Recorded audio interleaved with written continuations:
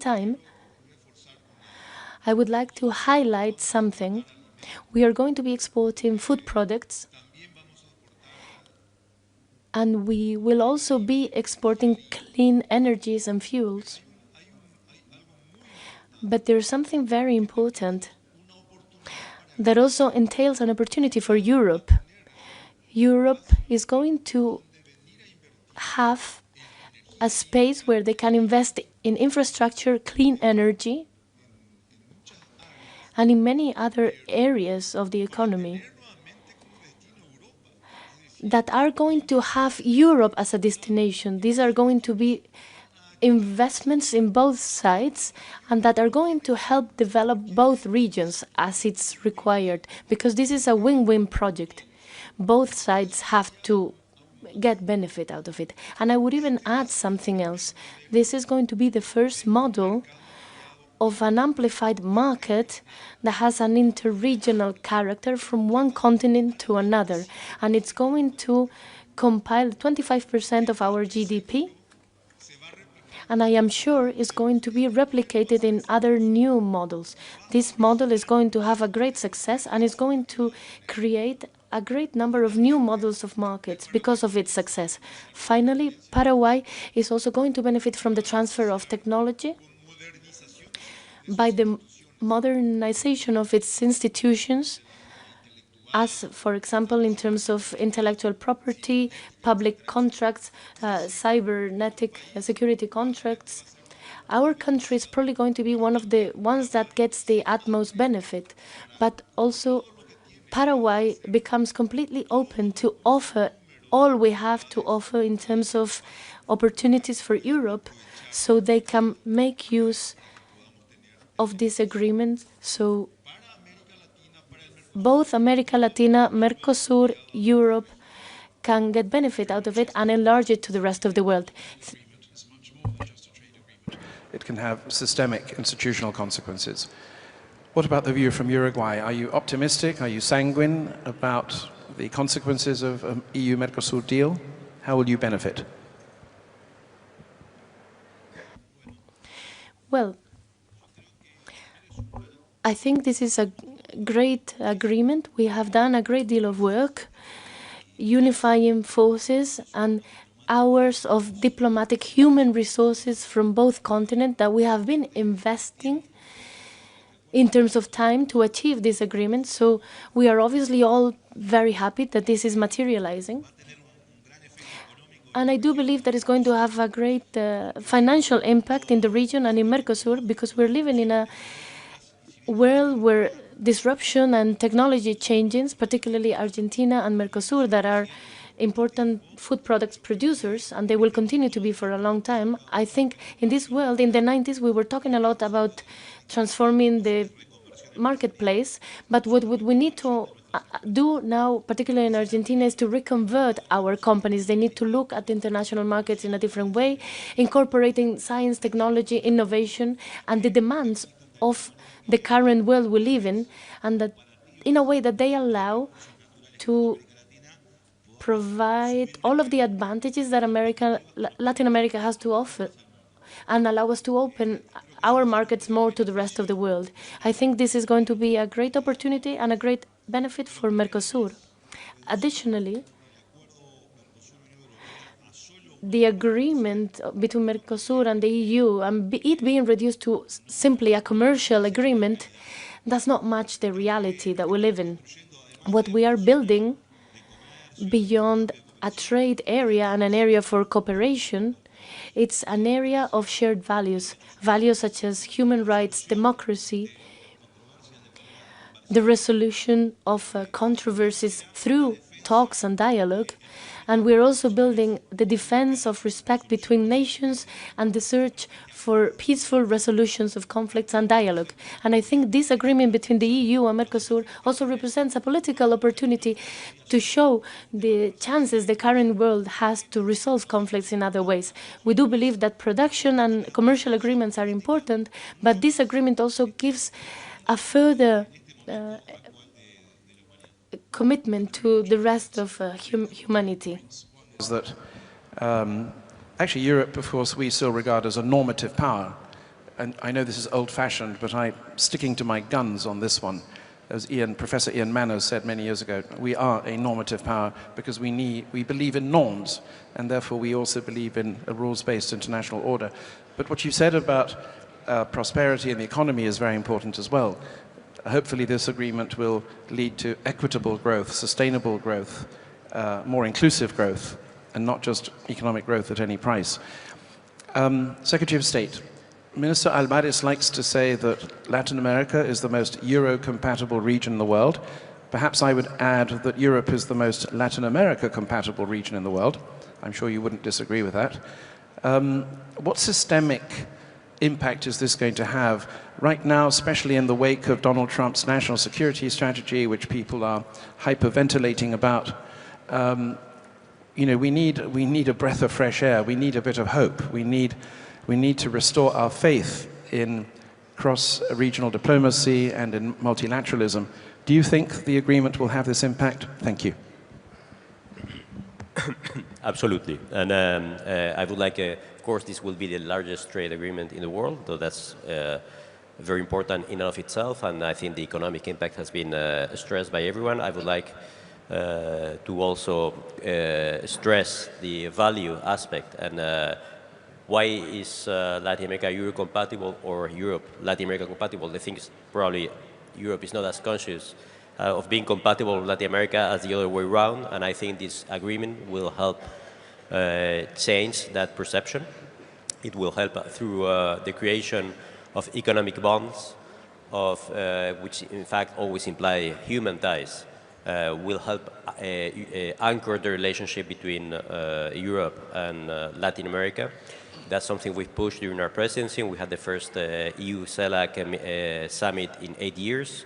We established periodic summits, also a follow-up mechanism on ministries.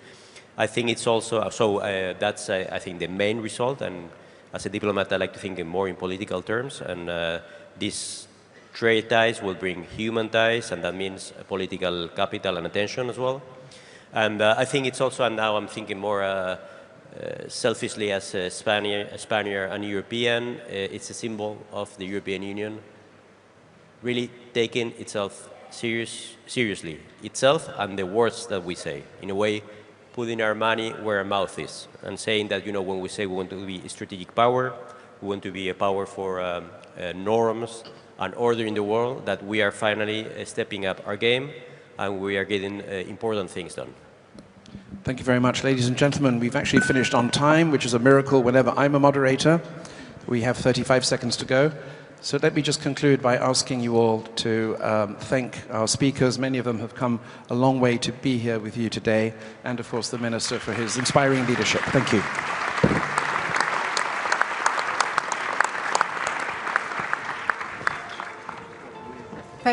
Thank you very much, Charles, for sticking to the time, for keeping us on track, and thank you for this fascinating conversation. So many fresh perspectives, interesting voices from Latin America and the Middle East, highlighting the role that smaller and emerging actors can play when they work together to reimagine and recreate important aspects of the global order through their, well, new approach to mediation and diplomacy, how to build trust and offer innovative pathways to peaceful resolution in conflicts, and, crucially, how to offer a much-needed alternative to the Western-led international order. Much to think about and reflect on.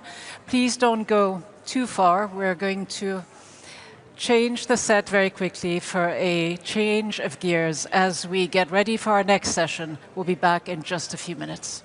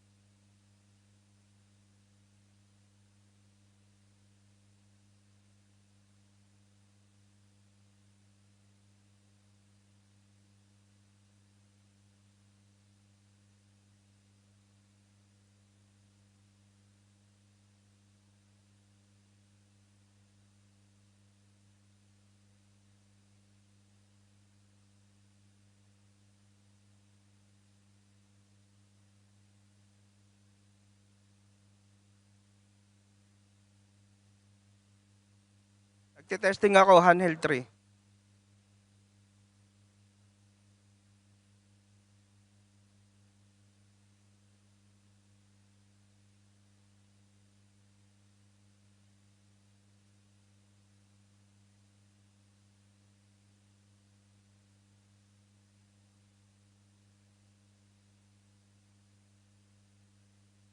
One, two, hello, sound check, test. Check, check, test. 1, 2, hello, sound check.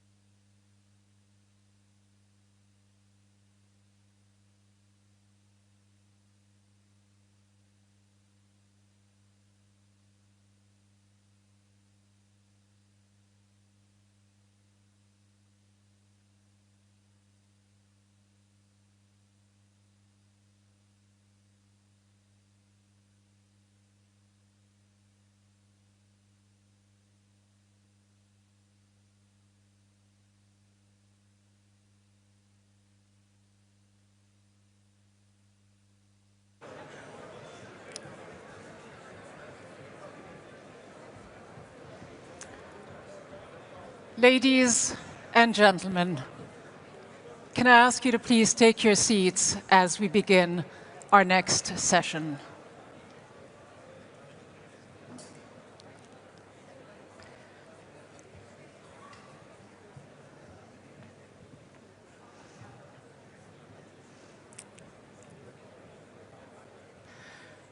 Ladies and gentlemen, please take your seats so that we can begin.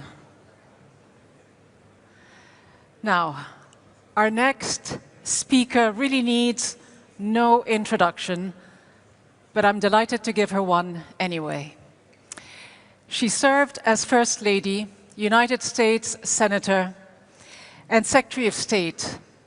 But to many, she remains the woman who came closer than anyone else before her to breaking the ultimate and highest barrier in American politics.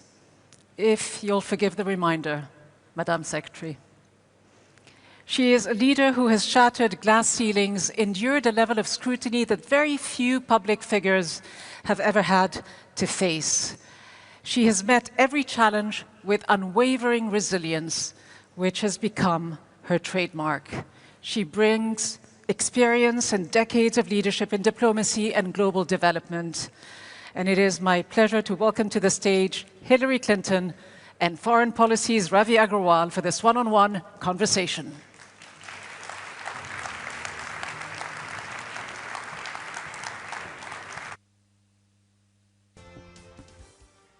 All right. Hi, everyone. I'm Ravi Agrawal. I'm the editor-in-chief of Foreign Policy magazine and the host of FP Live. We are here today for a special taping of a show called Counterpoint, which FP hosts in partnership with the Doha Forum. And so I'm just going to ask you all to make sure that you have your phones on silent. This is a recording. And before we start off, I'm going to ask for one more proper warm round of applause for our guest, Hillary Clinton, please. There you go. That's more like it. And now we can start. Secretary Clinton, welcome to the show. Thank you so much, Ravi. So let's start with something in the news. The Trump administration just dropped its national security strategy. What do you make of it? Well, I think it's fair to say that I'm still digesting it. There is a very clear message from the strategy that was issued that the United States is taking a very big turn away from the kind of alliances that have been the hallmark of our foreign policy, and I would argue our real strength in influencing events in the world. So if you look at it, there's a very strong indictment of Europe, and in particular, the openness of Europe and the composition of the population of Europe. And that, to me, is an unnecessary division between us and countries with whom we have a lot in common and a lot that is necessary to our security. The sort of updating of the Monroe Doctrine that goes back to a very early president of ours, James Monroe, about dominating the Western Hemisphere, is something that is going to be very difficult to pull off, and we're watching the administration with its buildup of military power and its use in the region, and wondering, where that will lead. But in general, it raises more questions than answers about what actually will be done to implement these kind of very broad statements that are found in the strategy. So if a lot of that is in theory, let's just talk about what we've seen so far in the last 11 months. When you look around the world, what is your sense of the impact Trump has had on his second term on countries around the world? Well, personally, I'm quite concerned about the impact because there has been a very heavy emphasis on moving away from what I think are core American values in a number of ways. And that's not to say that there haven't been some successes. Can you describe those values? What do you mean by that? Well, for example, supporting Russia's invasion of Ukraine, both in an affirmative way by very rarely criticizing Putin for the brutal war that he has waged on the Ukrainian people, and then, attempting to try to coerce the Ukrainians into accepting a negotiated ceasefire and peace deal that would be, by any objective measure, leaving them vulnerable to further Russian activity. Remember, Russia has been in Ukraine since 2014, so this didn't start in 2022.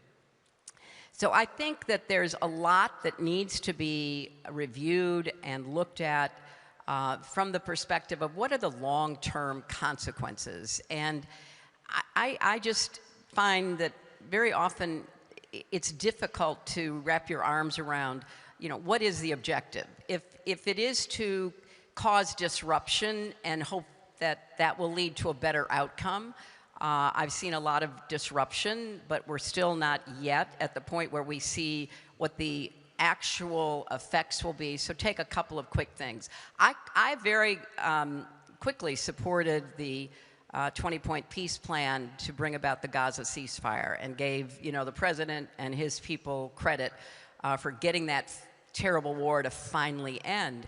But it's a 20-point peace plan. That takes an enormous amount of work and effort and diplomacy and negotiation and carrots and sticks to make sure you get all the parties around the table and try to figure out how to move forward with it.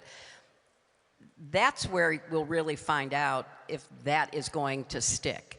I already mentioned Ukraine. I think it's a terrible position for the United States to be in. You know, I was thinking 35 years ago, another dictator invaded a neighbor, namely Saddam Hussein, you know, crossed the border to seize parts of Kuwait. And the world rightly reacted because you cannot reward that kind of aggression where efforts are made to literally, you know, invade your neighbor and seize territory, claiming that, you know, by some, you know, theory it belongs to you. So the world reacted. Saddam Hussein was, you know, obviously pushed back. In this situation, you know, Putin is intent upon taking as much of Ukraine as he can. I think we could have played, both in the Biden administration and now in the Trump administration, a much more assertive role in trying to help Ukraine continue to do the very heroic job it's doing defending itself.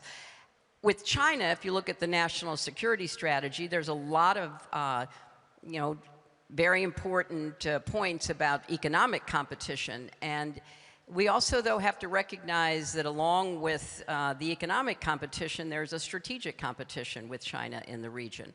And the buildup of the Chinese military assets are, you know, ones that pose a direct threat. First, foremost to our allies in the region, but then also to the United States. So, you know, when you look at diplomacy of any kind, whether it's trying to end a war or trying to prevent a war, or deter your adversaries, there has to be so much follow-up. And there is an aversion within the administration to, you know, the kind of work that is done by foreign service officers, diplomats, others who are on the front lines trying to fulfill these national security objectives. And there's a very small group around the president who he trusts to do all of this. And I think in many ways that is just not adequate for the complexity of the problems we face. You know, but part of the criticism that the Trump administration has often had, say for example of the Obama administration or even the Biden administration, was that there was too much of all of that stuff, and so they claim that they right-sized the China strategy, which was a direct critique of the Obama years. And in a sense, there's bipartisan agreement in the United States. I'm not saying that's right, but there is.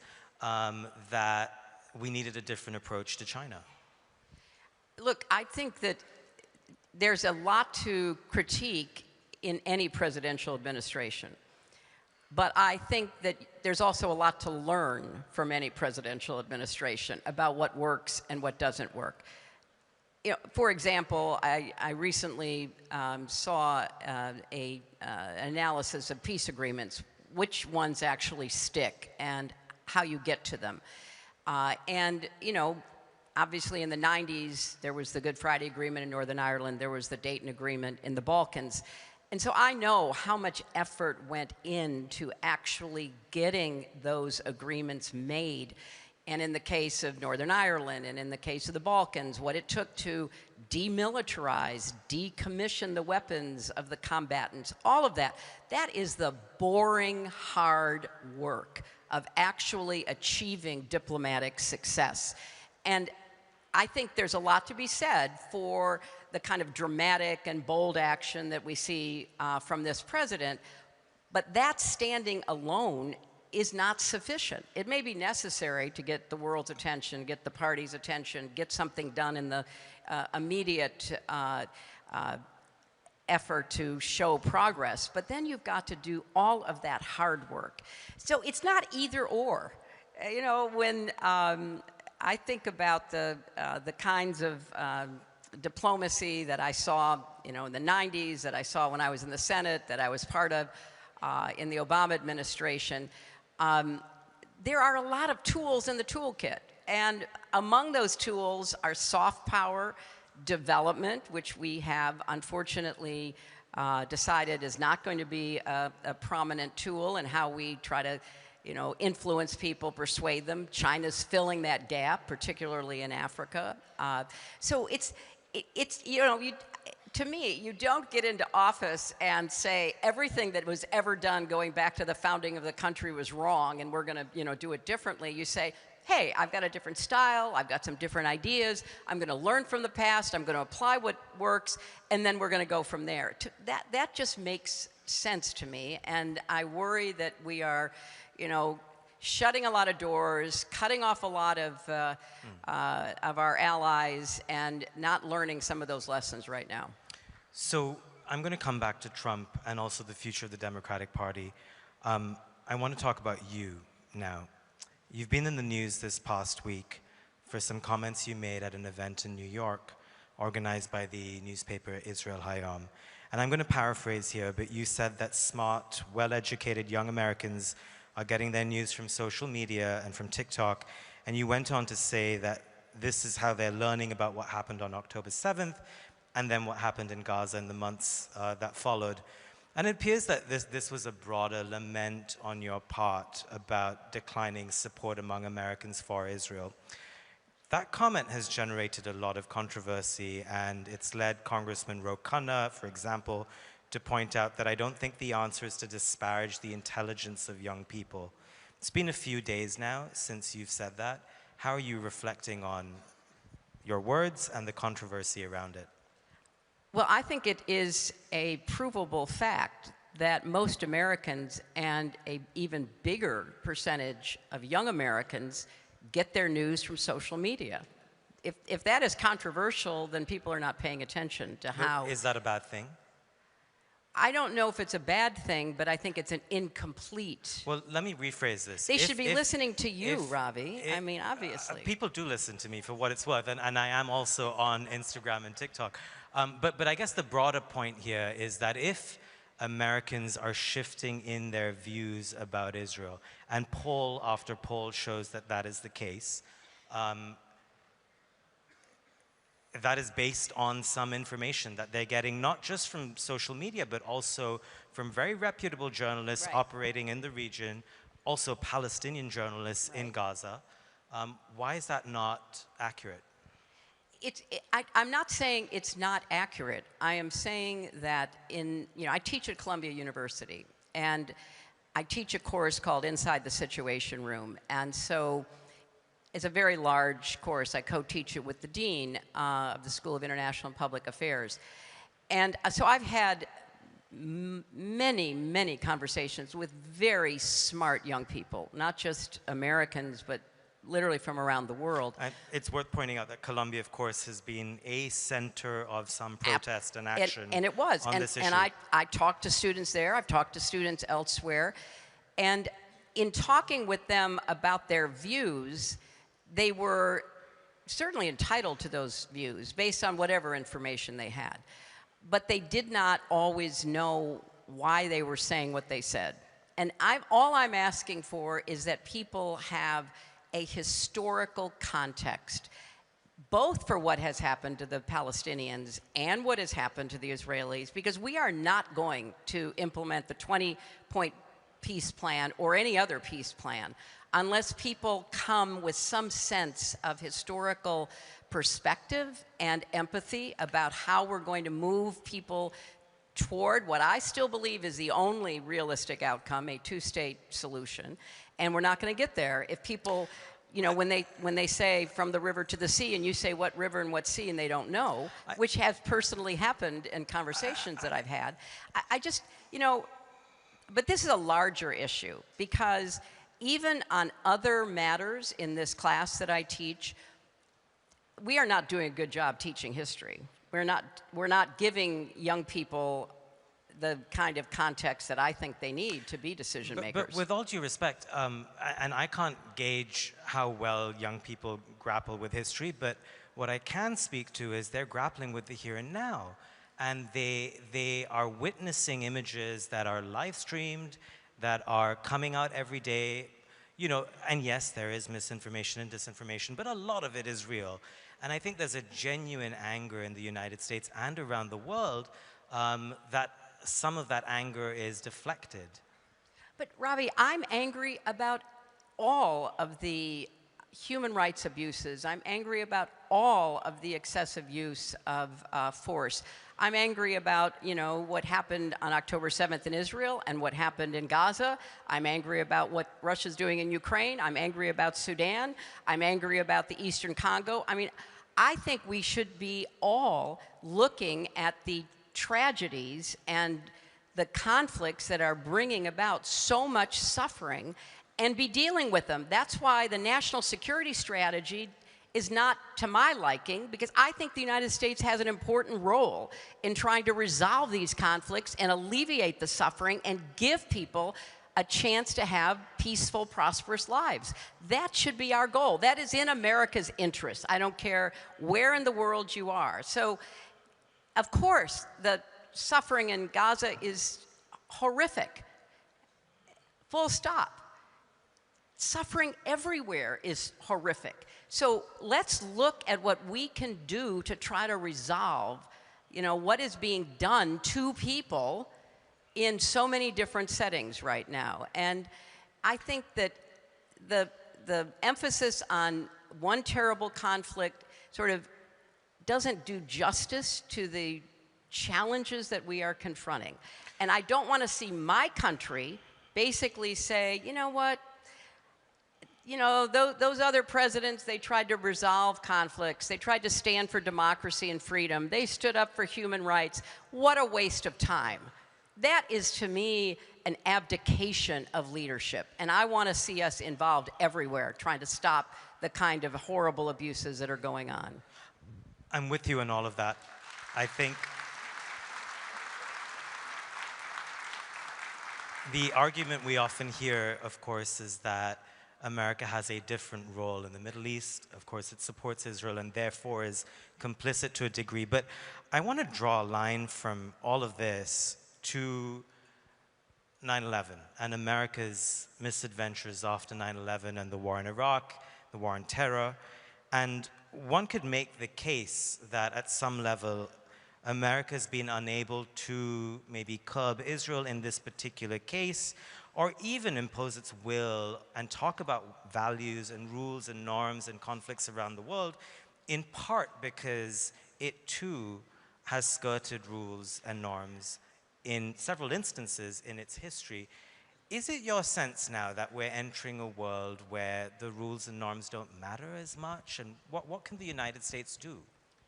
Look, I think it's an interesting analogy, because when a country is attacked, and as you know, I was a senator from New York on 9/11, so I was deeply involved in dealing with families who had lost loved ones, dealing with the people who had been grievously injured, dealing with the horrible cleanup and everything we had to do in Lower Manhattan. That is a traumatic event. And people don't always make the best decisions post-traumatic events. You have to understand that. And I'm not sure that, that was well understood after 9/11 in American decision-making. And I think you can see other examples of that, obviously. That's part of the reason why we established all of these norms and laws after the Second World War. When you talk about how the rule of law, how the expectations of militaries in combat are supposed to be judged, all of that was an effort to try to construct a system that could rein in bad leaders like Vladimir Putin, who wants to dominate and destroy his neighbors, leaders who are traumatized by horrific events and therefore lash out and may not be, restrained and acting the way that they should. That's part of why we constructed this whole system, to move away from norms and laws in the international system will only benefit the worst actors in the international system, whether they are heads of state or criminal cartels or whoever. So I really believe it's a mistake for the United States not to be upholding all those rules. Does that mean we're always going to follow them perfectly? No, nobody ever has. But we need not just to give lip service to them, but to try our best to set examples, to be a nation of laws, not men, as the saying goes. And it will be, the world will be much worse off if the United States retreats from that position. Now, we have a big dispute going on right now over the bombing of these fishing boats. Off the coast of Venezuela. Yeah, in the Caribbean and the Pacific, and there has not been an adequate showing. I was on the Senate Armed Services Committee, and the Bush administration, which I did not always agree with, we would require them to come up and explain things and provide information. In the Obama administration, even in the most secret negotiation in the Situation Room I was ever involved in, the decision to go after Osama bin Laden, the leaders of Congress were briefed on that. So there were norms, there were rules, there were, both legal and kind of moral expectations. I have to ask, I'm sure you get asked this all the time, where is Congress today? Well, the Congress has abdicated its responsibility, and it's very sad to me because no president likes to be questioned by the Congress. I don't care what party you are. But that's part of the way our system was set up under our Constitution. The Congress is supposed to serve as a check on the executive power, and I think it's unfortunate that they have failed to do that. And basically it's the Republican Party that doesn't want to in any way hold the administration accountable. That is not in keeping with our Constitution, and it is not smart, because presidents need to be held accountable. It's a heady feeling, being in the Oval Office. And part of the way our founders, and we're about to celebrate the 250th anniversary of the Declaration of Independence, understood human nature was to say, hey, look, there have to be separation of powers, there have to be checks and balances. The first article sets up the Congress, the second the executive, the third the judiciary. And there's supposed to be all of this tension so that nobody goes too far and leads the country astray. So I think the Congress has abdicated that responsibility. What about Democrats? Could Democrats be doing more, and are you advising them in any capacity to try and come up with a better strategy? Well, look, I think the Democrats actually came out of that shutdown in a strong position because they put affordability, particularly the affordability of health care, front and center on the domestic agenda. It was very hard to get any kind of smart political strategy in the beginning because the Democrats had so few tools. But I think that there is a growing awareness that the Democrats are being more effective in their opposition to the president. And I think the recent elections prove that voters are beginning to ask a lot of questions. Obviously, you can look at polling and favorability ratings and all of that. But what bothers me is that I was in the Senate for 8 years. I know a number of the Republicans who are still in the Senate.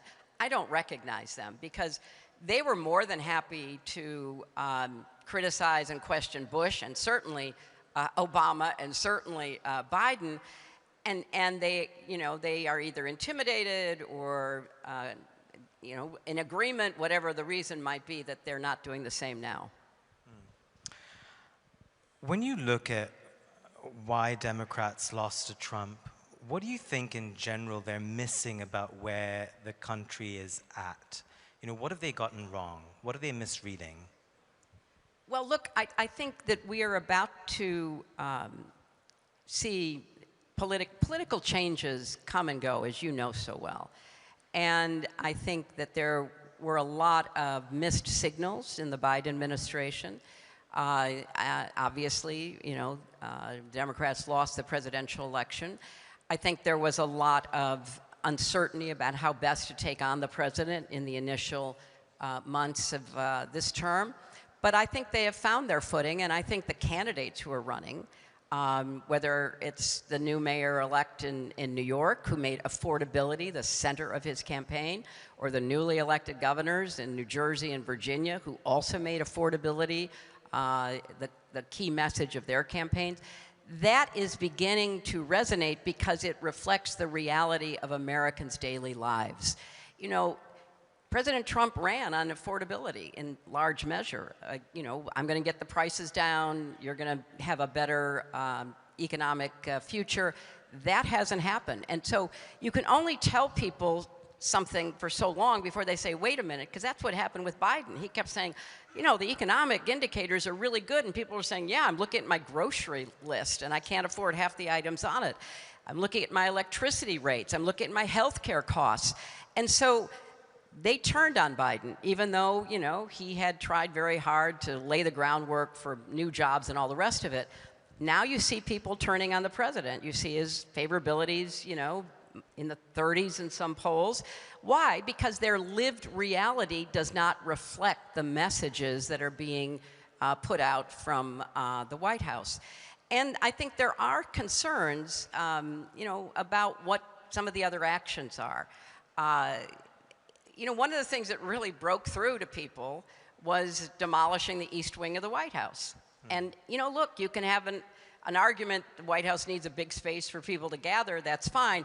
But it was just such an abrupt decision, and the pictures were so incredibly disturbing. So people all of a sudden started saying, wait a minute, what's going on? That's the White House. So there's a lot that is beginning to penetrate, not just among Democrats, but independents as well, about, wait a minute, maybe this is not exactly what I voted for. Last question.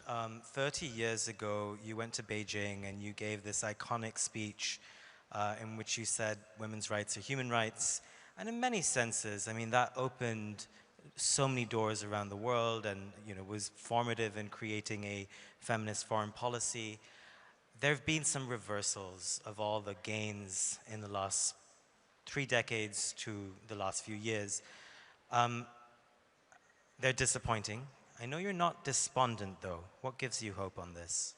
Well, specifically on this issue, you know, 30 years ago, I did make a speech, but what was more significant is that 189 countries reached consensus on something called the Platform for Action, which was the most historic effort to lay out all the ways in which women were not being treated equally and fairly in societies around the globe. And we made a lot of progress. For example, domestic violence was not considered a crime. It was a norm. It was like, oh, well, that's what happens in families. And that was changed. And all of a sudden, countries began to pass laws against domestic violence and train judges and law enforcement people to deal with it. Child marriage was seen as, you know, a norm that, you know, really cut into a young woman's potential for her own life, her education and her health, and so much else. So on so many grounds, we were making all this progress, and women across the globe were advancing toward a greater sense of opportunity. And there has been a reversal. Started in COVID with real intention, in part because economically a lot of families found themselves in terrible trouble. And so child marriage started going up, domestic violence started going up again. And what I'm seeing now is that even in countries that are, you know, advanced economies, there are a lot of doors shutting. I mean, it's a very sad commentary that there is now a lot of corporations that are saying, well, wait a minute, I don't want to get in trouble if I put a woman on the board, even though I'd like to hear from a woman. You know, I ended up on the Walmart board because Sam Walton called me and said, I think I need a woman on the board because, you know, most of my customers are women, and we don't have any women, and I want to know what women think when they go into my store. Well, that was common sense. That was not revolutionary. That wasn't DEI. That was like, we have a big market out there. We want to sell to everybody, and that includes women and people of color and everybody else.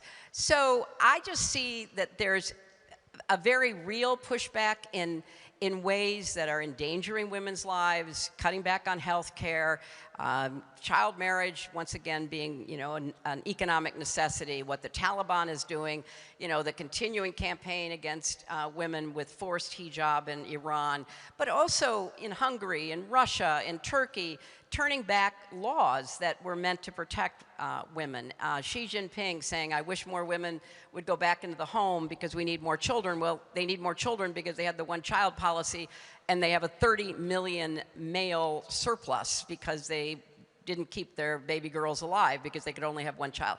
I mean, all of these decisions have consequences, and authoritarianism often picks on women first because they're more vulnerable and they can be pointed to as the problems in society or because of what women are doing or failing to do.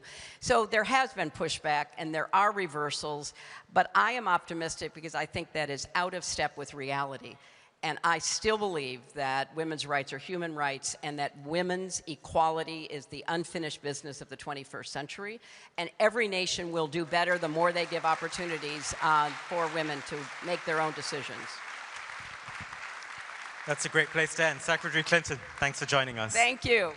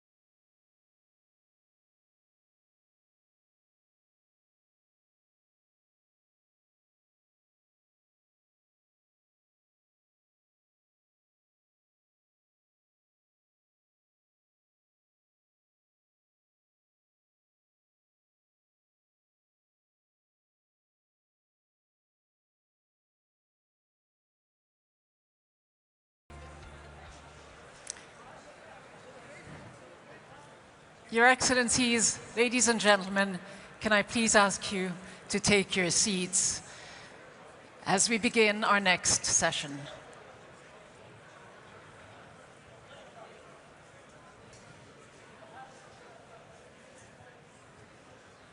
Ladies and gentlemen, please take your seats so we can begin.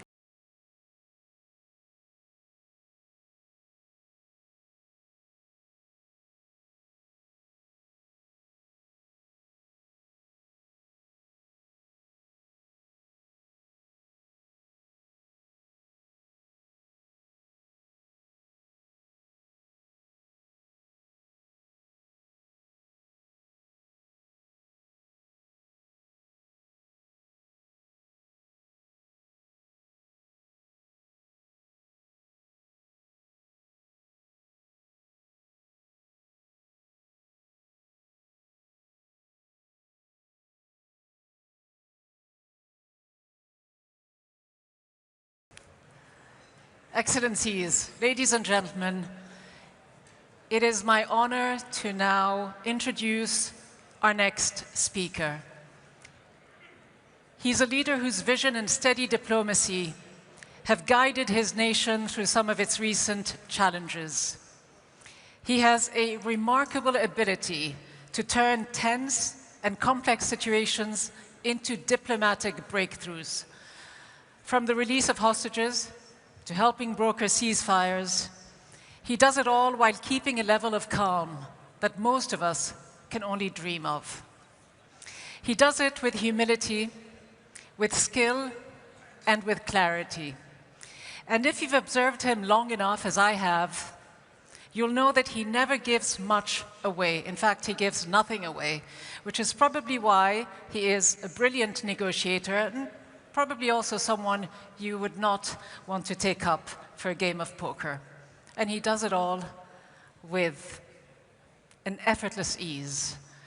Please join me in welcoming the Prime Minister and Minister of Foreign Affairs of the State of Qatar, His Excellency Sheikh Mohammed bin Abdulrahman bin Jassim Al Thani, and Tucker Carlson.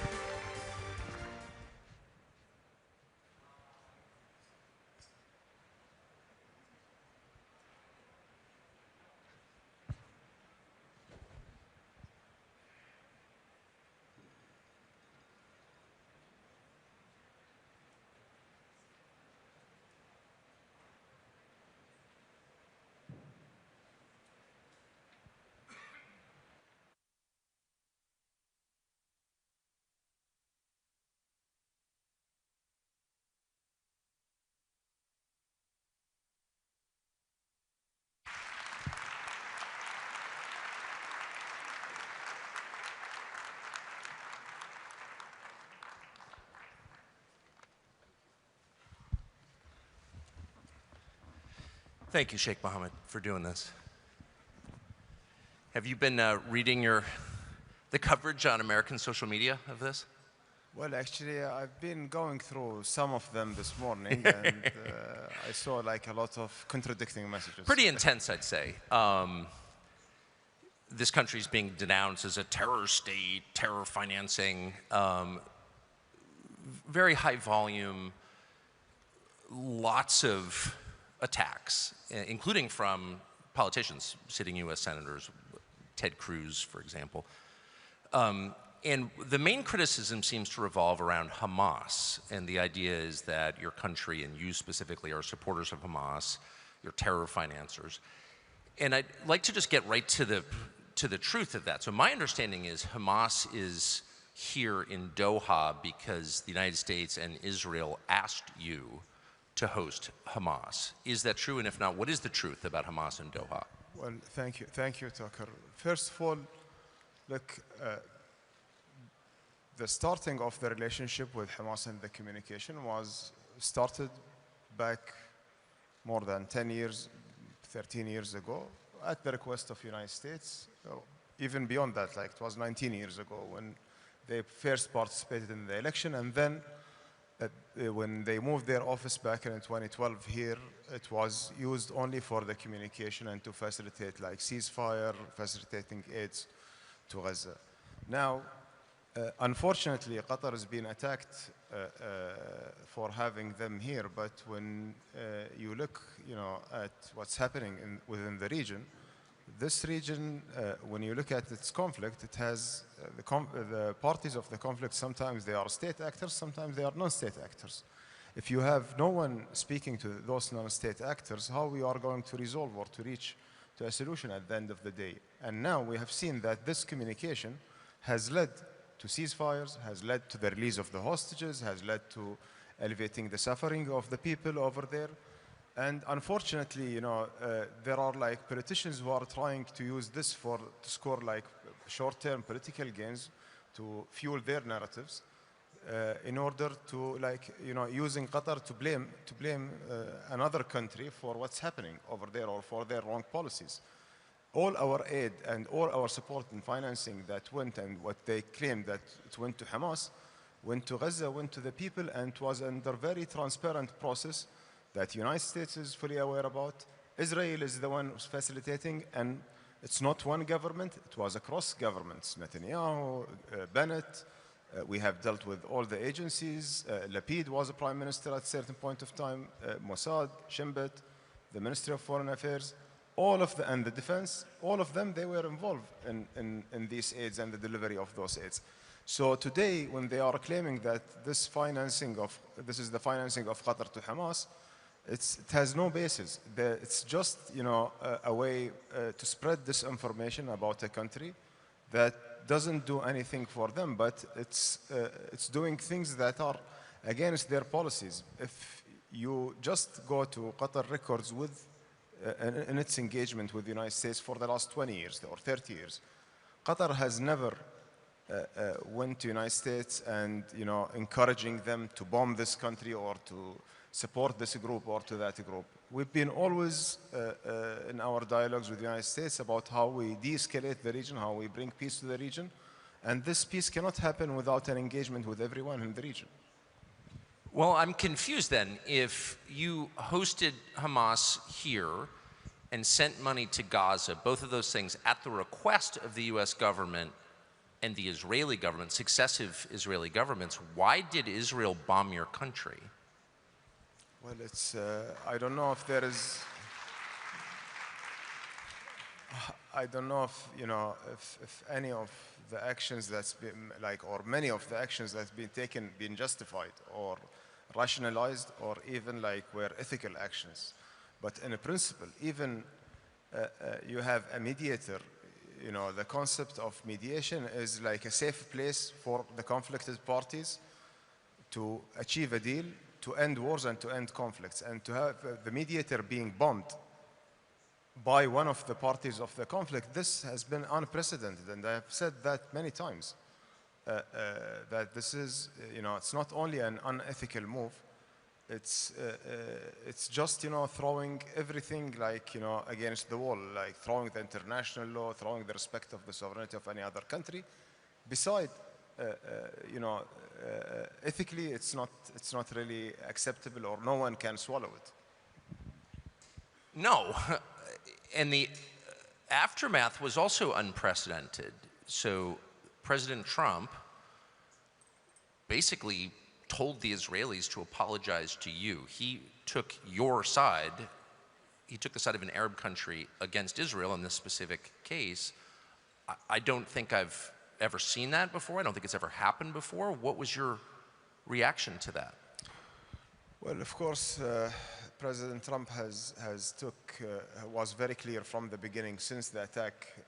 Actually, when he was informed about the attack, he assigned one of his advisors to reach out to us, and at the same time, he called His Highness after the attack, and he expressed his frustration, his disappointment from such a thing that's happening by Israel, because he knows everything about the process and he knows how helpful we were throughout this process.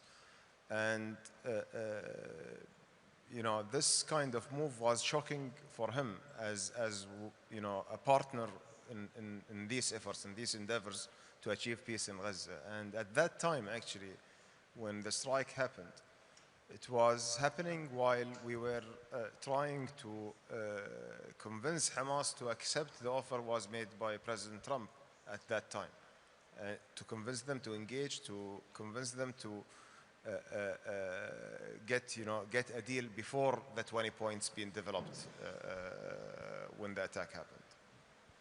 So you're saying that President Trump was surprised by the bombing of Doha by the Israelis. Of course, it was his peace process that was short-circuited by their bombing using American money. You're saying that the president didn't know that was going to happen. He was surprised. He called us right away. His advisors who reached out to us, they reached out to us just a couple of minutes before the attack, which was like the attack was already happening. So it was very clear demonstration with all the actions that this is something happened against his will, and he doesn't accept it. And he made it very clear for everyone that this is like a red line, that he doesn't want anyone to cross it, and we highly value that and appreciate it. And I'm just pressing you on this because there were news accounts in the subsequent days, the next day, the day after, in Israel saying, no, the Israeli government did this, the prime minister did this, with the agreement of Donald Trump. This was part of Donald Trump's plan, was to bomb Doha, bomb his own peace negotiations, and you're saying that's not true. Well, I think this is one of many efforts to sabotage the relationship between Qatar and the United States, and they want us to believe that. And I think that you know, these efforts are not new to us. We have seen a lot of efforts ongoing for years now on, you know, based on disinformation and spreading lies and false information about Qatar in order to hurt the relationship between Qatar and the United States, which we see it from our perspective as mutually beneficial for both countries. Because we advocate for something different than what, you know, our adversaries advocate. Our adversaries advocating for escalation, for bombing, for controlling, but we advocate for resolving conflict in a diplomatic way, trying to stabilize the region, and that has been Qatar policy since inception. So you said that your country has sent money to Gaza for humanitarian reasons. That's your position. Basically paying to help the people who are being bombed by Israel. Now there's the question of who rebuilds Gaza, which has of course been completely destroyed, and who pays for it. And I wonder, well, I don't wonder, I just imagine with total certainty that you will be asked to pay for the rebuilding of Gaza.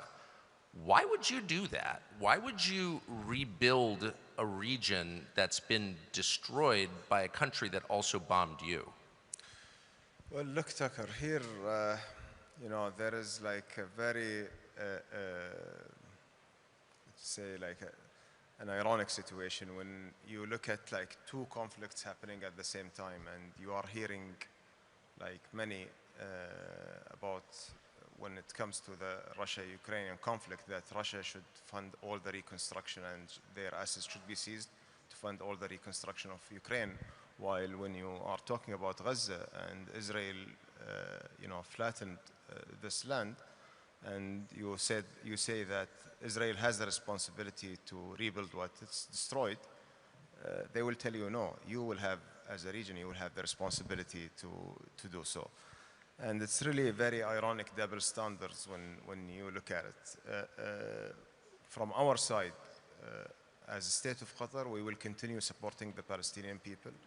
We will do whatever to alleviate their suffering, but we are not the ones who are going to write the check to rebuild what others destroys. That's basically our position. But also we will not let the Palestinian people at dry if they are not helped or they are not funded. I should say from an American perspective, it's even more grotesque. So you are asked to pay for the destruction and for the rebuilding. This is like, yeah, it's a little much. So, but you're saying clearly that your country will not pay to rebuild what Israel destroyed. That's our position. Our position is that our payments will go only to help the Palestinian people if we see that the help is coming to them is insufficient. That's basically our position. What happens to the current residents of Gaza? Do they stay in Gaza? I know there's an effort to find some other country to send them to, either in Asia or Sudan or Milwaukee. But do they stay in Gaza? Well, I think that, you know, when it's hurting us when we hear people talking about the people of Gaza as like, you know, some sort of different people, because like they have the right to have the choice where to live. And they don't want to, you know, to leave their country. And we have seen these demonstrations like in many occasions when we see the opening between the south and the north of Gaza. We see the mass return of the people to their homes, even if their homes is flattened and gone. They just go there and build a tent. And this is just showing you how solid are those people, how resilient are those people, how those people, they don't want to leave the land that they belong to. And I don't see anyone has the right to deport them or to force them to go somewhere else. It's their country, it's their home, and they have all the right to stay there and to live there. Yeah, the idea of moving millions of people by force into another country, you know, has been discredited, I would say, historically. Big picture, this is a question that remains unanswered in the United States. Like, what is the plan here exactly in the Levant? What is Israel's plan? What is the strategy? I understand it's, you know, defeating Hamas and Hezbollah, and, you know, I understand the short-term goals that are often articulated, but what does this look like in 10 years? What is the object? Do you have any idea? Well, I think, you know, if we look at the situation currently, I have mentioned that yesterday. The situation currently is not is not something that can survive for long in being stable. Now, the issue that if the Israeli forces remains there, if the violations remains happening in Gaza, this conflict can escalate again. And that's what all of us, we want to avoid. The best plan is to apply what's been already agreed on in the plan that President Trump has launched and the countries in the region has supported, to rebuild Gaza for the Gazan people to remain there, but also finding a political solution for the bigger issue, because if you keep this issue unresolved, the Palestinian issue unresolved, you know, things will escalate again and again. We cannot build a house without building the foundation of that house. And the foundation of that house, that the Palestinian people get their rights for their states, and they have the right to stay in their own land. From an outside perspective, it seems like the prospect of, you know, full rights internally or a separate and autonomous Palestinian state, those seem like more remote than ever. That seems less likely than ever to happen, but maybe I'm reading it wrong. Well, unfortunately, you know, peace needs, you know, a partner also for that. With the current configuration in Israel and what we are seeing in the political landscape there in the Knesset and all those resolutions that they are passing against the two-state solution is just, you know, setting us apart from this path, which is unfortunate to see that there is no enforcement to push them that this is the only path forward to have a two-state solution. We cannot, you know, remain hostage to the far right and the extremist agenda to ethnically cleanse the Palestinian or to kick them out of their lands. And what we are looking for two countries, two people living side by side peacefully and being part of the region. And that's what the entire region is aspiring for. It is widely believed in Washington that Israel will initiate another war against Iran in this coming year, 2026. I don't know if that's true. Do you believe it is true? Well, let's hope not. I think that it's very important to try to find a way to reactivate the talks on the nuclears and to see a track of diplomacy, because right now what we are seeing, there is an absence of any efforts in resolving the issue diplomatically. And as we have mentioned many times, that anything would happen to Iran, it will have its impact on the entire region, on the entire Gulf region. Qatar, Saudi, Bahrain, Kuwait, UAE, all the countries will be affected with such a thing. And I hope not, but there is a lot of uncertainty of what's happening in the region right now. We see Lebanon bombing is continuing while what supposedly the war has ended. We see Gaza bombing is still continuing while there is a ceasefire is ongoing. So it all depends on how can we make sure that Israel stops at this level and doesn't escalate further. One of the reasons I openly admire you despite much criticism and was grateful to interview you today is because your country acts as a kind of neutral zone around the world, not just in your region. Switzerland no longer being non-aligned, unfortunately, it's fallen to your country to be the place where people can negotiate conflicts to peace, settlement. You're doing that in Eastern Europe with Russia, Ukraine. You helped get Evan Gershkovich out of prison in Russia. I don't know if you've gotten credit for that. God bless you for doing that. Do you see that conflict as moving toward resolution? Well, I think that there are a lot of hope in the current endeavor that's carried out by the United States to reach to a resolution, because I believe that this war has becoming very disruptive, not only for Europe and not only for the Ukrainians, becoming disruptive for the entire world, and it's just polarizing the world more and more.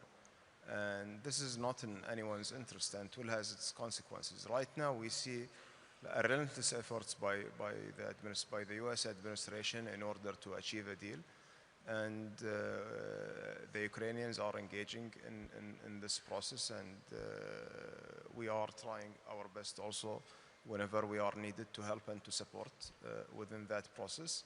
But I believe it is solvable. It can be achieved. It's not something impossible. So last question. I've been personally, not to make it about me, but I have been criticized as being a tool of Qatar. And I just want to say what you already know, which is I've never taken anything from your country and don't plan to. I am, however, tomorrow buying a place in Qatar, both because I am pay a high check in Doha, yeah, and I'm doing that because I like the city. I think it's beautiful, but also to make the statement that I'm an American and a free man, and I'll be wherever I want to be, which I think is important. But that does kind of leave us in a place where I have not taken any money from Qatar. I have instead given money to Qatar. And I wonder if you feel that that means I've bought you and you will now spew my propaganda. Well, thank you. Just ask me whatever you want me to do for you, I will do it. But look, Tucker, unfortunately, as I told you, that there are a lot of players putting a lot of efforts to sabotage the relationship between Qatar and the United States and to try to demonize anyone who will come to this country. Our efforts, when we are lobbying or doing our outreach in the United States, is to make sure that this relationship is safeguarded. And the relationship for us is mutually beneficial. We are not getting aid from the United States. Instead, we are buying from the United States. We are partnering with them. We are investing in the United States investing in Qatar. And this relationship has been always a two-way relationship. And we pay all these amounts for lobbying only to protect and to safeguard this relationship. If we were not being attacked and under a lot of disinformation campaign that's been unfortunately funded by other players who doesn't want to see a U.S.-Qatar relationship flourish, we would spend this money for better things, to do with the relationship. Sheikh Mohammed, thank you so much for taking the time to do this. I appreciate it.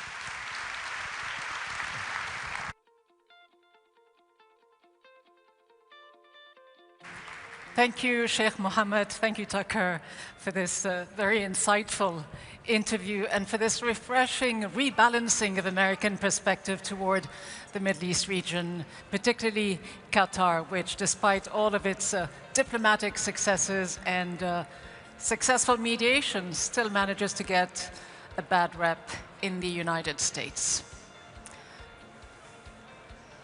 We are going to be just 1 second here.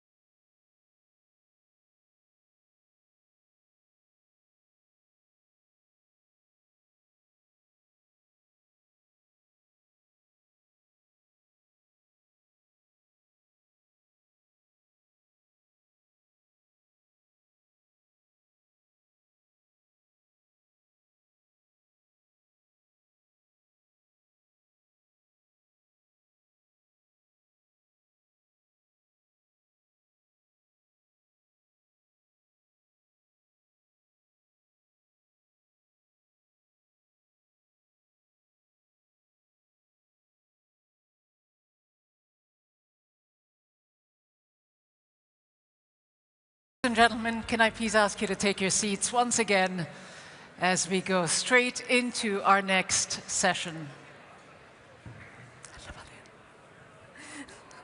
Ladies and gentlemen, please do take your seats.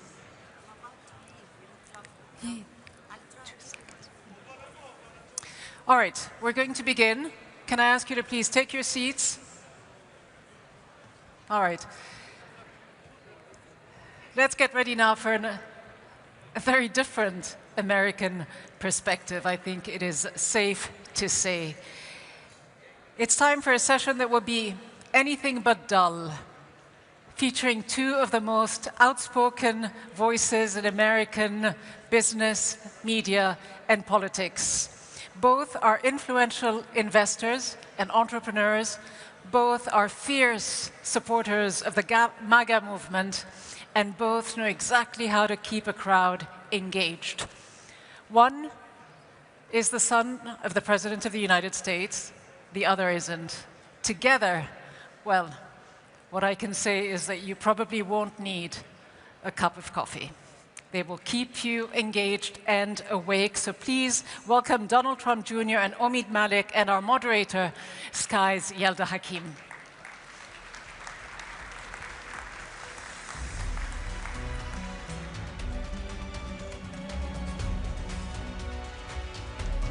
Thank you, and good morning. Welcome to this session. I know many of you have been eagerly awaiting this particular panel. My guests don't need much of an introduction, but I'm going to give you one anyway. Mr. Donald Trump Jr., partner at 1789 Capital, and Mr. Omid Malik, founder and CEO of 1789 Capital. And this really is an opportunity to discuss how the economic and political landscape is changing in the United States as well as here in the Middle East, but also a chance to discuss how diplomacy is shaping investment opportunities. I just want to begin with a question to you both about 1789 Capital. The focus is, you know, a sort of America-first investment, MAGA economy. You've called it patriotic capitalism. Could you guys just explain what that means? Yeah, sure. So first I'll start with the name. 1789 is a year that most people recognize as the French Revolution, where people's heads were cut off. But I feel like, you know, in the United States, for us, it means something different. It's actually the year the Bill of Rights was introduced. And that's central to the way we think about everything. The Bill of Rights is a uniquely American document. It affords us certain protections. Countries similar to us, even like the United Kingdom, do not have a Bill of Rights, by the way. And Don and I came up with the idea for this fund really at the height of the Biden administration. And there were a few things that were going on that concerned us greatly. The first was what we felt was an unholy alliance between the largest corporations, mostly in big tech, with the federal government, in cahoots to basically undermine some of those constitutional protections, namely the First Amendment. Now, you saw this when factual counter-information was being provided around things like COVID and vaccines, and you were shut down. So there was an assault on the First Amendment, and we believed that was at the behest of a federal government under Biden. We were very concerned about that. And at the same time as well, you started seeing other people in the private sector not do anything about it. In fact, in the area we're in, which is venture capital or private investing, just the opposite was occurring. The most prominent venture capital firm at the time is called Sequoia Capital. They went and launched a China-only investment fund. And I like to joke, this is like if in the 80s a fund started a Soviet-only fund. So this was kind of the backdrop into where we found ourselves, and Don and I weren't going to take it. We wanted to do something about it, and so we started 1789. Is the sort of background to this also driven by this rivalry and competition and threat coming from China? I think 100%. The world has realized where China stands. I think when you look at the alliances that we're talking about, even on this very stage, countries coming together to solve and major conflicts around the world, I think that's fundamentally important. China has acted as an actor for themselves.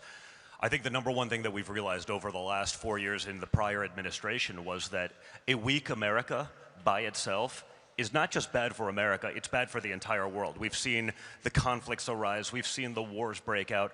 I think in my father's first 9 months, he solved 7 or 8 wars that honestly the average American didn't even know was occurring. He was criticized by many during the primaries for saying all he wants to do is stop the death. Think about that, criticized for just wanting to stop the death, whether that's Ukraine, Russia, whether that's Gaza, whether it's Thailand, Cambodia, whether it's the stuff in Rwanda. Wasn't that always the most common solution? Wasn't that the holy grail of geopolicy? Getting wars to stop and stopping the death, and yet he was criticized, and we realized he was criticized because there's no money in peace, there's only money in war. And so trying to be the guy that solves that, I guess, puts a target on your back, because a lot of powerful entities have profiteered very much from that. And so we wanted to make sure that we created something that hasn't existed in a while, and we saw that yesterday in the opening ceremonies here. Justice. Justice is a great idea, but it has not been weighed equally. Justice has been weaponized. It has been benefited, you know, to one side only. And a big part of that can't just come from government and governmental entities. We actually have to do that in the private sector as well. One without the other doesn't work. And so that was a big focus of 1789 and what we wanted to do, to fund those companies that exist that agree with the fundamental tenets of so many of the freedoms that we are afforded as Americans. And we want to make sure that happens for the rest of the world as well. There's a straight line to the decline of the American middle class with our embrace of China starting with its entrance in the WTO. And I blame our policymakers more than I blame our Chinese for outsourcing our entire supply chain to a country that's 4 times our size. During the George W. Bush and Obama presidencies, you saw this decline accelerate. And the issue that we have is it's not just the policymakers, they were aided and abetted by corporate America that were willing to do that and outsource all of their activities, and then that undermined the middle class in the United States. This is a period of deterioration, and the policymakers and corporate America, again, who then at the same time were embracing this concept of wokeism and ESG policies that made absolutely no sense to shareholder value. It's now established that it actually destroyed shareholder value. And what else were we doing? Fighting wars and quagmires in the Middle East where we were spending trillions of dollars unnecessarily. The wars in Afghanistan and Iraq got us absolutely nothing. So again, when you talk about further intervention in the Middle East, and again, this is why President Trump won. He was the first to call out China, and he was first to very vocally be against these unnecessary wars. That's why he won. People were sick of it. So if anybody else wants to start another war, the burden is not on us to say no. They have the criminal burden of proof beyond a reasonable doubt to do another folly. In fact, during the campaign, he was accused of perhaps trying to start wars. That was kind of a slogan that many people pushed, his critics. I mean, it was probably one of the dumbest sound bites in the history of sound bites, but again, when the narrative was controlled by one side, when censorship was running rampant and it was really functioning as the cheerleader for the left, that was ridiculous. I mean, Donald Trump was labeled as the guy that was going to start World War III. Ironically, it wasn't Donald Trump where all these wars started. Russia didn't invade Ukraine under Donald Trump. They did it, under Obama. They did it again under Joe Biden because, again, they understood that feckless leadership in the White House would allow the bad actors of the world to run rampant. That's a story as old as time. Predators prey on the weak, and if America is weak, the predators are going to act. So that great irony that Donald Trump was going to start World War III when he's the only one in modern foreign policy history who's actually solving wars shouldn't be lost on people, and yet it's something that no one's ever going to speak about. We're going to talk about the Middle East and Ukraine in a moment, but I just want to go back to China because, of course, we know that China dominates and controls the critical minerals.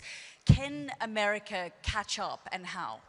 100%. We just have to get active. The reality is that the way that China has conducted themselves, especially in Africa as it relates to rare earth minerals, they show up with a briefcase of cash, they pay off someone, they promise jobs, they show up and they bring their own workers. They promise infrastructure, they build it, and 2 years later it crumbles into the ground, and then they leave, leaving a wake of destruction in their background. I think so many of the African nations have woken up to the way that China behaves, and I think that opens up an opportunity for American companies to go in there. Our mandate is we invest in America, but so many other American companies will go into these areas if they feel that they can actually deal on a fair playing field. That has to be created. We've seen the supply chain crises issues over the years.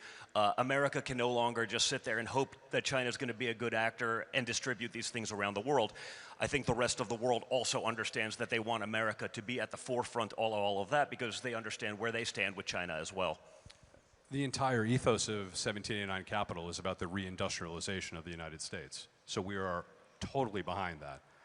Everything we invest in within the United States does one of two things, either enhances the security or prosperity of America. And reindustrialization doesn't mean making the same types of widgets you made 50 years ago for those people who try to undermine our sentiment. In fact, it means winning in the new economy around areas like artificial intelligence that also, I think, have demonstrated that if you outsource your supply chain, you don't have true national security or sovereignty. We saw this very clearly in COVID. If another country produces the most important goods for your country, then you're in trouble. And we could not do anything with the Chinese during that period of time because they were making things like all of our pharmaceuticals. So it's a national imperative for the private sector to step up and start investing in areas like this.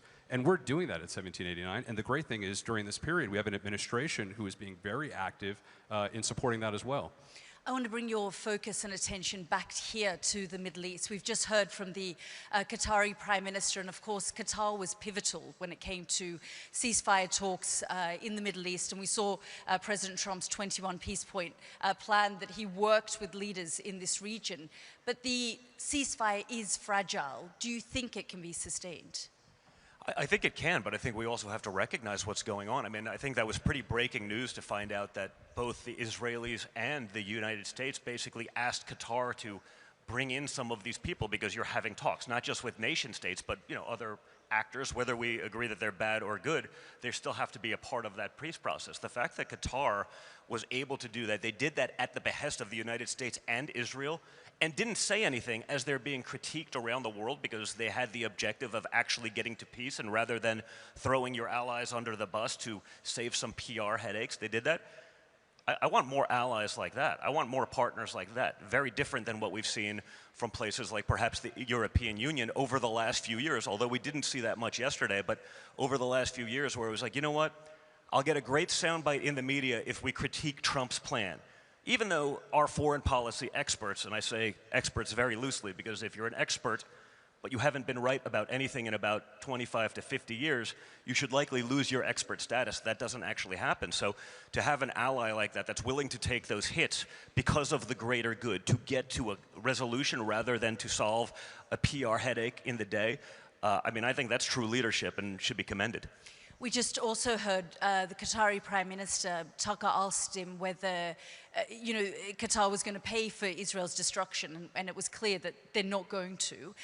But is the Trump administration, from your perspective, committed to ensuring that there is a reconstruction program? Because there are many who fear that the administration is going to move on pretty quickly and not sort of stay at the long course.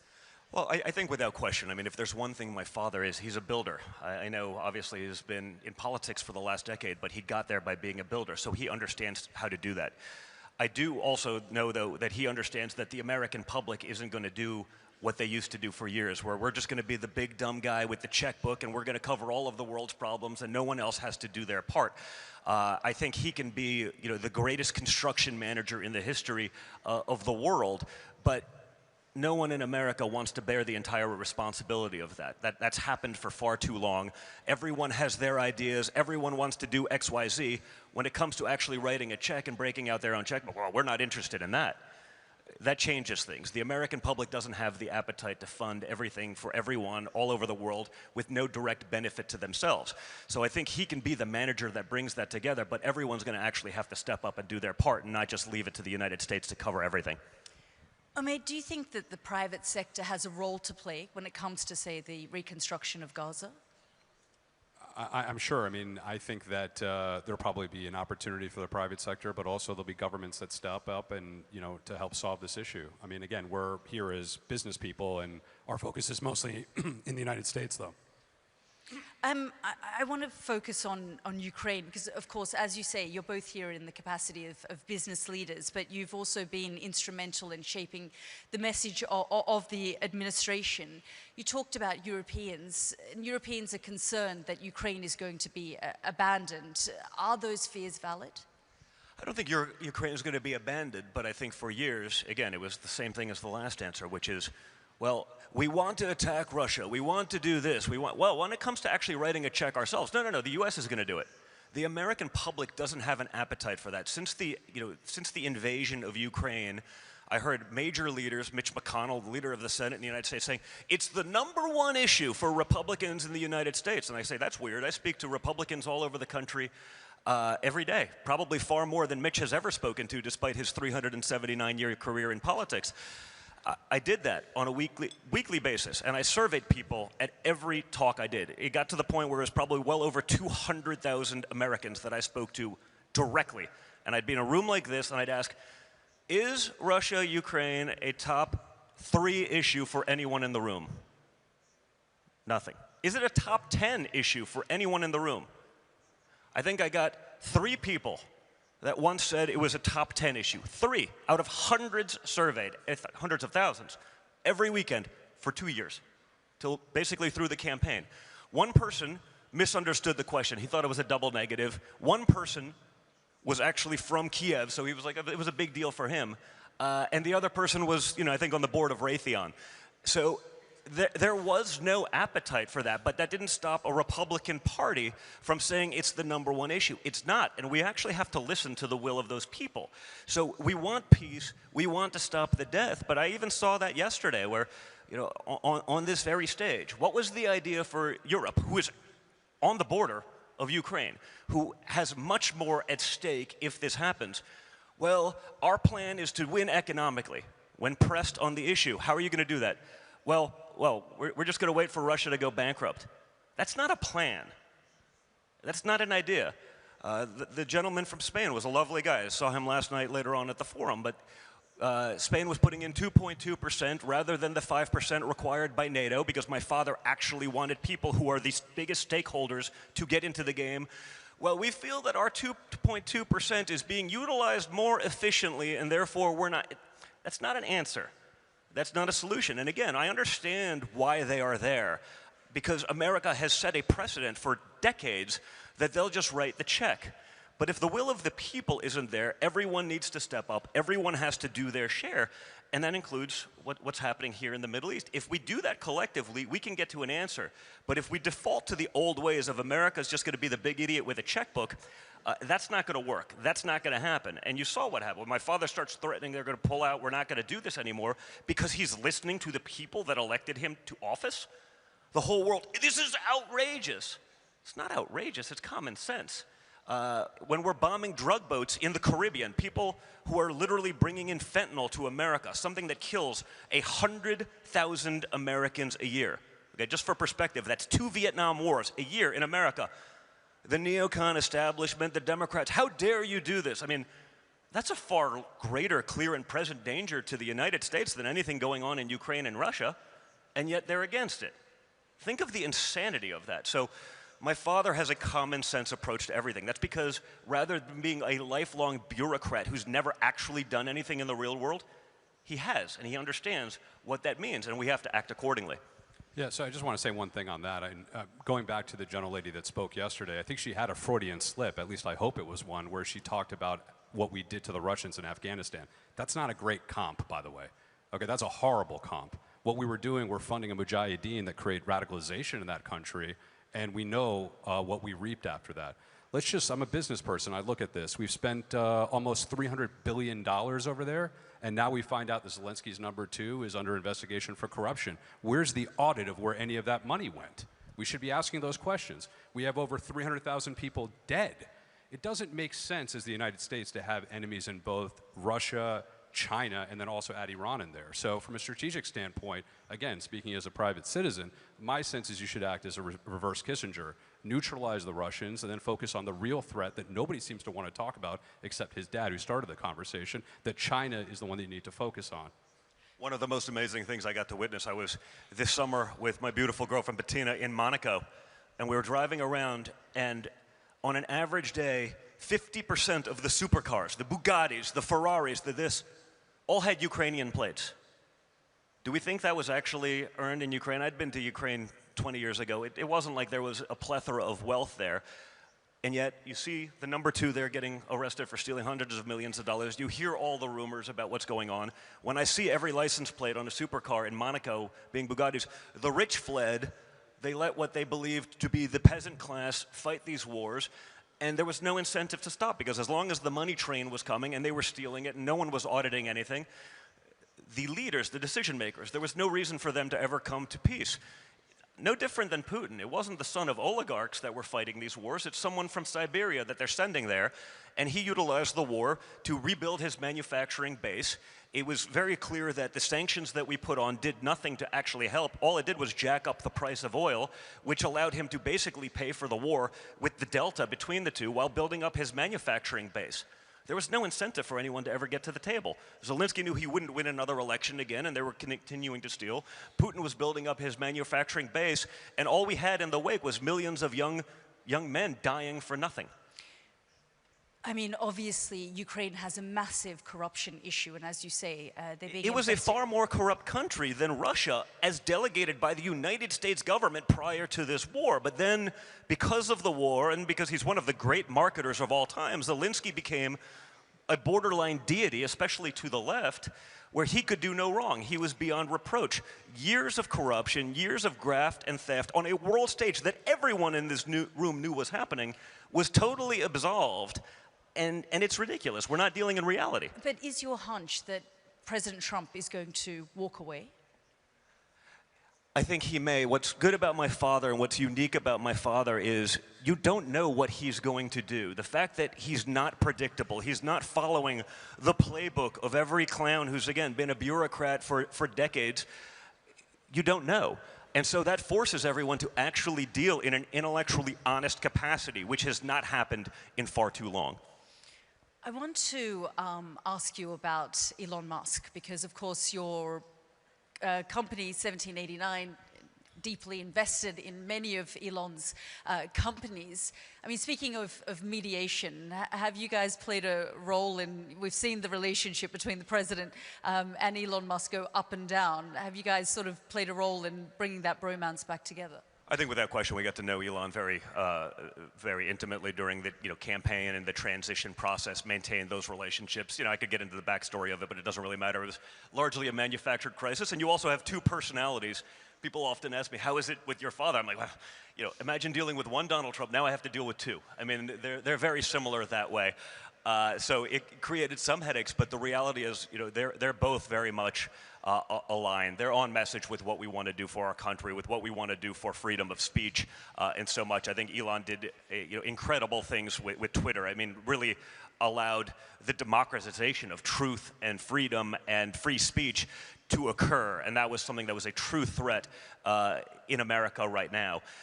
When you look at what Elon's done in terms of his companies, I mean, it's a generational talent, a generational level of genius, and my father understands and respects that, and so it's great to see that going forward now. I mean, this is someone who is changing not just the face of freedom of speech, but the face of science and technology, advancing America's interest, and I think that's fundamentally important. We have to protect our geniuses. He's back in the fold. 100%. He's the Thomas Edison of our time. If you look at the companies, we're invested in his entire portfolio. Every single one really falls neatly into our thesis. SpaceX, for example, which, by the way, just announced a $800 billion valuation, which makes it the most valuable private company in America and therefore the world, has probably the greatest consumer product that anyone's ever used, which is Starlink. I'm not sure if you've used it, but you can basically have a flying office now thanks to that. But again, in the case of SpaceX, what you had is you had our government and NASA falling down, and you had a private sector solution to keep the space program afloat, which was SpaceX. And in the same way, as Don pointed out, I think he deserves an enormous amount of credit during a very dark period that I alluded to earlier for keeping free speech alive in America that was under threat when he acquired X or Twitter. That was a huge, huge thing he did, and that's why we're always going to be a supporter of him and his companies. We've got 3 years left of the Trump administration. What can we expect? I think a lot. The great irony was it actually felt very good in the last 24 hours that I've been here. The amount of leaders in this room who have come up to me, they may not say it on a public stage, I understand that gets you some criticism perhaps, but have come up and said, we have 3 years to act. They all get it. They understand that there is a chance that you fall back into the old ways, that everyone that came up to me, even at dinner last night, from all over the world, this is the greatest opportunity we've had to reset sort of the global discourse, to be able to effectuate actual change, because they understand that my father is a guy that can get things done. He's perhaps the only one that could get some of these people to a table, effectuate real peace, effectuate real trade, create something that's beneficial for the world. The reality is this: economically or otherwise, a rising tide lifts all boats. If these nations, whether it's Qatar, others in the GCC, are working with the United States, hopefully bringing in Europe, which has its own problems, and that's been a consistent theme throughout the last few months of me speaking at conferences, is what the hell's going on in Europe.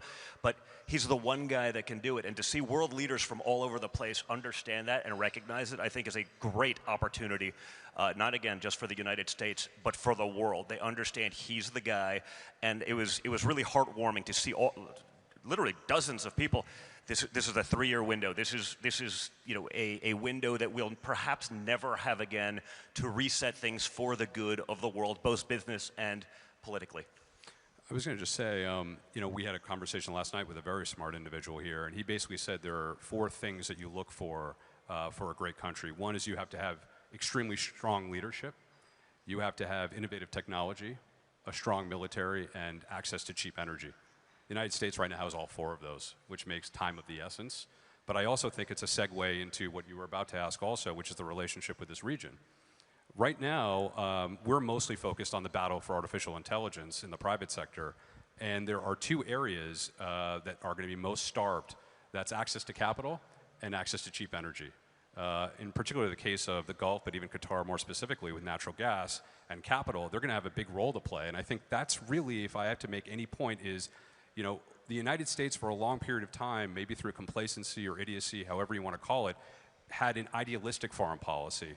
That does not work, and we've seen that time and time over again. Donald Trump has implemented a pragmatic foreign policy, and that kind of transactional perspective gives the opportunity, particularly for this region, to become real partners of the United States. Is he likely to run again? I'm sorry, what was that? Is he likely to run again? Well, we'll see what happens then. But you know, you never know. I never count him out for anything. But it is funny to watch the leftist heads explode every time he brings it up. So perhaps he's just doing a little bit of trolling. But again, he's the most unpredictable person probably in the history of politics, which is why he's able to get something done. And so I guess we'll have to see. Don, Ahmed, thank you both so much. Thank you.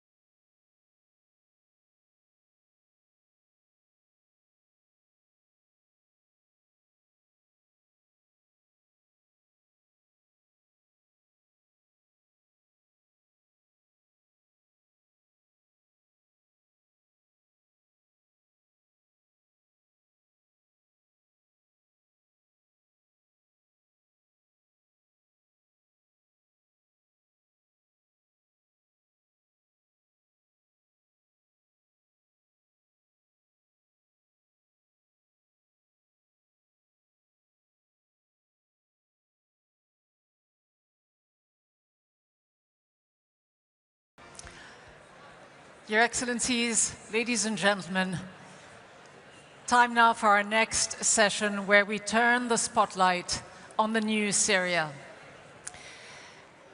We assess the progress the country has made over the last 12 months, the opportunities it has seized and the challenges that still lie ahead. December 8th, 2024 is now commemorated in Syria as Liberation Day, when opposition armed forces entered Damascus and declared Bashar al-Assad's rule over. Those events, you'll remember, unfolded during the last Doha Forum, taking the world by surprise and reshaping regional dynamics in ways very few expected, and of course, needless to say, overshadowing much of the discussions here at the Doha Forum. Our next session looks at what has changed over the last year, what has been achieved, and what challenges still lie ahead.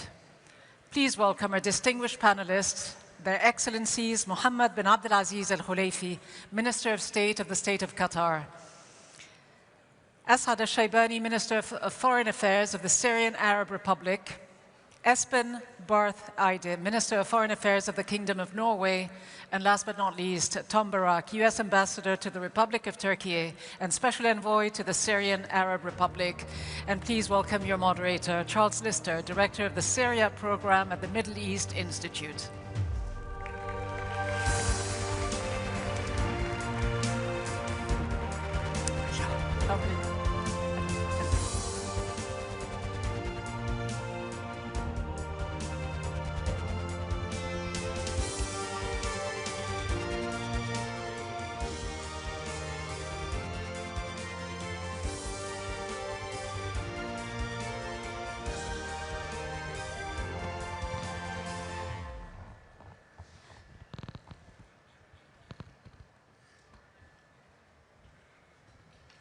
Okay, good afternoon, everybody.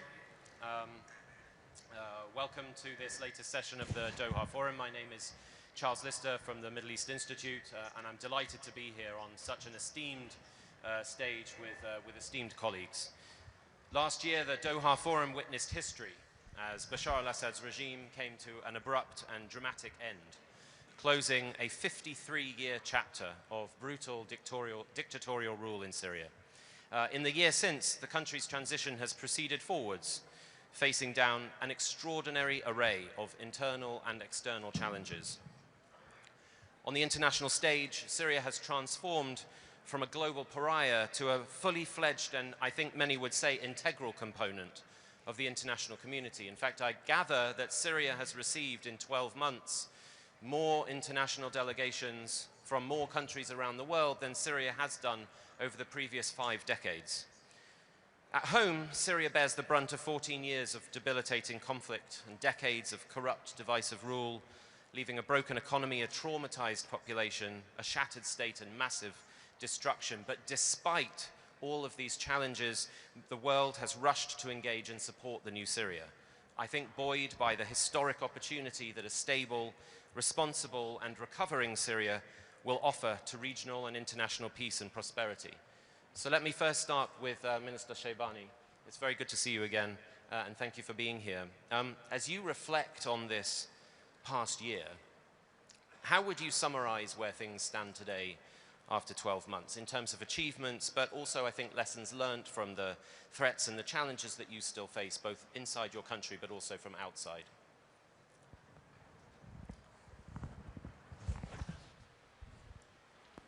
بداية أولا شكرا لكم على هذه الاستضافة. بالتأكيد عندما نتحدث عن سوريا في هذا الوقت أو خلال عام واحد وخاصة ما بعد 8 من ديسمبر فنحن نتكلم عن قصة نجاح صاغها السوريون بأنفسهم، وأيضا أوصلوا صورة سريعة للعالم بأن الشعب السوري قادر على أن يتجاوز الماضي وأيضا أن ينظر إلى المستقبل بعين الثقة وأيضا بإرادة قوية جدا. ما تم تحقيقه خلال سنة كاملة ربما يحتاج إلى الكثير من العمل في السنوات القادمة، ولكن الشيء الذي نحن سعداء فيه أننا أعدنا ثقة الشعب السوري بنفسه، الثقة التي كانت النظام قد ساهم في تشويهها وأيضا ساهم في إضعاف هذه الثقة، وأصدر الشعب السوري أو صدر الشعب السوري للعالم عن أنه شعب تحت الضغط، تحت الحروب، شعب مستضعف، شعب لا يصلح لأن يكون من بين الدول المتطورة. فما استطعنا أن نحققه ونحن فخورين فيه هو مسألة أننا اليوم الشعب السوري ينظر إلى نفسه بثقة كبيرة جدا في كافة المجالات.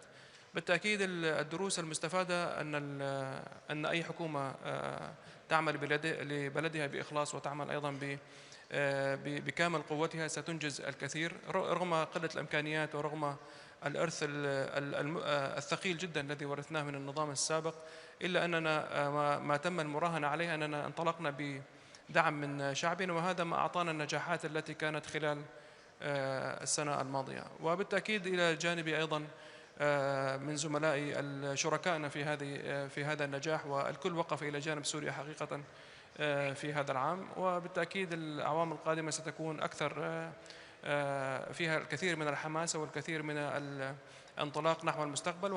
وأننا بالتأكيد يعني ما وصلنا إليه يعطينا الثقة، ولكن لسنا راضين بهذه النتيجة. الشعب السوري يستحق أن تكون لديه دولة يعني أفضل من الوضع الحالي، وبالتأكيد الوضع المعيشي والاقتصادي في الداخل السوري لا يزال يعاني بشكل كبير، ولا تزال هناك أيضا عقبات قانونية وخاصة موضوع العقوبات الاقتصادية وأبرزها عقوبات سيسر. بالتأكيد يحتاج الأمر منا الكثير من العمل، ولكن ما نستطيع أن نقوله أننا أعدنا إصلاح العلاقة بين الشعب السوري وحكومته.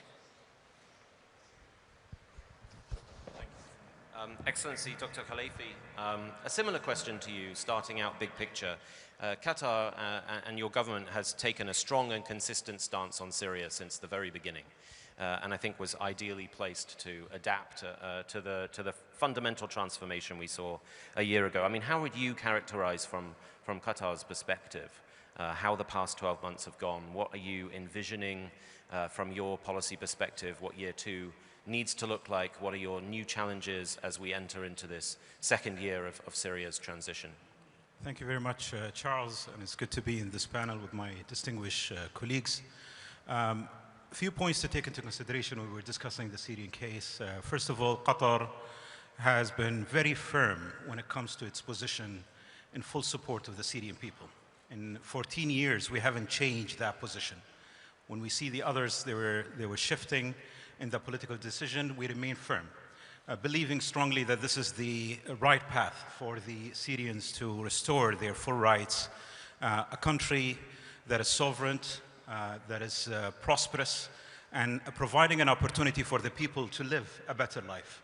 This is something that is very critical in the top leadership of the country, following up the administrative bodies, and we've been very much engaged since day one of that topic. If you allow me, interesting fact, last year at this forum, in this hotel specifically, we were discussing the Syrian case, following up the movements by the Syrians on the ground. Interesting fact, we spent more than 4 or 5 hours with the group, the Astana group format, as well as regional countries, discussing what is going to be the next step. Is it going to be reasonable now for Bashar al-Assad to lower the bar and start engaging productively? But our friends and our brothers didn't save time, I think, for that operation. Things has moved so quickly. Our policy since day one, never shy out, engage, go and talk to our brothers over there on the ground, stretch our hands of support and help for the Syrian people and the Syrian government. And we've been very consistent, honestly, in terms of that help. We have a highly distinguished institutions, even at the humanitarian level. Qatar Funds for Development, education above all. All of them, they've been outreached over there and they've been engaged in several activities and projects within the Syrian government. I think in terms, if I want to assess the 12 months for Qatar's and Syria partnership, it's never been stronger. We've been so close and we've been very engaged in the different sectors, at the energy sectors, at the financial sectors, even at the international level.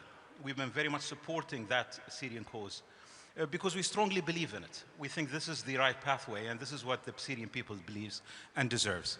And therefore, I think how we see generally Syria, we see it regionally as well.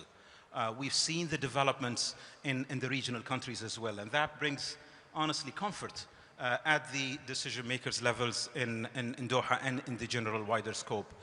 We've seen the developments in Lebanon, for example, with the election of presidents and the permanent government. We've seen the recent election in Iraq. All of them, that helps us that the movement is on the right pathway when it comes to the political stability. That helps us, but we will always consider ourselves a reliable partners for those regional countries, and we will continue to engage with them. Thank you. Minister Ida, you, as Foreign Minister of Norway, you were an early visitor to Damascus, and so you've visited and seen things from very early on since Assad's fall. Again, a similar question to you, but obviously from Norway's perspective and the wider European region, which traditionally has looked at Syria with different priorities. So from your perspective, what steps has Norway taken over the past 12 months to engage and to support Syria's transition? And as you look to year 2, with all of the challenges that Syria faces, as they pertain to Norway and to wider Europe, what's your assessment, Thani? Thank you, Charles. So I also vividly remember the Saturday of Doha Forum a year ago, where in the morning panels we were discussing whether ever Assad would go, and in the afternoon panel he had left. So, it was very much being present at a very historic moment. And I was looking back at the statement I made and many of my colleagues made, and found out that they were quite good. We said, this opens up an opportunity. It will not be easy. The new forces, the new government needs our support. We need to give this a chance. We shall not be naive, but we need a process that is Syrian-owned and Syrian-led, and we want an inclusive Syria.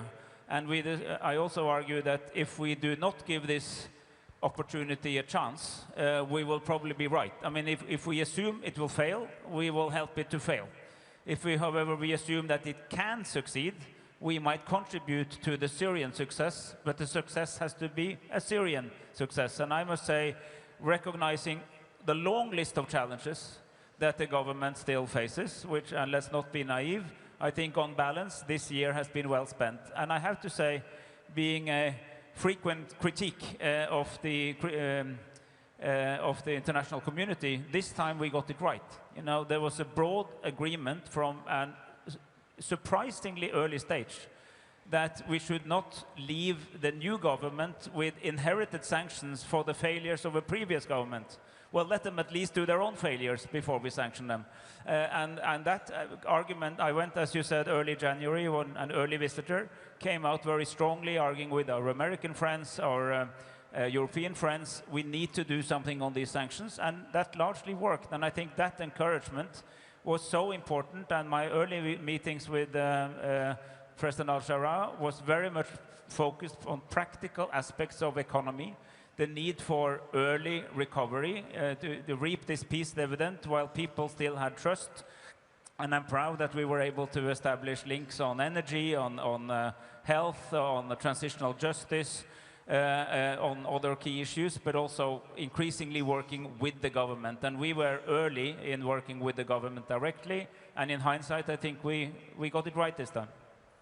Yes, absolutely. And Ambassador Barak, just tying on to exactly what Minister Ida was just saying on the question of engagement and sanctions and all of the developments we've seen take place over the last 6 months or so in particular. It's not a secret that there were components of the Trump administration that were probably skeptical of Syria when President Trump first came into the office. But of course in May, to the president's huge credit, he took the step to meet with President al-Shara in Saudi Arabia and fundamentally changed the game. So my question to you really is just, what drove that decision and the extraordinarily bold, I think, step that the US government has taken since, which has broken every record in terms of sanctions relief and diplomatic engagement in post-conflict environments? Number one, thanks, Charles, for heading this super important panel. But I think, and you heard from Don Jr., who I'm so proud of for everything that he and his family has accomplished through great political battles.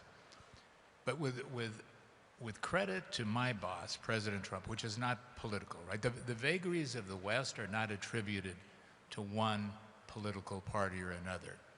But since 1916, the West has not done a very good job at guiding or providing architecture to this region.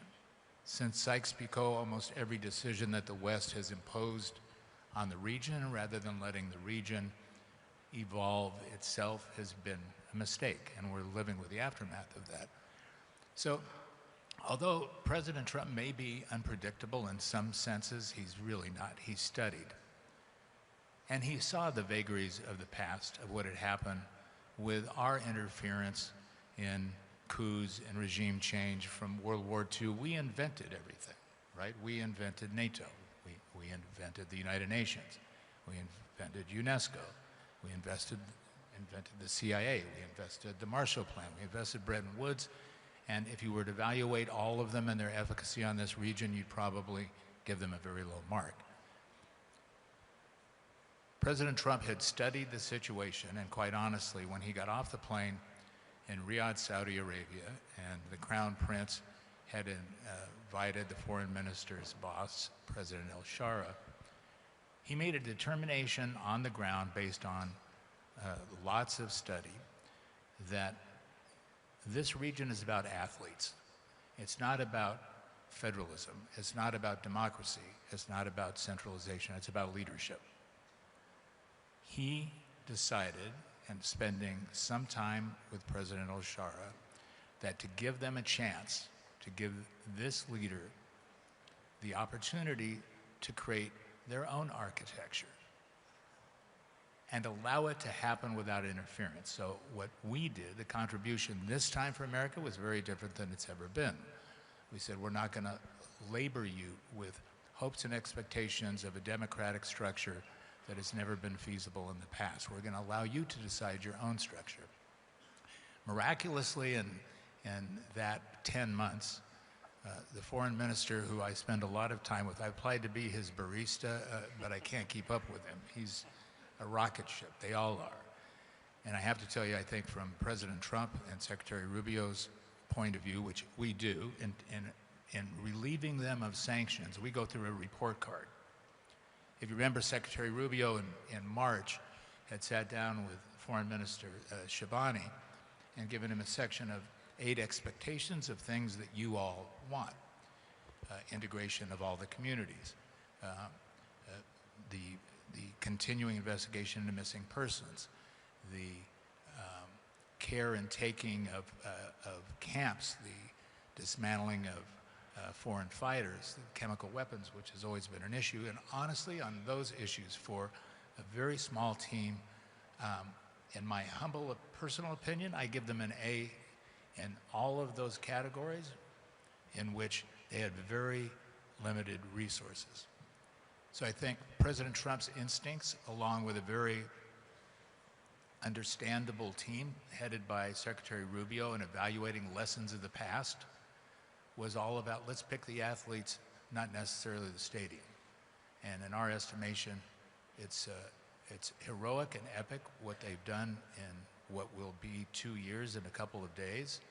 And what we all have to do is help them, entitle them, encourage them, and allow them to form the kind of government and inclusive regime that they, the Syrians, would like to do. But we're very proud of them. Thank you very much. Minister Sheibani, back to you. When you entered Damascus, one of the things President Shara publicly announced very early on was the importance of Syria having a foreign policy that sought problems with nobody. In other words, a balanced foreign policy. You seek to engage with everyone, whether you have differences or similarities. And I think over the past year, you know, I'm not an expert on Asia or other regions of the world, but I can't think of many countries around the world that have managed to sustain, especially in a complex post-conflict environment, a balanced relationship with every one of the world's major players and everyone in between. My question to you really is how long do you think that complex foreign policy can be sustained? It is going to get more complicated with time. Do you think that there will come a time when you'll have to start choosing to prioritize more in one direction than the other? Are you already facing that situation? And if you do, how will you deal with that challenge?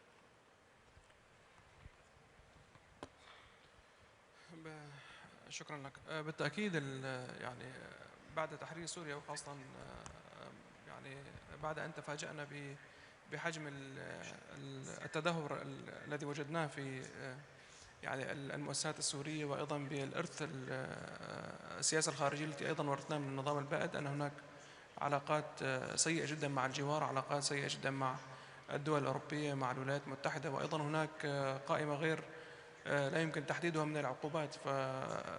فتفاجأنا بالكم الهائل من هذه المقيدات أو هذه القيود التي ستعرقل عملية إعادة البناء التي بدأناها بعد الانتهاء من إسقاط النظام البائد في اليوم التالي يعني مباشرة.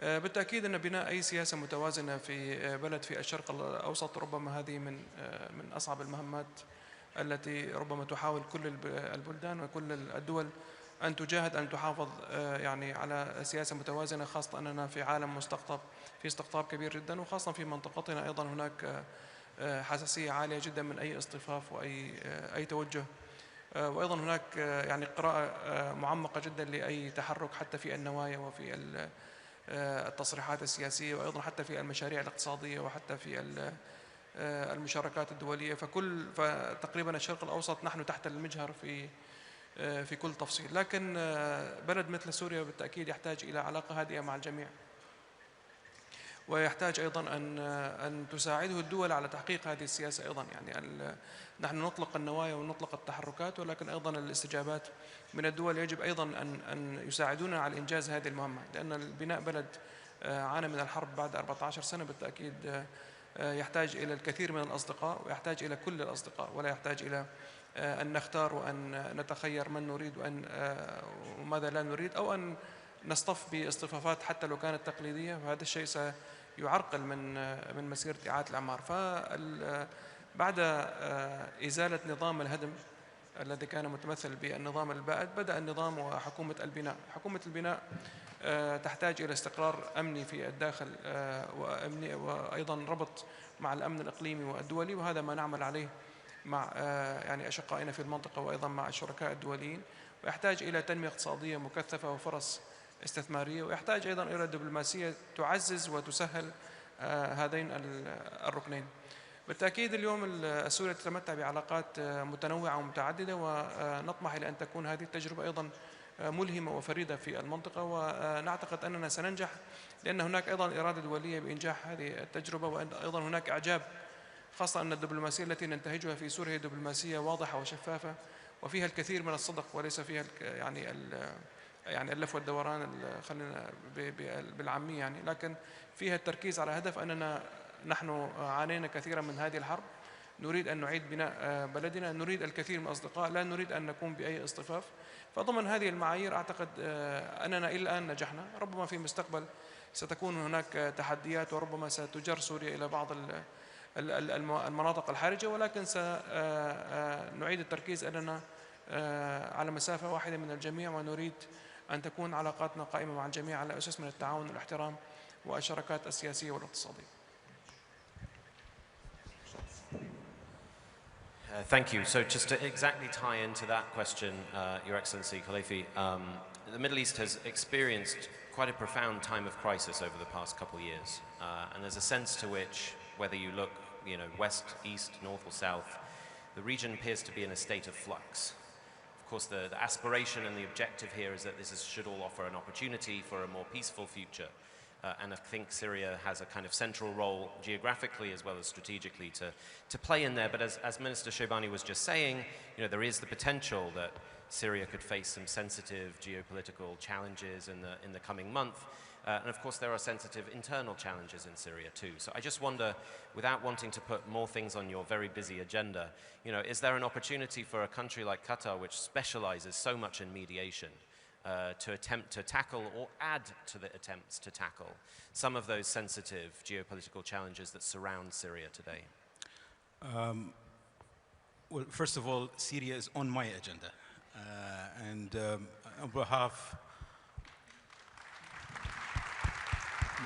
on behalf of the state of Qatar, we've been, as I told you, the strategy is to continue our direct engagement with our Syrian colleagues on the different sectors.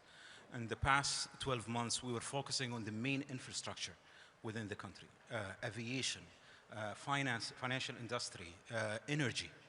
The projects that we have accomplished so far is pleasing. However, it's still not enough. There are still more potential for Syria to prosper with other areas and other fields. And I believe the openness that we have seen from President Shara and from the governments to international investors to join and play an important role within the future of Syria is something that very critical and will put Syria in a unique place in the future.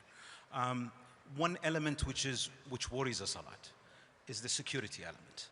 This is something that I believe, and I had a thorough discussion with our savvy lawyer and friend, savvy ambassador, I apologize, and friend Tom Barak on the security element and the importance for Syria to be preserved and the people will feel safe within the country, something that is extremely important. The Israeli aggression on Syria is unacceptable, and this is something that needs to stop. Syria needs to be provided with the opportunity to do that, and we've been calling for the international community to hold that responsibility of preventing any further escalations on Syria. This is something that is equally treated on Lebanon, where we see the government is acting around the clock in developing and improving the internal situation in the country. So those countries in the region needs to be provided with that opportunity. And I believe empowering in the next phase, if I can see how Syria can move in the next phase, focusing on that security element is something that is extremely important. We will continue our engagement with the Syrian governments on that angle and other angles as well, and also our direct coordination at the international level. I mean, you might heard in the past of what we call by the Friends of Syria. This is an important group. We needed to revive the international coordination on the Syrian file to put it on top when it comes to the important matters that the Syrian governments needs to take into look, or even work closely with the Syrian governments to overcome many of those challenges. I believe in the upcoming months, it will be very critical for us to engage even further, to work closely with the Syrian governments to combat many of those challenges and especially the security threats that the Syrians are facing, encouraging and continue to encourage the governments to take the important steps for the Syrian people. And I believe we had a very thorough and transparent engagement also with the Syrian governments on that line. I honestly, among the other cases, and you gave us a very good introduction about the, sorry to say this, but the unfortunate situation that our Middle East is in, that there are still hope. And we see hope in Syria. And we think the future will be, inshallah, better. Thank you. Yes, inshallah. I totally agree. And I think you hit the nail on the head in terms of greater levels of international coordination and coordination with Damascus. And I think as we enter year 2, that will be all the more important. Minister Ida, on a slightly different tack, the international aid space has taken a significant hit and challenge over the recent years, not just because of instability, but of course, significant cuts from the United States have placed more of a burden on other traditional donors to the international aid world, of which Norway has played traditionally a significant role. And the issue on Syria, of course, is that we are now in transition, and so we will see a pivot away from aid and more towards early recovery, and of course investment once the Caesar Act, we hope, is removed within days. But nevertheless, there is still a huge strain in there. And in Syria, there is still huge need for similar activities as we pivot more towards that investment direction. So really just from your perspective, but also from Norway's wider engagement within Europe and the rest of the international community, are there efforts underway to try and fill some of those gaps in a case of like Syria? Thank you. Let me just one sentence on the geopolitics, because I think the best thing Syria can do for the geopolitics of the region is exactly what it does, which is to focus on Syria. And I see the Prime Minister of Lebanon. I think it's quite welcome for some of the neighbors that Syria focuses on Syria, because we've had Syrians who focused on other things, and breaking the the direct geographical link between Iran and Hezbollah, for instance, is an improvement in regional security. And that's just because Syria focused on Syria. And I think other countries in the neighborhood, including Israel, should, contrary to what they are doing, they should actually recognize that we have a Syria that wants to be Syrian-led and Syrian-owned, but with a focus on rebuilding Syria. Which brings me to your question, because if that's good for geopolitics, it means that the rest of us would be well advised to help them to recover quickly. And we, for our sake, for Norway's sake, is that we've already moved beyond early recovery. We're into long-term recovery, to long-term investments and developments. Of course, it's early days for classical investments, but focusing on energy, for instance, is a very important prerequisite for other industrial initiatives, for rebuilding of key infrastructures. So working on, not only humanitarian aid and early recovery, but actually engaging in economic development, where you'll need some help from your friends. But Syria is a country of traders. It's in the middle of the region. There's a tremendous economic potential that the president and the foreign minister and others keep speaking about. So it's really to connect to that, and let's not wait too long, because if we don't act early, more negative trends can follow. Not necessarily to comment on American developments, but it is a problem that development support from traditional donors is falling. It happens with USAID, but it also happens with other countries, sometimes for ideological reasons, sometimes more for lack of money.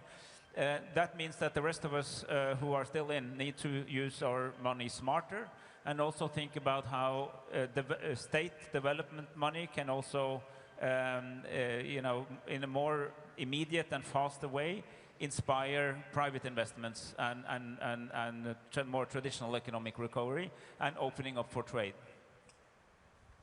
Thank you. Ambassador Barak, this is a tricky question here, which is, rightly or wrongly, correctly or incorrectly, the United States often gets lumped with the responsibility to fix big problems. And when it comes to Syria, the issue of Israel has come up repeatedly, and I think that remains a significant challenge. And I know one that you have been engaged in. But also the integration of the Syrian Democratic Forces into the state, which has been a challenging file for the last 10 months or so, as well as the challenge related to Sweden. And I noticed yesterday that we now have State Department engagement with the Sweden file, with some meetings that were held yesterday. So I just wonder if I could ask you for perhaps to update the audience on where those three particularly thorny geopolitical and internal challenges stand, and where your and the United States engagement stands on those. Thanks for that very simple question. Look, everything is in process, and let's start from the beginning of America's point of view. America was engaged in one of the most brutal battles ever in history, called the Civil War. Now, all of us in the Western world no longer want to talk about minorities, but the Civil War was a majority in the Union versus a minority, which was Confederates. And we have spent 100 years trying to define, what is that? Is that a federation? Is it a republic? Is it a union? What is it? How do you blend these communities, which have different cultural aspects and different desires, different religions, different educational formats, hundreds of years of their own history, in a country like America, which has a new beginning? How do you do it in a civilization that has thousands of years of history, in which survival was based on the tribe? It was based on family. It was based on your brother. Then it evolved to a community, and then from a community it evolved to religion, and from religion then it evolved into sectors, and ultimately we invented nation states. There was no such thing until the beginning of the 1900s. So blending these very difficult issues, America has taken the point of view of unwrapping the problems that lead to those solutions. And we're trying to do the same thing with Lebanon. We have great new leadership everywhere. Great new leadership in Syria, great new leadership with the Prime Minister Nouaf and President Aoun in Lebanon, great new leadership here, and thank you for hosting, I think, what we all feel is one of the most important forums where we can actually have these discussions. In Qatar with Sheikh Tamim, MBS in Saudi Arabia, MBZ in UAE, we have a new set of opportunities. First thing that has to happen is we have to allow them, Syria, to define it themselves without going in with Western expectations of saying we want a democracy in 12 months. We've never had a democracy anyway. I don't see a democracy. Israel can claim that it's a democracy, but in this region, really what's worked the best, whether you like it or you don't like it, is a benevolent monarchy. That's the function of what's worked. So we're inventing something else. And every time the West steps in and says, okay, here is a kind of parliamentary dialogue that we want to have. Every time we step in, whether it's Libya, Iraq, all of the places that we've been to try and create a colonialized mandate, it has not been very successful. We end up with paralysis. So our view is give direction. All of us need to weigh in, not criticize, not say we need more foreign fighters released more quickly, not say we need more missing persons found more readily, not say the communities are being punished unfairly until they, in baby steps, get there. They just have taken over command and control. They need stability first. We need to give them the opportunity to incorporate all points of view, but at the end of the day, all points of view don't create a nation. They need to define what creates a nation. Is that centralization?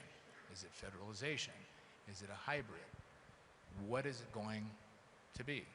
And from America's point of view, what we've learned is we are not good at imposing those expectations, especially in the Middle East, on others. Israel is a confusing situation. What I think this president and Jared Kushner and Steve Witkoff have done, hand in hand with Qatar, by the way, and I'm here to tell you as a soldier on the ground, none of this would happen. Whatever we think about what happened in Israel, the greatest thing that ever happened is we got a ceasefire and return of hostages. It would not have happened without Qatar's intervention. It would just not have happened. And one of the most disappointing things, and I heard it was a great discussion between Tucker Carlson and Sheikh Mohammed. I'm telling you as somebody who's been in the middle of this, Sheikh Mohammed, under the Emir's tutelage, was the most important person for us to keep a dialogue with Hamas. No matter how the West views it, they were wrong. If we didn't have that, if Turkey didn't step in alongside, who was also criticized for having a dialogue with Hamas, we would not be where we are today. So we have to take a look at that as we look at Syria and Israel. It's a baby steps. It's baby steps with Israel. It's a process, right? It's not an event. We're going to have speed bumps. We're going to have atrocities that continue. We're going to have dilemmas. We need to bring Lebanon and Syria together and aligned, two of the most ancient and beautiful civilizations. Iraq is having the same dilemma through paralysis in its own parliamentary process. We don't want to interfere in those political discussions. My hope and my belief is that we're going to go from the payphone to satellites. We're not going to have the iterative process. And the young leadership that we have in Syria, in Lebanon, in Qatar, Saudi Arabia, the UAE, holding their hands, I have great hope. But it takes all of us relieving the pressure we're putting on these places with what our expectations from the West are and giving them resources that they need. Please. Can I just, I very much would like to second that. I think what Tom Barak just said is incredibly important. When we say Syrian-owned and Syrian-led, it also means that we have to accept that they will find their way. The Syrian government tells us that they want an inclusive government. I welcome that. I think that's wise. But it's a Syrian choice, not my choice, nor America's choice. It's something they do. And I think we Westerners, historically, which I very much like your point, is that we tend to forget how states emerge. You know, states emerge because somebody takes power, consolidates power against somebody else, and eventually you build a structure around that, and rule of law and so on comes later. And you know, it was not like, there was a country called Syria, it's still the same country, but it's not like a state that was ready and you just change a few people at the top. You actually have to consolidate that power in order to be able to do anything in that place. And this is sometimes overlooked. So I think a mature recognition of how these things work in practice is very welcome. It will actually bring us further towards something that is stable and lasting in Syria. So I think that was really wise words. Thank you for adding that. Minister Shaybani, I want to sort of bring back the same question I asked Ambassador Barak, but of course get your opinion on it. The challenge that you face with your Israeli neighbors is growing, I think. Last month, for the first time, we had more than 100 ground incursions in 30 days. On average, throughout the rest of the year, we've had half that. So a doubling of ground incursions in a month in November, which places very significant pressure on you and your government. Can you give us a bit of an update on where what looks like a stalled track of direct talks which you had been engaged in, whether there is a prospect for that to be renewed, and of course, most importantly, what are your positions with regards to those talks? What are your red lines? What is your vision for where those talks would go in an ideal world?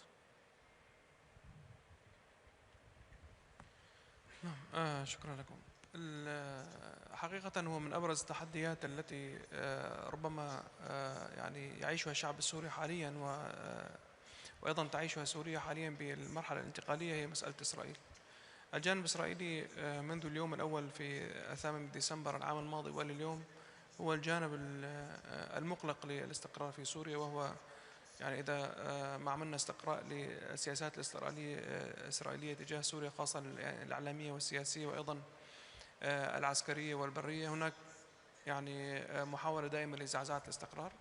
إلا أننا أيضا نجحنا في يعني بكسب الكثير من الداعمين لمقاربة سوريا باتجاه إسرائيل، وأبرز هذه الدول الداعمة هي الولايات المتحدة الأمريكية التي أيضا هي داعمة لإجراء اتفاق أمني مع إسرائيل، وهذا ما نعمل عليه حاليا. الخط الأحمر الذي لدينا مع إسرائيل هو مسألة الانسحاب الإسرائيلي من سوريا، فلا يمكن أن نمضي في اتفاق أمني مع إسرائيل وإسرائيل تحتل أجزاء جديدة من سوريا بعد 8 ديسمبر، ويجب أن تعود الخريطة إلى ما كانت عليه في 7 ديسمبر العام الماضي، ويكون هناك يعني مقاربة ثنائية وأيضا عادلة للهواجس الأمنية للدولة السورية وأيضا للجانب الإسرائيلي. العملية الأمنية هي عملية ثنائية وتكاملية، لا يجب أن تكون من طرف واحد ولا تحترم الجانب الآخر. ونريد أيضا من الجانب الإسرائيلي أن يكف عن التدخل في الشؤون السورية، وأن أيضا أن يراهن على تحريك بعض الفئات من المجتمع السوري، أو أنه يغامر بمسألة تعزيز التفرقة في المجتمع السوري، فهذا ما سينعكس عليه سلبا أيضا في المستقبل. اليوم سوريا هي مركزة على سوريا، ونريد إعادة بناء بلدنا، ونريد أيضا علاقات هادئة مع الجميع بما فيها إسرائيل، ونحن ملتزمون باتفاقية 1974 وأيضا ملتزمون أيضا بالنهج الذي نقوده حاليا مع إسرائيل بوساطة أمريكية. وربما أبدت الحكومة السورية نضجا وعقلانية وأيضا دبلوماسية أكبر بكثير من الجانب الإسرائيلي الذي كان يعني في السابق يروج نفسه أنه النظام الديمقراطي الوحيد في الشرق الأوسط، ولكن أثبتت التجربة السورية على يعني حداثتها خلال عام واحد أنها أكثر عقلانية وأكثر دبلوماسية، واستطعنا أن نحشد الكثير من الأصدقاء في الدول العربية والأجنبية والأوروبية. فاليوم المجتمع الدولي داعم لمسار سوريا في هذا المجال، وكان آخره أيضا التصويت الذي اعترف أيضا مرة أخرى في الجولان كأرض سورية، وازداد ما يزيد عن 25 دولة داعمين لهذا التصويت عن العام الماضي. Thank you. And Minister, I might just follow up with one more question before we run out of time to ask you about more on the side of economics and the economy. We are in Washington expecting some good news with regards to the repeal of the Caesar Act, which I think will be a huge opening of the window for all of the investment interest that has been declared, including here from Qatar and from the United States and elsewhere, From a very personal perspective, and I've been back to Syria 5 times since January, I've increasingly heard from ordinary Syrians the idea that, you know, with sanctions out of the way, there is an expectation of rapid improvements in terms of the quality of living. You know, how are you dealing with that challenge that all post-conflict countries will deal with, that the people expect more than is necessarily practical? There's a huge amount of reconstruction and rehabilitation that has to happen before we can see those real significant benefits. So how do you deal with that challenge, both of course from as you as the foreign minister, but more widely as the government? إذا ما بما يخص الوضع في سوريا خاصة بعد 8 من ديسمبر، أعتقد أننا نجحنا في أمور كثيرة، وأيضا لا زالت لدينا تحديات كبيرة جدا. فنحن لدينا مقاربة واقعية، ولدينا أيضا اعتراف بالواقع. بالتأكيد لو اجتمع العالم بأسره على أن يحول الوضع في سوريا خلال سنة واحدة من دولة كانت تحت يعني وطأة الحرب إلى دولة متقدمة خلال عام، يعني هذا الأمر يحتاج إلى وقت ويحتاج إلى إمكانيات ويحتاج أيضا إلى يعني خطط يعني مستدامة. لكن ما قلته في البداية أننا استطعنا أن نعزز ثقة الشعب السوري بنفسه، وهذا هو رأس مالنا الحقيقي، أن الشعب السوري يشعر بنفسه أنه قادر على أن يكون جزء حقيقي في بناء بلده. الشيء الآخر أيضا الحكومة السورية الحالية هي أيضا خرجت أيضا هي من بين الشعب السوري، وهي أيضا عانت نفس المعاناة التي عاشها الشعب السوري خلال السنوات الماضية. وأيضا هناك يعني كل وزارة لديها خطة تطويرية في قطاعها. بالتأكيد هناك بعض الأمثلة التي تحسنت في سوريا، وخاصة موضوع الطاقة وموضوع الأمن وموضوع المواصلات. بالتأكيد موضوع الحرية السياسية وموضوع الحقوق وموضوع أيضا المشاركة السياسية وموضوع الانتماء الذي أيضا كان مختفيا أو يعني لم يكن على أجندة الشعب السوري في السابق، وكان هناك يعني غربة يعيشها الشعب السوري في وطنه، واليوم هذا الأمر قد تجاوزناه. إذا ما قمنا بمقارنة بسيطة جدا بين 8 ديسمبر العام الماضي واليوم، سوريا كانت ربما من المواضيع المزعجة داخل البيت الأبيض. اليوم أصبحت الولايات المتحدة تشير صراحة إلى أن سوريا دولة شريكة لها، وأن أيضا سوريا كانت لدى الاتحاد الأوروبي كانت هي أيضا من المواضيع الإنسانية التي كانت تسعى كيف نرسل مساعدات، كيف نوقف الهجرة من سوريا. اليوم أصبحنا نتحدث عن كيف ننظم العودة إلى سوريا، وأيضا كيف نستثمر في سوريا. أيضا سوريا كانت هي ينظر لها أنها كانت يعني مصدر للتهديد، اليوم أصبحت منظر ونموذج للإلهام والنجاح. الشعب السوري بنفسه كان ينظر إلى المستقبل بعين من الخوف واليأس، اليوم ينظر إلى المستقبل ويسارع يعني الخطى المضي إلى المستقبل، لأنه يعتقد ويؤمن أن المستقبل سيشكل له الدولة التي يؤمن فيها. فاليوم أعتقد ما تم تحقيقه على الجانب المعنوي والجانب يعني إعادة تصوير سوريا وإعادة بناء تصورات حول سوريا خلال عام واحد، نجحنا في هذا الموضوع. بالتأكيد الجانب الخدمي والاقتصادي هذا ما ستركز عليه الحكومة السورية في عام 2026 وأيضا خلال الأعوام القادمة في جميع القطاعات، وكنا قد ركزنا على القطاعات الخدمية، وأيضا الصناعة أيضا عادت إلى سوريا، وأيضا انتعشت القطاعات الأساسية بشراكات مع الشركات الأمريكية، وأيضا شركات قطرية وشركات سعودية وشركات تركية. وهناك اليوم رغبة كبيرة جدا في الاستثمار في سوريا. فنحن كشعب سوري أو كسوريا حقيقة لسنا خائفين من التقدم الاقتصادي والتقدم في مستوى العيش وإعادة بناء بلدنا، لأن هذا لدينا الرأس مال الحقيقي وهو الشعب السوري. ما نخشاه هو التهديدات الأمنية التي نراها إما من داعش أو من الجانب الإسرائيلي أو من ميليشيات عابرة الحدود لم ترضى بالتغيير الذي حصل في سوريا. وأعتقد أننا إن شاء الله في منتدى الدوحة العام القادم سنتكلم عن نماذج حقيقية للنجاح الميداني الذي حصل في سوريا، خاصة أن اليوم أصبح الكل يعني وهناك حقيقة هذا أمر يجب أيضا نعترف فيه، هناك رغبة دولية لرؤية سوريا دولة ناجحة، وأن تكون قد تخلصت من نظام دكتاتوري شمولي، وألا تقع في فخ الدولة الفاشلة وتنتقل إلى نظام ملهم، وأيضا يعني يبث بعض الأمل ويبث بعض المعنويات خاصة في دول الشرق الأوسط وفي العالم. Thank you very much. And you took the words out of my mouth. That was going to be my closing, which is, yes, hopefully when we gather here a year from now, we will be celebrating even greater achievements of stability and prosperity for Syria. The only other thing I will say here is thank you to all of our esteemed panelists. I wish we had another 45 minutes. And in the meantime, good luck to Syria tonight.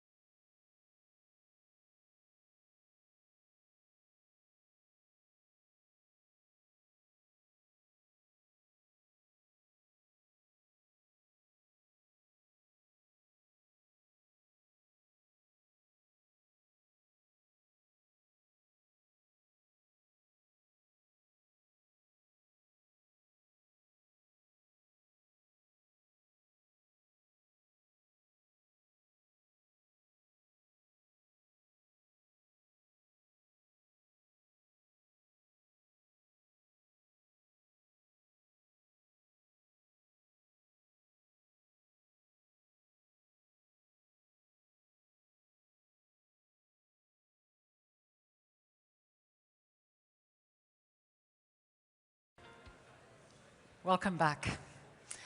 Our next newsmaker interview is with a statesman whose career spans academia, diplomacy, international law, and government. From university professor to judge, from permanent representative to the United Nations, to President of the International Court of Justice. In recent years, he has argued cases of global significance at the ICJ. Today, as Prime Minister of Lebanon, he finds himself sometimes arguing with members of his own cabinet, international creditors, sometimes even the authorities behind the country's electricity grid, often all in the same day. And trust me, if you know Lebanon, you'll know what I'm saying. He always does it with the calm and the unshakable poise of the seasoned diplomat he is. It is my pleasure to welcome to the stage the Prime Minister of Lebanon, Dr. Nawaf Salam, who will be joined by Greg Carlson, Middle East correspondent for The Economist.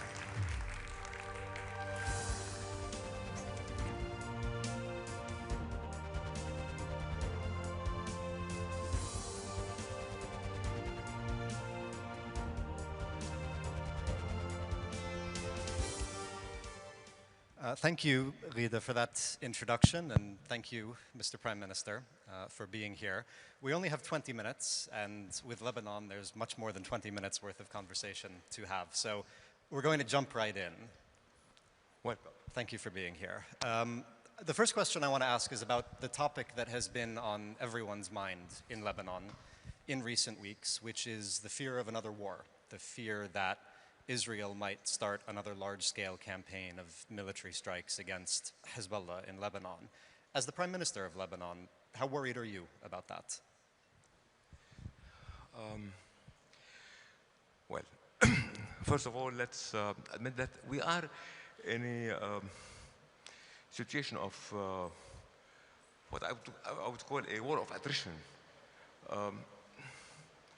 By one side, Israel, so we are, I mean, not in a peaceful situation today. It's conducted by one side, by Israel, while we should have been in a situation of cessation of hostilities, because a year ago, Lebanon and Israel, under the auspices of France and the United States of America, agreed to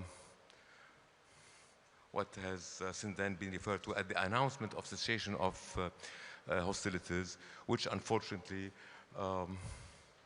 has not been abided to by Israel.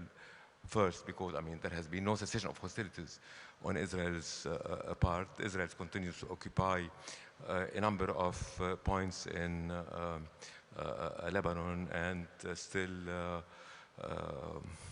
on the number of Lebanese quote-unquote prisoners, and I think we are, the theme of the Doha Forum this year is justice in action, and the opposite of justice is self-help. So, and by self-help I mean one acting independently to redress what it considers to be a wrongdoing, and unfortunately this is what Israel is doing instead of abiding by what it agreed to, the Accord of Cessation of Hostilities. So you make a good point, which is that agreeing to a ceasefire is one thing, implementing it is another thing, and we're seeing that now in Gaza as well. You gave a briefing to some journalists in Lebanon last week, and you said that you're confident Hezbollah will eventually agree to relinquish its arms, to put them under the authority of the state, because they agreed to that principle in the ceasefire agreement last year. But how do you actually implement that part of the agreement? I think everyone, I mean, should be held accountable to what they agreed to. Hezbollah agreed to the announcement of cessation of hostilities, which clearly, I mean, its preamble lists the 6 and only sixth actor who can carry arms in Lebanon. Hezbollah is not among them. Security Council Resolution 1701, to which all Lebanese parties have agreed to and call for its implementation, also calls for a demilitarized zone south of the Litani. This should not be put in question. And way before Security Council Resolution 1701, the Lebanese, I mean, when they agreed to put an end to their war, they signed on an instrument known as the Taif agreement, which clearly specifies for the monopoly of arms, state monopoly of arms. And so that's not something new. I mean, that's part of the cessation of hostilities agreement, over and above our government in its ministerial declaration reaffirmed Lebanon's commitment to Security Council Resolution 1701, reaffirmed Lebanon's commitment to the Accord of Cessation of Hostilities, and reaffirms Lebanon's commitment to having, I mean, the issues of war and peace under the sole authority of the government of Lebanon, and Hezbollah, like any other Lebanese party who agreed to this instrument, will have to abide by. So you have all of those agreements, as you say, that have not been implemented until now. What makes you think that Hezbollah will agree to implement them now, and what's the mechanism by which you do that? I mean, Tom Barak, for example, the US ambassador in Turkey, has talked about trying to raise money from Gulf countries to invest in South Lebanon as an inducement for Hezbollah to disarm. Do you think that's something that is practical or workable? Well, first of all, this famous announcement of cessation of hostilities provided for a pentalateral, as we call it, mechanism, including the two. I think, sorry, if you could maybe just hold the microphone a little bit closer. So a pentalateral mechanism, including the two sponsors of the agreement, the USA, France, Lebanon, the United Nations, and Israel.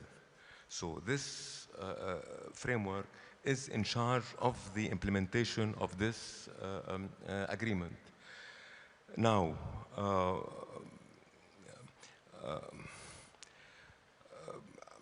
I know, I mean, that there have been some question marks about not only the implementation, but how, I mean, what could verify the implementation in southerly Thani, which is the first phase of the plan the army presented to the government, which was welcomed by the government, and which provides for a full monopoly of arms in southern Litani and north Litani in the first phase, that is till the end of the year, or which the first would have to end by the end of the year, a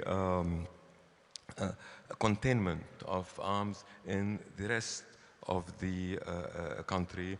Now, what is being discussed, how this framework, I mean, referred to or known as the mechanism in Lebanon, will start verifying on the ground with the army that such decisions are being implemented.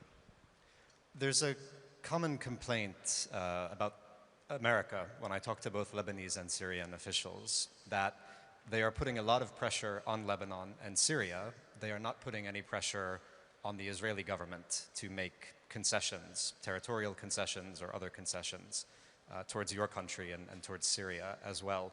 In your conversations with the Americans, what have they said about if phase one of this disarmament plan is completed by the end of the year, are they prepared to pressure Israel to withdraw from these 5 points in Lebanon or to pressure Israel otherwise? Well, we don't need, to wait till the end of the year. Israel was supposed to have withdrawn, from all of the Lebanese territory. It occupied 10 months ago. Unfortunately, it didn't do that. Israel was supposed to cease all hostilities 10 months ago, and it didn't do that.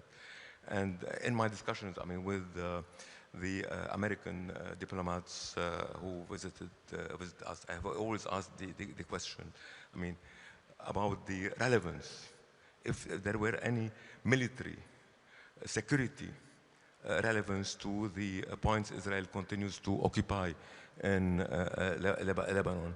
Unfortunately, no one was able to convince me that these points have any relevance in the age of satellite imagery, in the age of drones equipped with the most sophisticated cameras, in the age of balloons, monitoring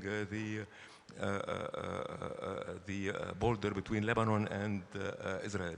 We are not, in 1914, 1915, 1916, World War I, where you need to be on top of a 600 or 700 meter hill to monitor what's around you. So, believe me, but no one was able, I don't know, if you will be able to convince me that these points, have any strategic, military, or security value. So that was my first point. And two, on our side, save one incident of rockets that were fired from Lebanon by elements who were identified as members of Hamas. Not one single bullet was fired from Lebanon. While Israel continue violating Lebanese sovereignty on almost a daily basis.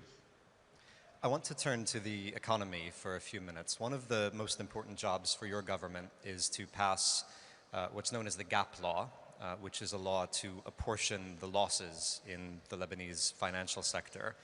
Without that, there can be no IMF program, there can be no large-scale investment. You said in an interview with Bloomberg last month that the law would be in front of the cabinet by mid-December. It's December 7th. Will you meet that deadline? Okay. The question of reforms is one of the two pillars, of the agenda of our government. The first, obviously, is regaining Lebanon's sovereignty, ensuring that the state has monopoly of arms over all its territory, and which is the subject of the plan that the army was tasked to present to the government, and which we welcomed, and now monitoring its implementation on a monthly basis, because we required, the army to come before the government and present a monthly progress report. The second pillar is reforms.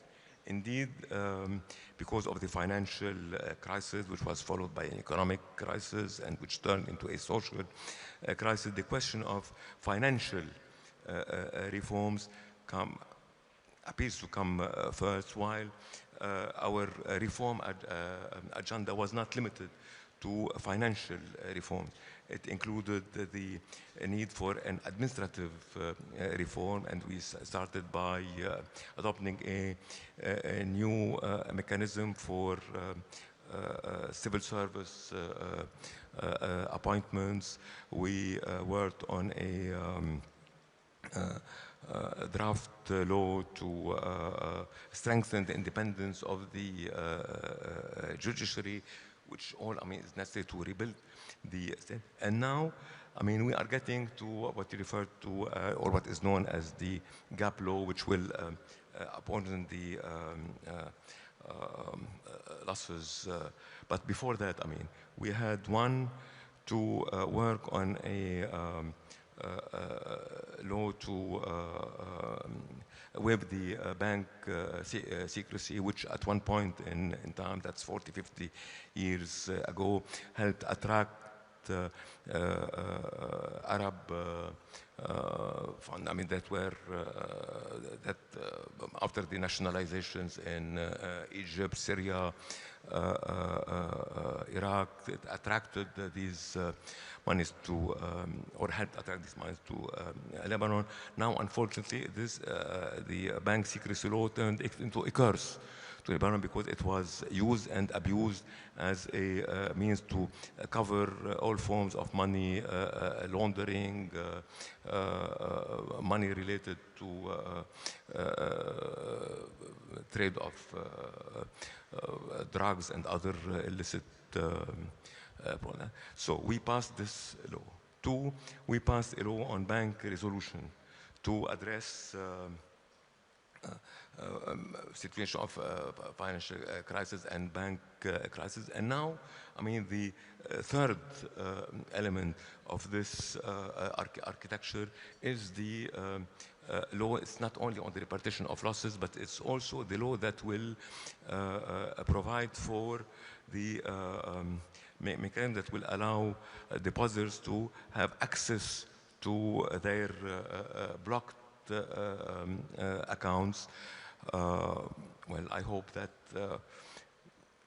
okay, give me a leeway of a week or so, but before the end of this month, whether on the 15th or 15th plus a couple of days, I'll be able to put before the government a draft law that will address both, I mean, the repartition of losses and giving depositors for the first time in 6 years the possibility of having access to their blocked accounts.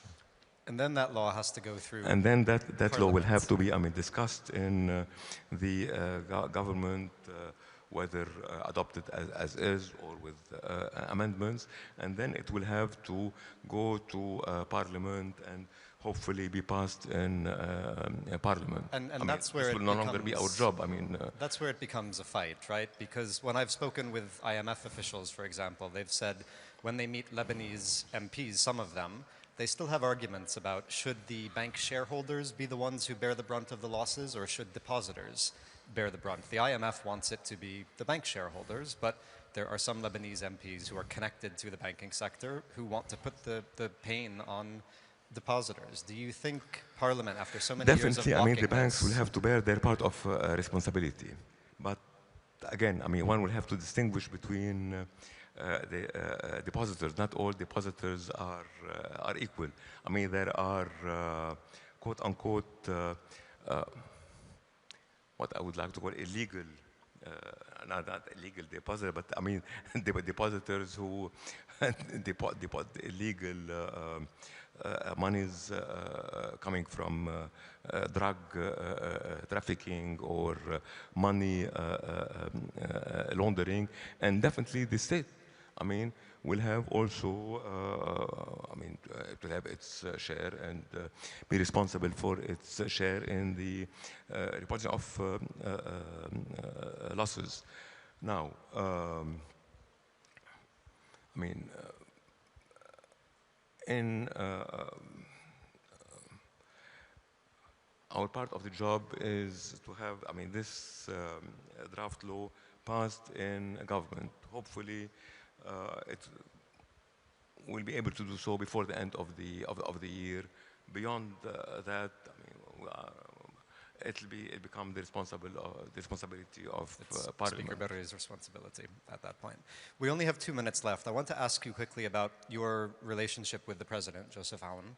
You have very different timetables. The President still has 5 years left in his term. You have elections coming up perhaps in 5 months. I was in Washington a few weeks ago and I heard some criticism of the president for not moving quickly enough on both security and economic issues in Lebanon. Do you agree with that? Do you think Lebanon needs to be moving faster on some things than it has been this year?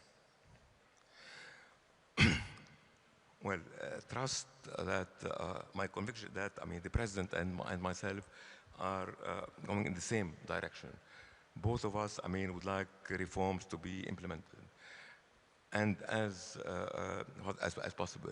Both of us would like, I mean, to see the state have a full monopoly of arms. But after all, I mean, we come from different backgrounds, I mean, and we have different styles in addressing issues. But my conviction is that we are, both of us, maybe not at the same speed, but going in the same direction. And last question, there are meant to be elections in Lebanon in the spring. Will they happen on schedule? And then what do they mean for you, for your political future? Do you want another term as Prime Minister? Well, actually, as far as my government is concerned, we are committed to holding parliamentary elections on schedule. The day the same way that we were able to or were to have municipal elections and on schedule. And we are preparing, and actually that's true, I mean, we started preparing for holding these elections in May. And what about you? Would you like to serve another term as Prime Minister? Well, let us finish, I mean, this term first, and then it will depend on the new parliament, not on my wishes. Let's see if we're back here next year again. Prime Minister Nawaf Salam, thank you. Thank you.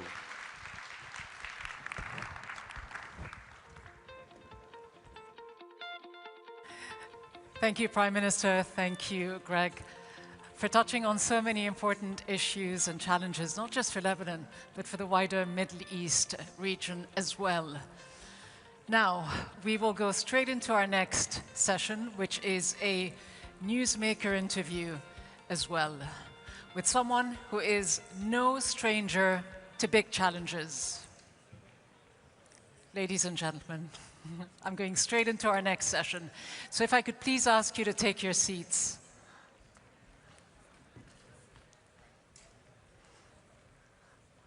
All right, so back to our next session, which is a newsmaker interview with someone who served first as Prime Minister of Belgium from 2020 to 2025, leading his government during multiple crises, including the COVID-19 pandemic and the economic recovery that followed.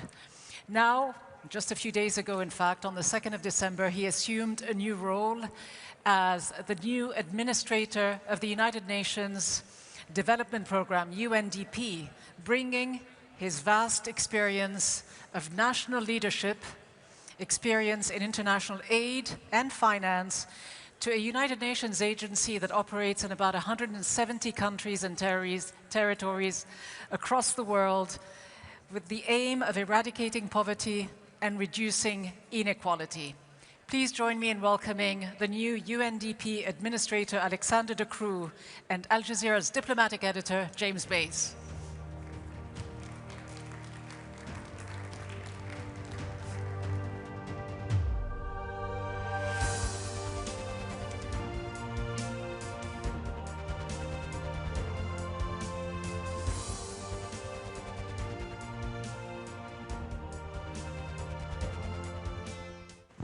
Take your seats, we're about to begin.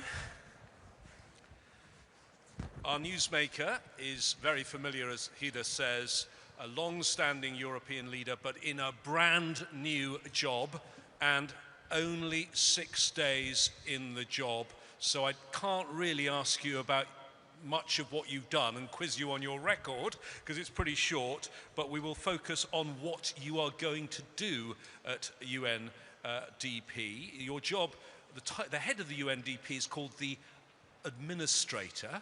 So, Administrator de Croo, first perhaps outline what you see as the mission of UNDP in this turbulent world. For anyone who doesn't quite get it, what does UNDP do and what does it need to do in the world we're now living in? Yeah, excellent question to start off. And first of all, thank you for inviting me here.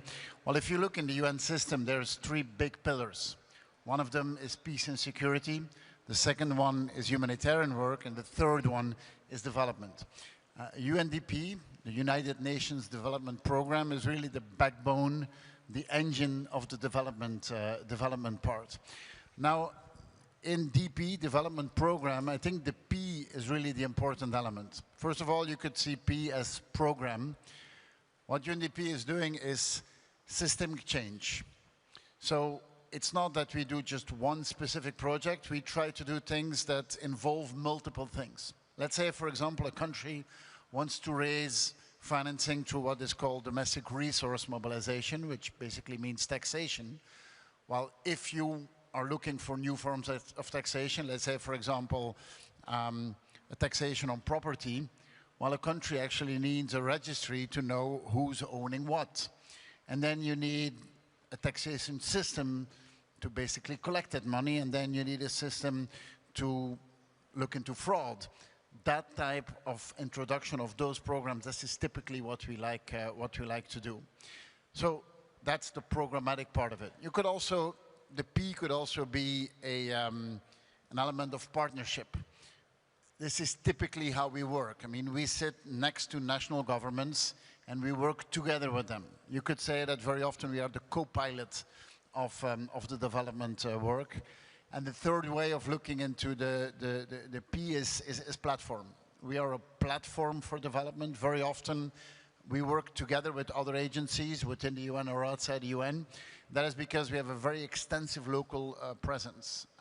Out of the 23,000 people that work for us, almost 90% are in our partner countries.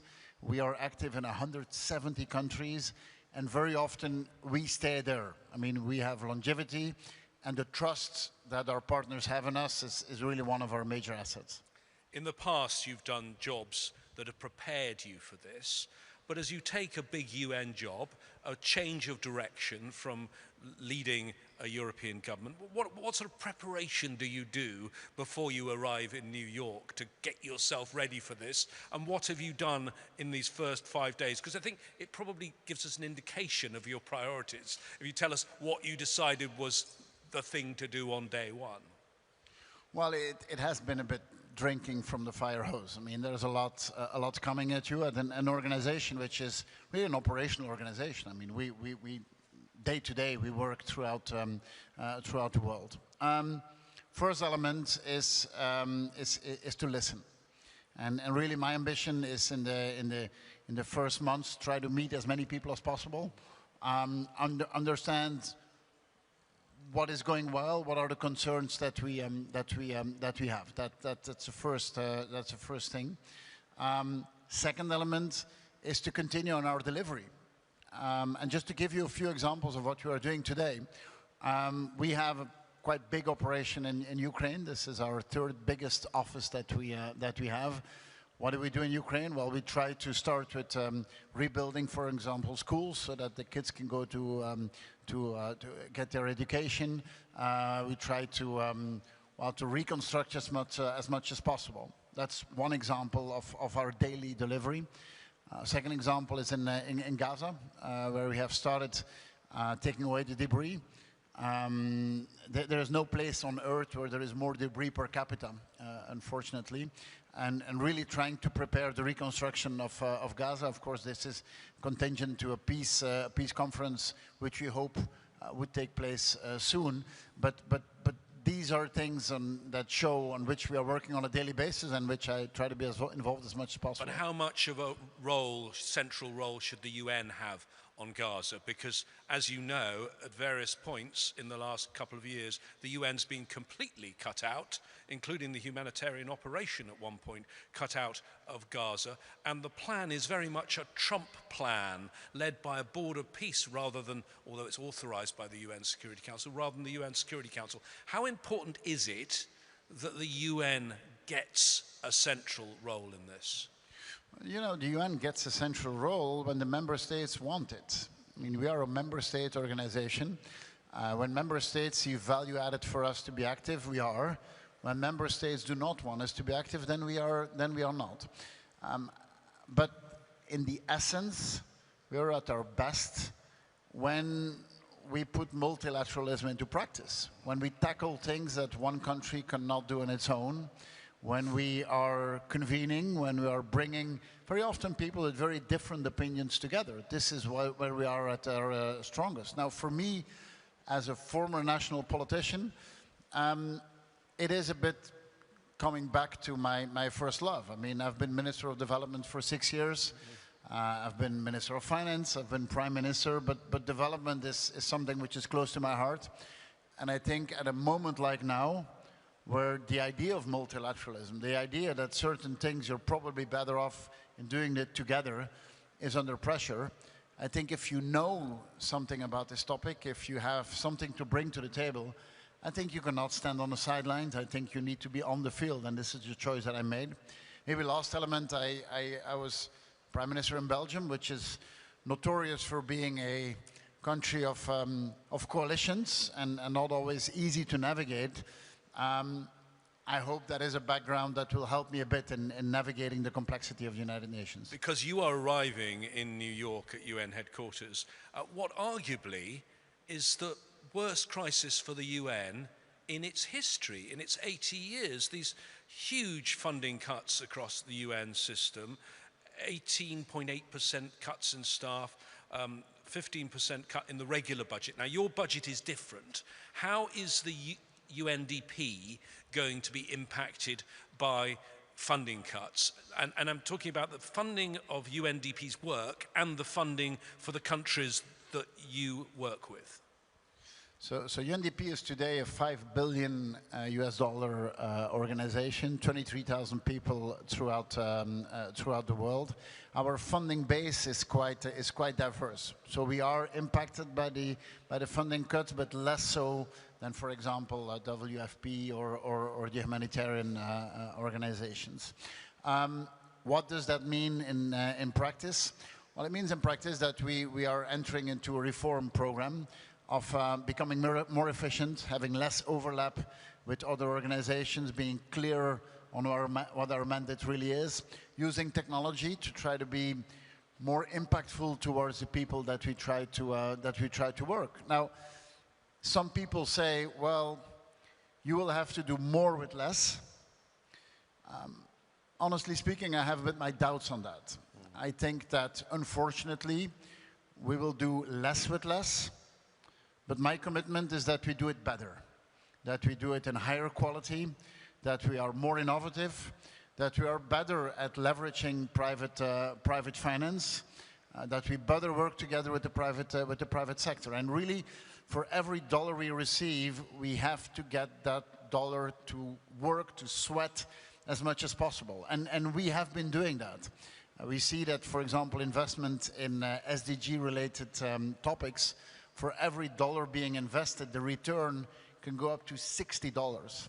That way, we have been able to mobilize more than $800 billion US in money that is basically leveraged through the private sector. And basically combining private capital and bringing that to the needs in the world. And there is no lack of needs in the world. But there's also no lack of capital in the world. I mean, there is a lot of capital to be invested. There is a difficulty of allocation, and there is difficulty of reducing risk. That really is my new assignment, is to unlock that capital and bring it to the growing needs that you have throughout the world. Some of your money, the core budget, comes from 41 countries. And as you say, perhaps you're not impacted as much as some other agencies, but many of those are cutting their development spending. Your deputy, when he was acting in your job, said our work will be threatened and eventually compromised. How worried are you about the cutting in that core funding? Because my understanding is that's the money that's not earmarked for specific projects, which gives you the flexibility in your work. Exactly. So out of the 5 billion that we work with every year, approximately 10% is what is called core funding. Now, core funding is also known as unearmarked, which is money going to our core mandate of standing to the side of government and working together with them. That is under pressure, but that process has been going on for decades already. Look, in a broader sense, what is called ODA, or Official Development Assistance, over the past years, approximately 1/3 has disappeared. So yes, this will have an impact.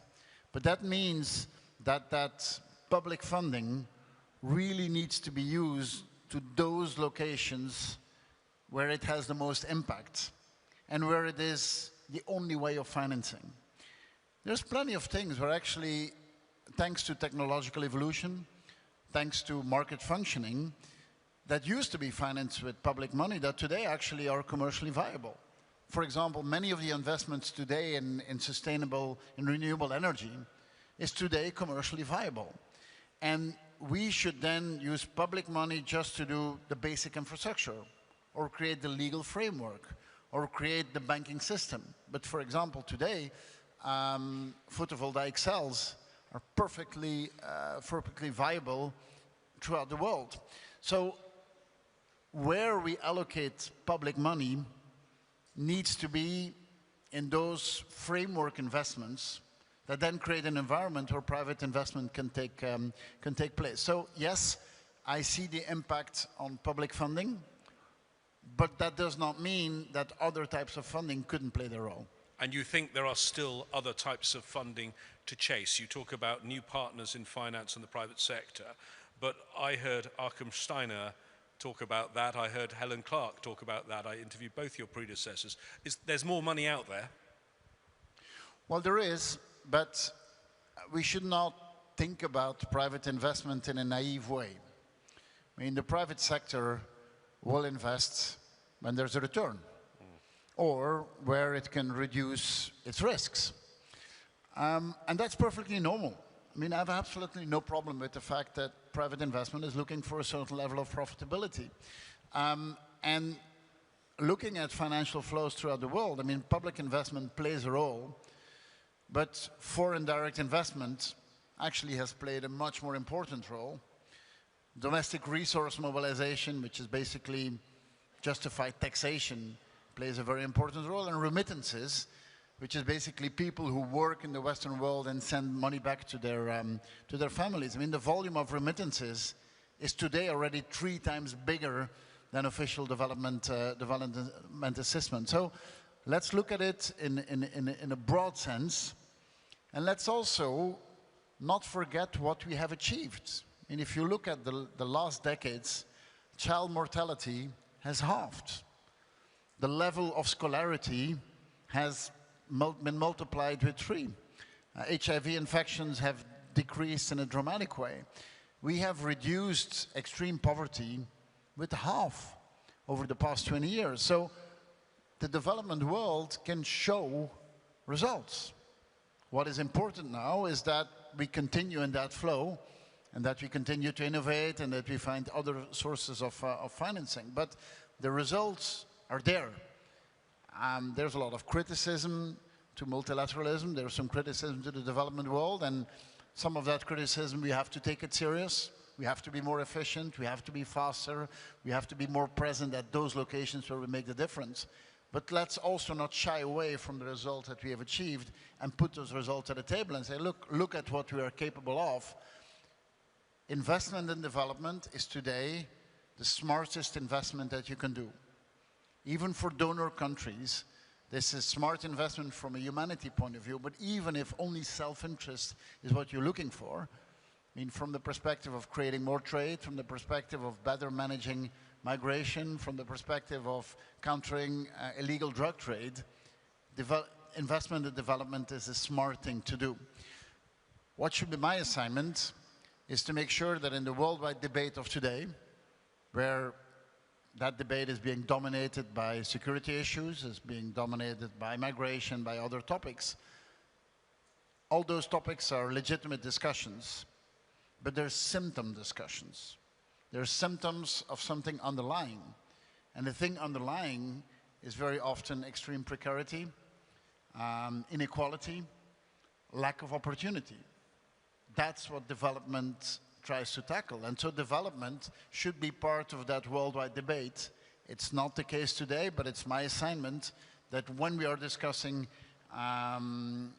extremism, migration, security, development is part of that discussion. Because it's not normally, UNDP, a headline-grabbing part of the UN or seen as the most exciting part of the UN. I suppose you're going to try and change that. You work in 170 different countries and territories. UNDP sometimes to be described to me as the senior service of the UN because you provide an operational backbone for the UN system, for 70 different UN entities. Can you keep that footprint with your new budget? Yes, you can, because that footprint is to the service of many others. So that footprint is very often used by other UN agencies.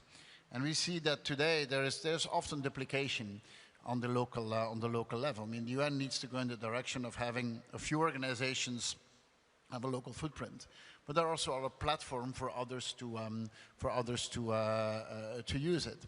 And I mean, we are not there to just serve the UN system. We are there also to work together with other organizations. So the question is not so much related to what footprint does UNDP have. The question is what footprint does the UN system have in general. And the question of development, I mean, development today is not about needs for development in, let's say, fragile circumstances or in least developed countries. I mean, you could basically say that almost all countries in the world today are facing development issues, and very often development issues which they cannot solve on their own. I mean, fighting climate change is something that all countries throughout the world are confronted with. All of us are. Tackling that is something no one can do on their own. They have to do together. An organization such as UNDP can be used to federate that effort and make sure that, that we work in a complementary way one with another. You talk about fighting climate change. One of your first meetings in your new job, I believe, was with the SIDS group of countries, the small island developing states. How do you bridge the divide on the idea of climate? On one side, you have these countries that scientists say might be submerged under the ocean and not exist. And then you have the leader of the most powerful nation on earth saying it's the greatest con job ever perpetrated on the world, a hoax and a scam. Look, I can, when in doubt, I would say trust science. And science is very clear on the fact that climate change is real, that it is provoked by, predominantly by human activity. But science also shows that it's perfectly feasible to reduce the emissions. It's not that today we're waiting for some miraculous solution falling out of the sky. I mean, all the pieces of the puzzle are on the table. And they're actually becoming more affordable than ever. And in some domains, we are lagging. I mean, if you look at the Sustainable Development Goals, approximately 2/3 of the Sustainable Development Goals are or stalled or in delay compared to the schedule. So we have to catch up on that. But in some domains, we're actually ahead of the curve. I talked about photovoltaic cells. Actually, they're cheaper than anyone would have imagined 10 years ago. The adoption of electric vehicles, of EVs, is actually going faster than expected. So there's domains where we overachieve, but unfortunately, there's today many domains where we are slower than we should be. Do you worry about the fact that the UN has to walk on eggshells not to upset the Trump administration? You mentioned the Sustainable Development Goals. Well, they're all about collective global action. That's not America first, is it? Well, look, the United Nations has the assignment to bring people around the table. And to bring people around the table who sometimes have different opinions. And you know, this is a free world. Who am I to judge on the opinions that the member states have? I will work together with the ones who believe that working together actually has an impact. There is today way more countries that believe in multilateralism than there are countries that are skeptical on multilateralism. The issue is that today the ones who are skeptical are very loud. The ones who believe in multilateralism are actually way too quiet. And so countries who believe that you're better off in working together, and there's a lot of these, well, they should rally together and they should try to achieve as much as possible. And I'll be open to work with any member states and to understand that in the world of today,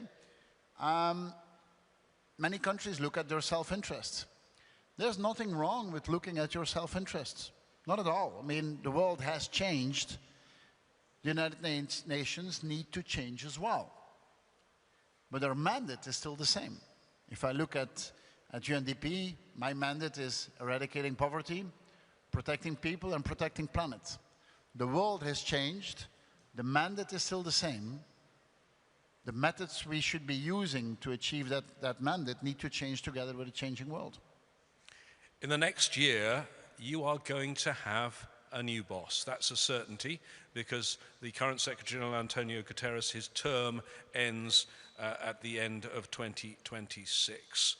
Is there any excuse, in your view, as someone who was very close to the UN as a political leader, and now for a few days a UN insider, any excuse not to have the next woman, after 9 men in a row, the next SG to be a woman? And before you answer, I think it's worth telling the audience here, you wrote a book, The Age of Women, Why Feminism Also Liberates Men.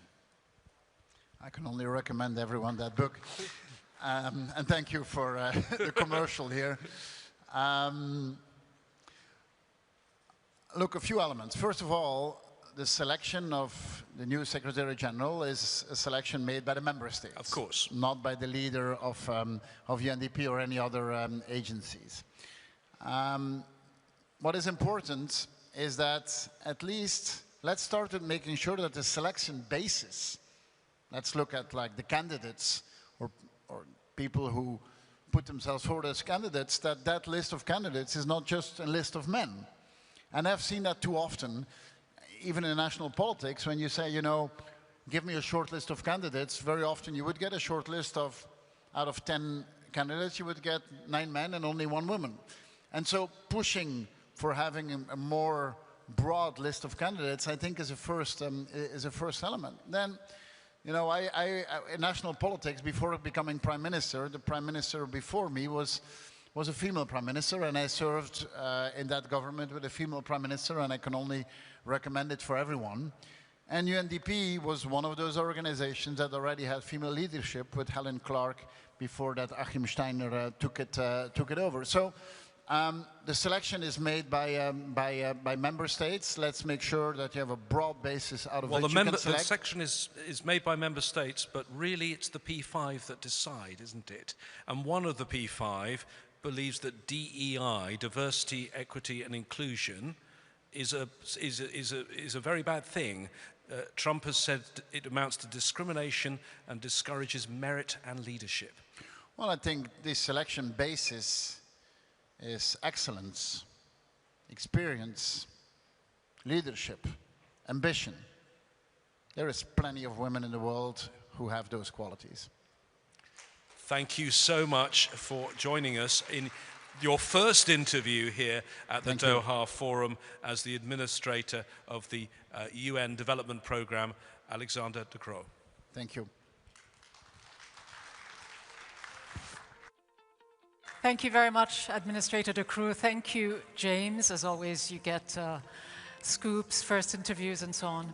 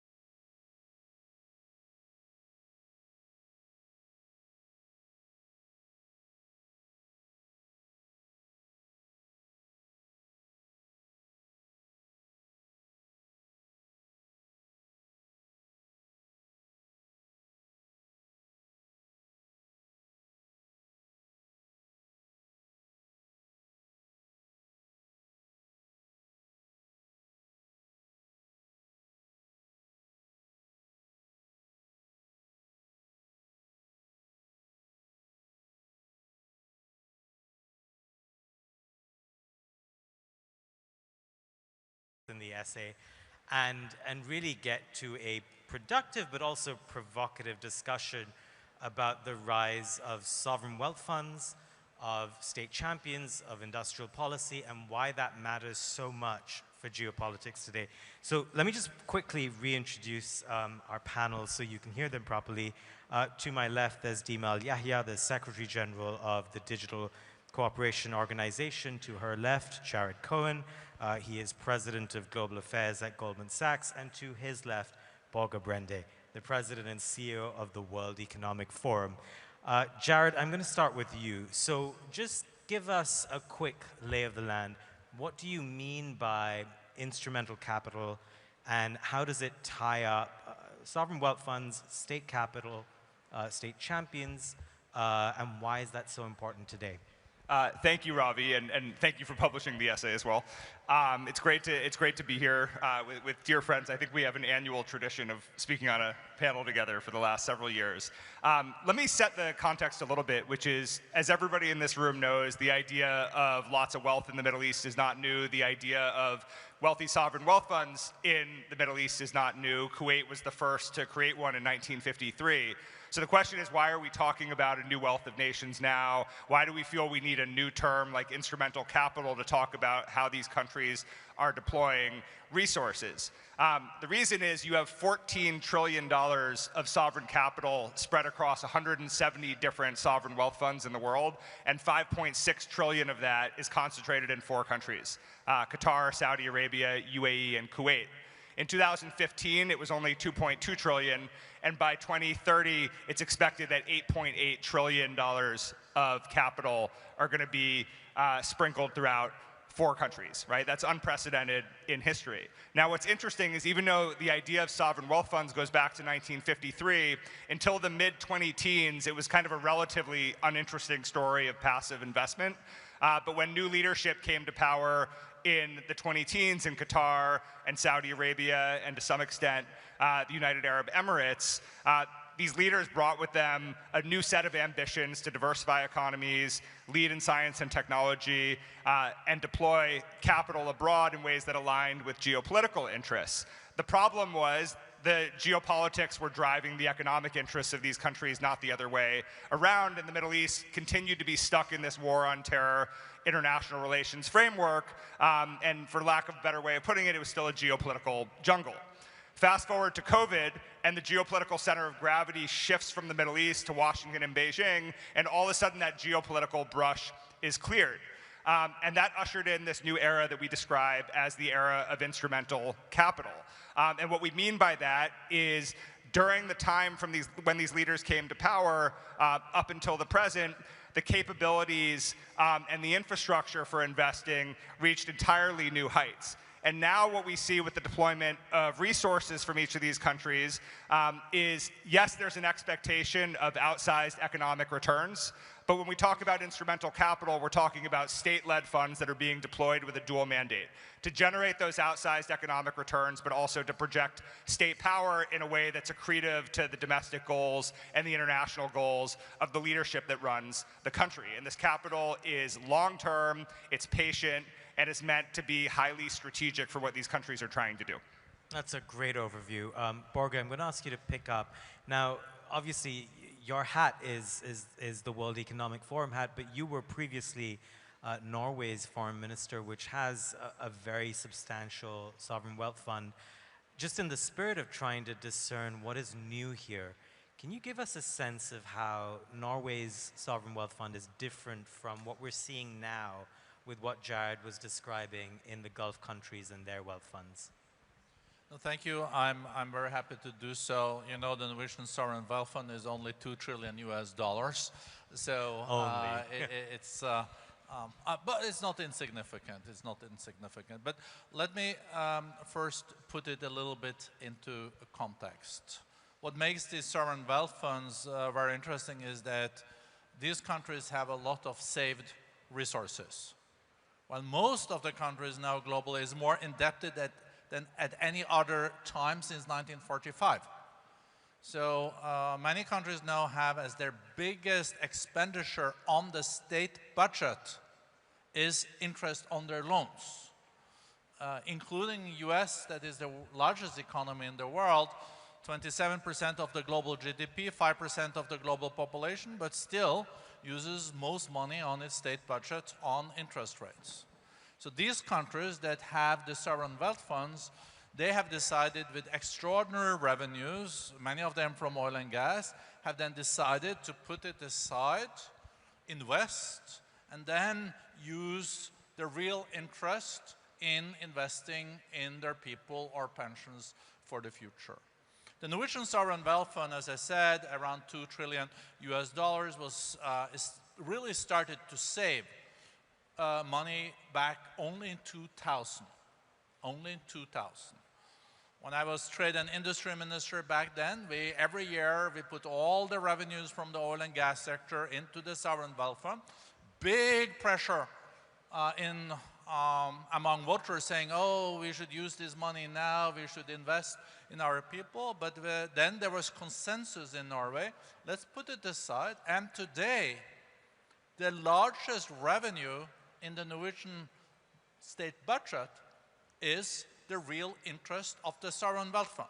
At the beginning, we were able to take out 4% of the real interest, but then it became too much money because we can't put that much money into the state budget too.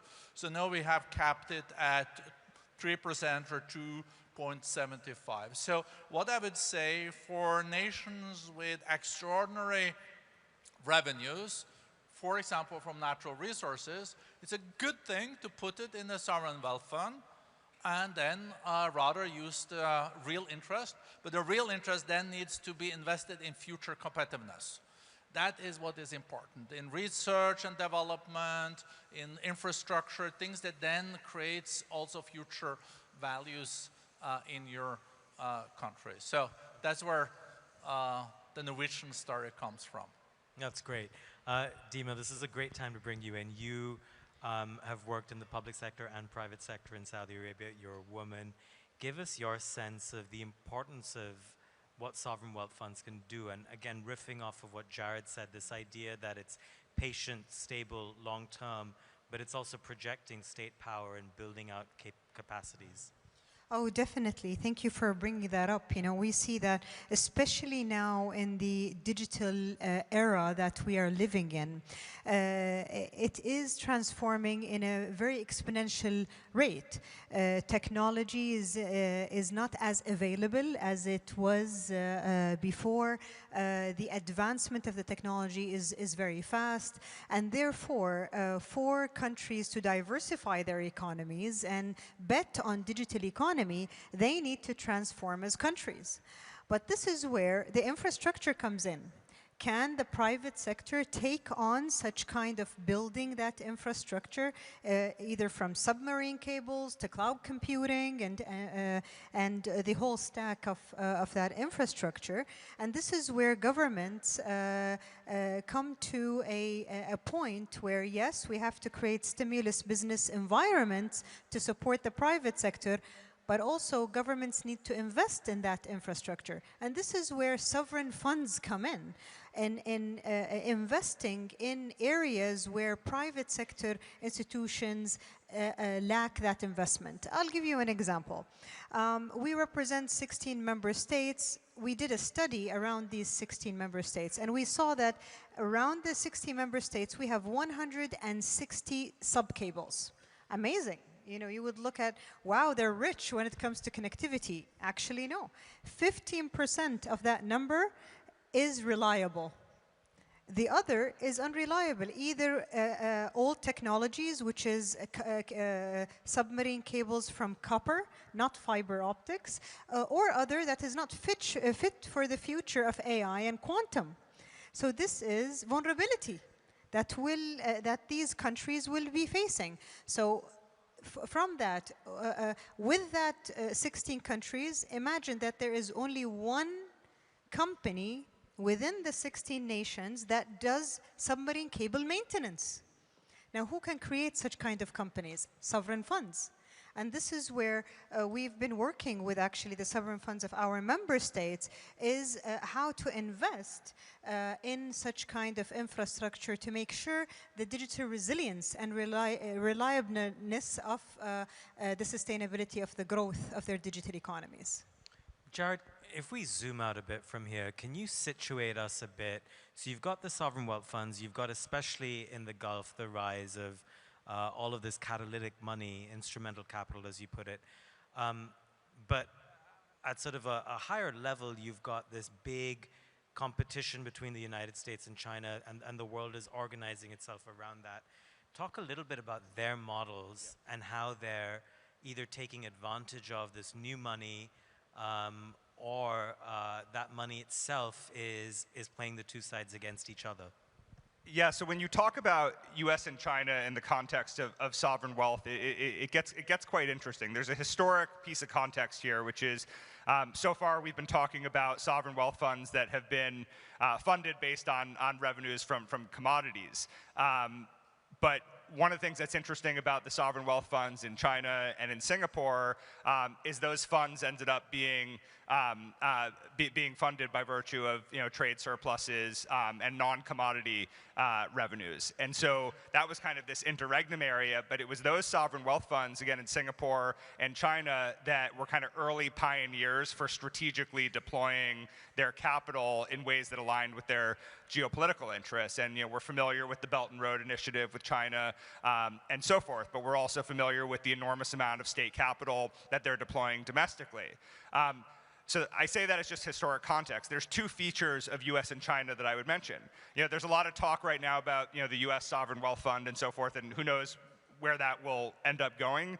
But the reason countries have sovereign wealth funds is because there's an absence of deep capital markets, right? So the US, having kind of the deepest capital markets in the entire world, hasn't really had a need for a sovereign wealth fund, whereas countries that lack the capital markets, like in China, but have 1.4 billion people, it served a very important function. Same in countries in the Middle East that have kind of more nascent capital markets and smaller economies and smaller populations. The sovereign wealth fund has allowed them to play at a really robust level, which we can come back to before. But the third dimension of this gets to not just we've talked about the concentration of wealth in 4 countries, but what we haven't talked about is why that wealth has been allowed to be so strategic and so up-leveled and so essential to everything that's playing out in the world, right? Like as I mentioned before, wealth in this region is not new. The way in which that wealth is empowering the countries is, and it is a function of the fact that for the first time in history, America's 3rd largest trading partner is also its most formidable adversary. And that causes people to look at US and China as if this is a second Cold War. This is not a second Cold War. It resembles none of the attributes of the Cold War, except for the fact that you're talking about 2 large countries with 2 large militaries. The Soviet Union and the US were never economically intertwined in the way that the US and China are. What that means is whether you call it a strategic competition or a competitive coexistence, neither the US nor China can gain the upper hand without relying on other countries. And what this has done is it's allowed a group of countries, like the 4 that I mentioned earlier, Saudi Arabia, Qatar, UAE, and Kuwait, to emerge as a sea of geopolitical swing states who have a differentiated amount of capital that they can deploy wherever they want without having to worry about the political or geopolitical backlash. They have a differentiated part of the supply chain. They're attractive for nearshoring, offshoring, and friendshoring, and each of them is led by an individual that has a global agenda independent of Washington and Beijing. So that geopolitical context, which has been fueled by sustained tension between the US and China, coupled with just the accumulation of wealth, plus the fact that since the advent of these sovereign wealth funds, the capabilities and the capacities and the investment know-how has really germinated, is part of why we're in a situation now where, just to give you a concrete number, to give you a sense of the scope and the scale, in the first 8 months of 2025, $56.3 billion of global deal flow was accounted for by sovereign wealth in these 4 countries. That's 40% of the global deal flow in just the first 8 months of 2025, which is extraordinary. Wow. Borge, I wonder if as we talk about the growing salience of sovereign wealth funds, whether it's worth thinking a little bit about what that does to global order and equality within that order. So how concerned are you that we could be creating a winner-takes-all world, or at least a world in which the countries that cannot afford to be a part of that change are not geopolitical swing states, but are a layer or two below that? What happens there? No, that's a really good question. I think we already saw with the platform economy that the big preferred platforms also became very strong companies. So it was already a little bit the winner takes it all. Then you can say today, though, with the new technologies, artificial intelligence being one, quantum, also a lot of the other ones, autonomous vehicles, all that, it could lead to a winner-take-it-all situation. Let me come back to that. The other thing that could come to a winner-takes-it-all is that if you accumulate a lot of capital, as some countries do, they will have huge influence through that capital, because there are other countries that are incredibly indebted. As I said, some countries are more indebted than at any other time since the Napoleonic Wars. We have to go that far back. So if you look at future potential bubbles and black swan or black swans, I would say probably the most challenging bubble that we would potentially face if we see low growth in the years to come would be the situation related to debt. There's, of course, a lot of talk about potential bubbles on AI, potential bubbles on crypto. You cannot exclude that, but I think that would be more adjustments. And we have had bubbles before that have burst, but you know, .com too, but we saw a lot of strong companies coming out of that, and in the market economy, it does happen once in a while that you have those bubbles, but I would be very worried about a debt bubble. So we have the AI and the huge investments there. Can that create only a winner takes it all? And with the capital, those that have capital compared to those that don't have capital, that can also lead to a winner takes it all. So what is my perspective? What do I think there? I do think the jury is still out on the new technologies, on AI. I think we know in the hardware phase where you see trillions of US dollars invested in the new language models and all that. But there can be a moment later on where you go more into the software phase, where you also will have incredible smart people coming up with things that also does not necessarily need to come from the big companies. You know, who knew about ChatGPT 5 years ago? Today they're a very big company. If you look at the 10 largest companies in the world today, when it comes to market cap, many of them did not exist 25 years ago. So it's not like a priori given that the winner is necessarily the one that is big today. But of course they do have an amazing capital flow that they know can invest in AI instead of necessarily borrowing all the money to invest. They can use their running flow. So that makes it different. But of course, the countries with the large sovereign wealth funds are in a privileged position, but they also have chosen not to use the money but save it. And that is also to avoid the Dutch sickness. And then and my last point is, you have different categories of sovereign wealth fund.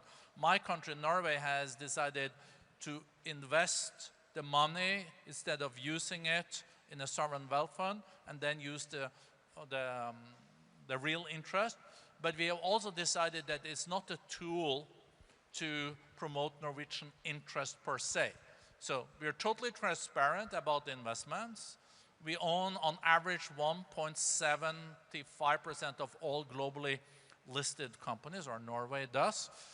Then they are also saying, the Norwegian Sovereign Wealth Fund, that they only take 5% up to 5% in these companies to avoid a situation where it is seen as a political tool. That's a national decision, and we're very transparent. Go on the website and you can see all the investments. So that has been Norway's kind of policy related to that. Dima, of course, not every sovereign wealth fund is as transparent as that.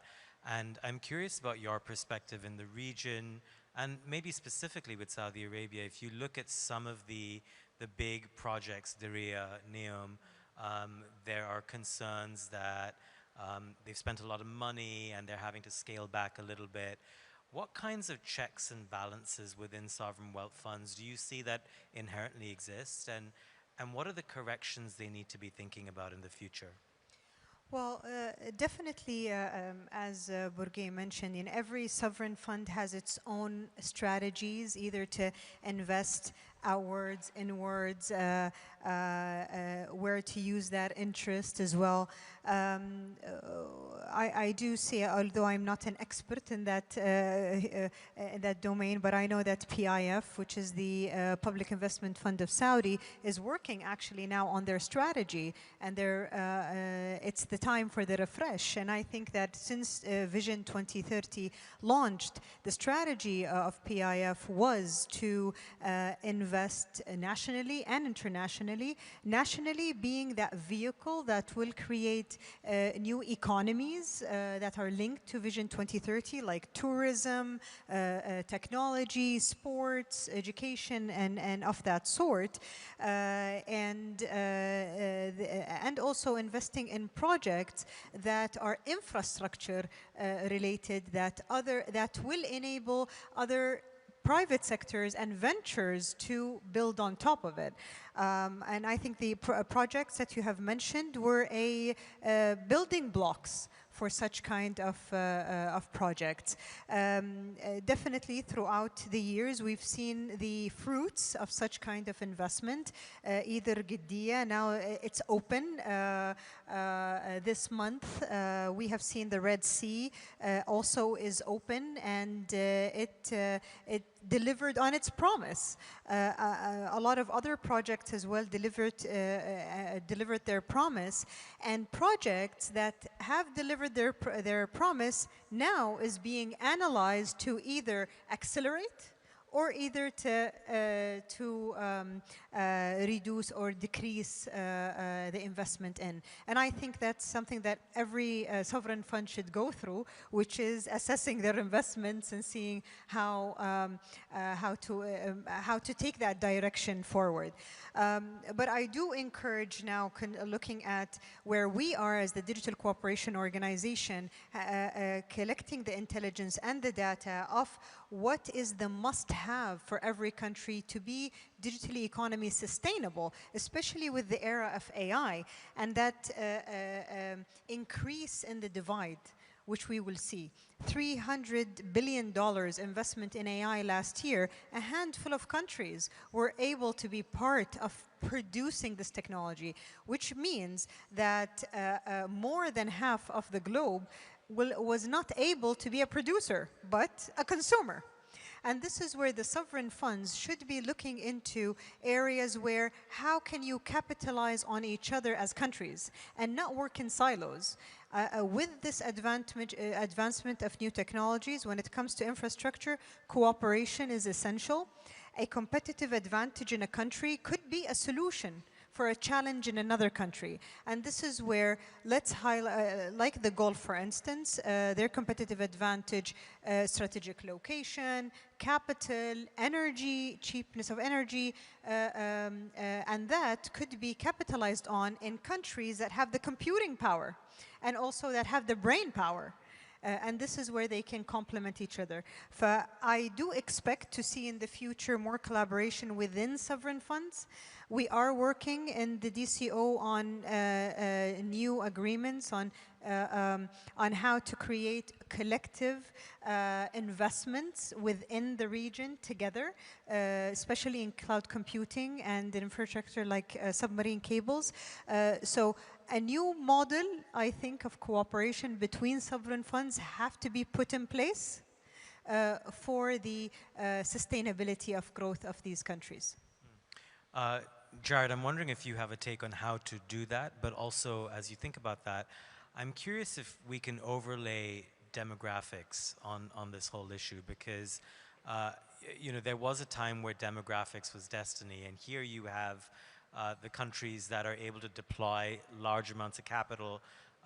Obviously, they have much smaller populations, and so this deployment of capital is able to diversify their sources of revenue, but then eventually maybe even attract new demographics. So I think the demographics point is incredibly important and essential for understanding that the Middle East is not some monolithic blob that bleeds together as one kind of geopolitical sea of wealth. I think part of the thing that I find fascinating is everybody, you know, so many people in the business community today have woken up and realized the Middle East is important. People have been coming here since the advent of sovereign wealth funds for allocation into their funds, and that era of passive capital where you can come and just by showing up you differentiate and come away with money, that era has been over, not just for a short period of time, but really for quite some period of time. Part of what it means to have that era over is the Middle East. It's interesting. You know, you look at, you look at the region of the Middle East, and each of these countries is operating more as an independent country, punching way above its weight on the global stage, and certainly way above its population size. So when you try to understand what is the difference between what Saudi Arabia is trying to do with its wealth, what Qatar, Kuwait, and UAE are trying to do with their wealth, I think it's useful to view it through the lens of people. So if you view Saudi Arabia as a starting point, Saudi Arabia is unique in that it has more than 35 million people. And so differently than the other countries, it's absolutely essential that the deployment of that sovereign wealth leads to not just employment opportunities for the population, but really up-levels the human capital. As Dima will attest, you know, historically, Saudi Arabia has had a tradition of merchant families, and it's moving towards up-leveling a younger population into an era of entrepreneurship and thought leadership. And so many of the investments that are focused abroad now require bringing a knowledge economy into the country. So that's kind of what's unique about Saudi Arabia. Here in Qatar, you have some of the best infrastructure built in the entire world. It was built in the lead up to the World Cup. I like to say that the World Cup was the IPO for the modern country of Qatar. And now Qatar, as it sort of looks beyond the World Cup, is focused on how do you attract another 2.5 million people who are permanent residents who come with their families and live in Qatar from around the world. And you know, if you look at what Qatar is doing, they can't do what Saudi Arabia is doing because there's not 35 million people, so you can't just rely on the population you have. And they don't want to copy what they're seeing, you know, nearby in UAE. Some of the most recognizable brands in the world for Qatar are its national champions. You know, Qatar Airways, Qatar National Bank, Al Jazeera, Ooredoo, et cetera. If you're a brilliant person and you want to work for an airline, if you're given a job at Qatar Airways, you'll move your family to Doha to take that job at Qatar Airways. And if you look at some of the best human capital from outside of Qatar that's living and working here with their families, they're working for national champions. The challenge that Qatar has that they're trying to address is they don't have enough national champions to fill that out. And I think it's a very exciting opportunity for the country because you have ready-made infrastructure to be able to do that. It's a totally unique situation where the infrastructure is built in anticipation of germinating a whole ecosystem of national champions that can connect Qatar to the rest of the world. In the case of the UAE, they have such a first-mover advantage. They're unique demographically in the sense that it's less about attracting foreigners to live in the country and more about not losing that first mover advantage of being the place where companies want to have their headquarters and where people want to live. And if you look at what they're doing, they're leaning into that first mover advantage to really aggressively try to pursue through a whole ecosystem of sovereign wealth funds, not just a single one, emerging as one of the world's, or if not the world's greatest sovereign investor. And then Kuwait is an interesting story because they were the first to have a sovereign wealth fund, as I mentioned before, but they stayed in the passive investment paradigm for quite some period of time. And it's only in the last couple of years that you've had a paradigmatic shift in Kuwait, where you have new leadership at the KIA, new leadership sitting on top of a lot of the different big allocators. But what's fascinating about Kuwait demographically is they're emphasizing building it all with Kuwaiti nationals. And you see that through a variety of policies now. Borge, you have such a great vantage point in your role at WEF. I'm curious how, when you hear all of this, how do you think the rise of sovereign wealth funds, and I guess with it, the rise of the Gulf states, how is that changing geopolitics? I mean, we were talking the other day about how the lens through which many of us are seeing the world now is realism rather than privileging values or anything else. There's been a shift. And I'm curious how you tie that together with the changes we see here and whether that's a good thing or how you sort of characterize what it does to global order. So I choose to have a real political approach to that. The world is moving in a more multipolarish direction.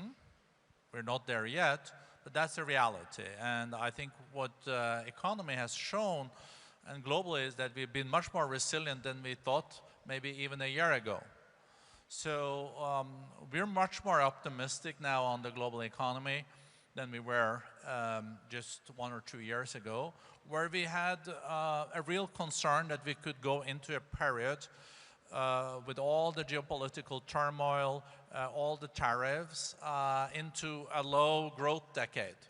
You know, in the 1970s, we had almost zero growth, and then it was also a lot of economic challenges. But we're seeing now is 3.2% economic growth this year. It's a little bit lower than the trend growth that was close to 4% for decades, but it's not too bad, and especially with the most complex geopolitical backdrop in decades. We're still trading, we're still seeing growth. That's good, and we do think that the paradigm shift that the new technologies do represent is maybe the new engine of growth.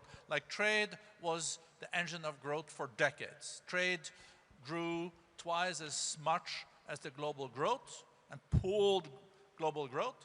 I think we will see now the same with the new technologies. A year ago in Doha we discussed was there going to be a hard landing, a soft landing in the US economy, and there's no landing. And why is that? $500 billion invested in AI this year. This is amount of money that is staggering, but I think we already see some productivity gains in the economy. So I'm more optimistic moving forward, provided that there are no major wars, there are no major bubbles related to sovereign debt. And of course, we have to avoid any kind of pandemic, so we have to, of course, collaborate to be better. I mean, we already have wars, and there's an open debate about whether we're in a bubble. That we cannot afford. I would say on the sovereign wealth funds, though, coming back to that, we have to also remember what the history is. The history was that one wanted to avoid the Dutch disease. So the Netherlands used so much of the gas money in the 70s that the inflation became higher and they didn't really get that much out of the extraordinary gas revenues. Now they're doing well, and this is also my point. There are countries doing extremely well in the world without sovereign wealth funds too, but those that have extraordinary revenues have learned from the Netherlands and the Dutch disease in the 70s. They rather save the money and use the real interest. And over time, it has shown that equities is a good way of saving money. But we should not forget that every country has a responsibility to look after its own competitiveness. Look at Argentina. Maybe the richest country in the world in 1945. That took the Peronistas 10 years, and it was a lower middle income country. Look at South Korea, zero natural resources, at least close to zero natural resources, was on pair GDP with Kenya in 1960. Today, the GDP per capita in Kenya is in Korea is 32 times the one in Kenya. So I'm still, with all this talk about winner takes it all the talk about sovereign wealth funds, we will see nations that prosper also moving forward because of hard work, investments in education, investments in R&D, excellent courts, not corrupt politicians, great governance, hard work, and willingness to really address the very fundamental issues. That's a really great point. Dima, just to pick up from there, you know, your last point about, you know, how it's important to invest in a way where you're cooperating and not just competing, but also in a way that keeps in mind inequality within countries. And, you know, for example, one of the members of DCO is Pakistan. And I'm curious how on the ground you're able to see policy-making shift outcomes when it comes to inequality, or if there are any cooperative mechanisms you're seeing that are working. Well, I do see it. I'll go back to and build on what Borge mentioned, which is the intention. The intention of these countries and that positive attitude to prosperity that we see now in a lot of our member states. And that intention is opening the opportunity for them to change and to change that mindset of when we, for instance, when you mentioned Pakistan, we're running an initiative with WEF actually in Pakistan, which is driving digital FDI. And the essence of that is what are the reforms that they have to take in place as government for them to attract the right investments, and also what are the packages and incentives. And here is where the openness for such kind of an activity and also working on the reforms in just 18 months, that gives indication that the willingness to change and the willingness to bet on diversifying economies. 2 months ago, we celebrated in Islamabad actually attracting $700 million of investments in digital assets within Pakistan. Why? Is because we identified where the opportunity is and we connected to the right of the supply with the demand, and here's where we accelerated that aspiration. We're doing the same thing in Cyprus, Rwanda as well, and now in Oman.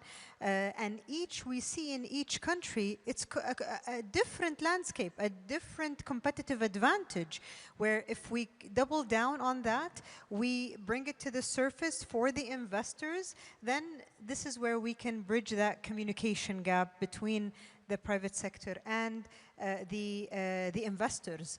We are working with development funds as well, because we noticed that with sovereign funds as well as with development funds, they are willing to invest in infrastructure if they know where the opportunity is and is it based on certain statistics and measurements. And this is where we came up with the Digital Economy Navigator that identifies the gaps.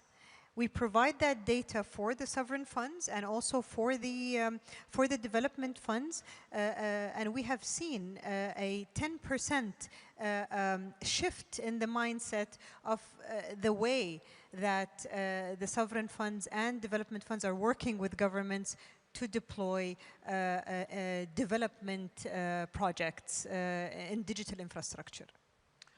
Jared, I'd be remiss if I didn't put to you that sometimes big bets can go dramatically wrong.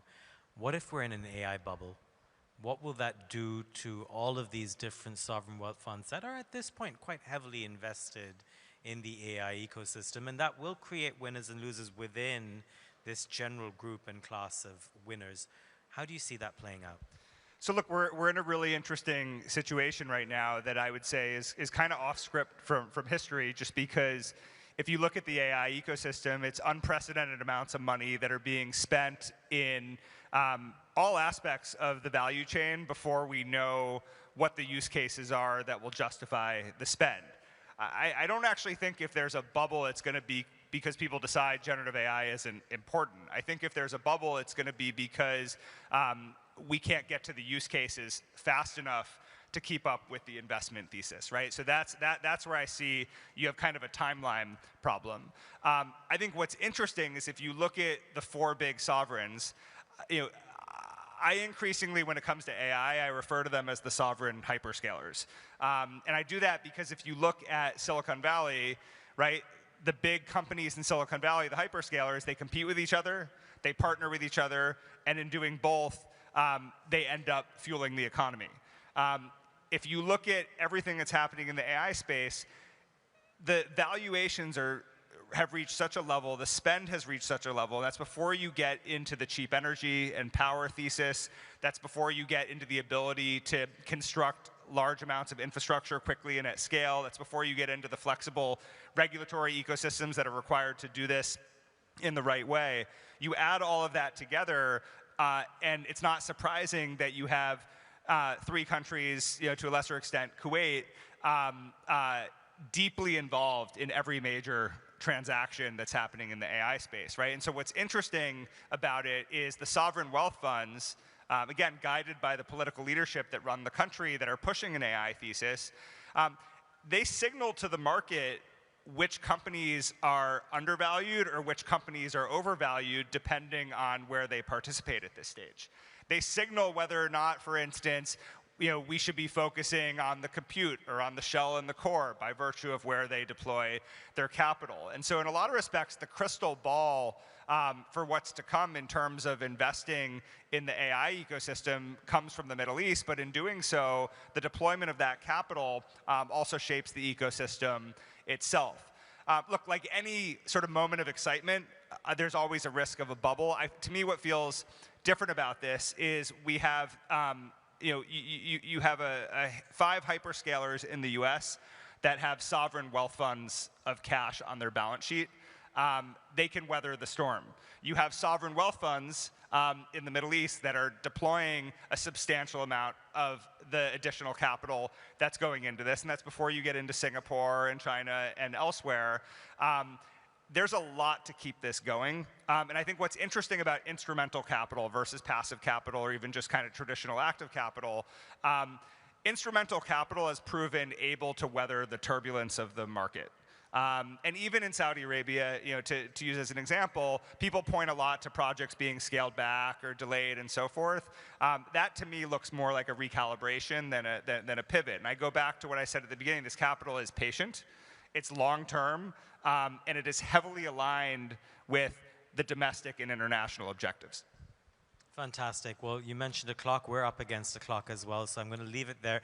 Thank you, all of you, for joining us. Remember, you can also read the essay that Jared wrote in Foreign Policy. It's actually leading the website right now, so just go to foreignpolicy.com. You'll know where to find it.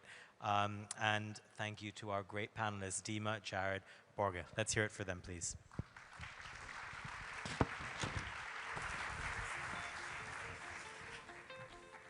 Thank you, Ravi. Thank you to all your wonderful panelists for this insightful conversation.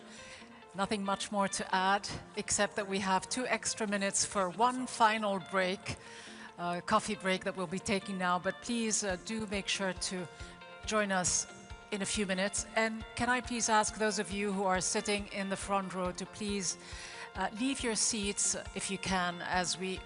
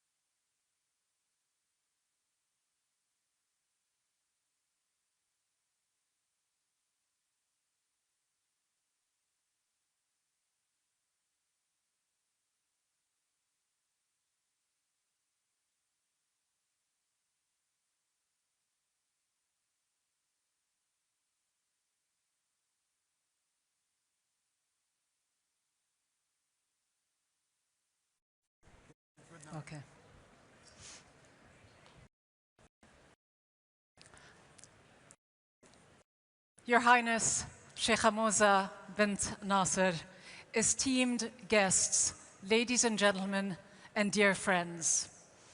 As we approach the close of this year's Doha Forum, our final panel tackles one of the most consequential and defining issues of our time: the collapse of trust in governments and institutions.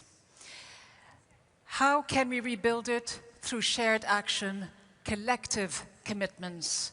Governments, corporations, media organizations, digital platforms, international institutions are all facing declining confidence.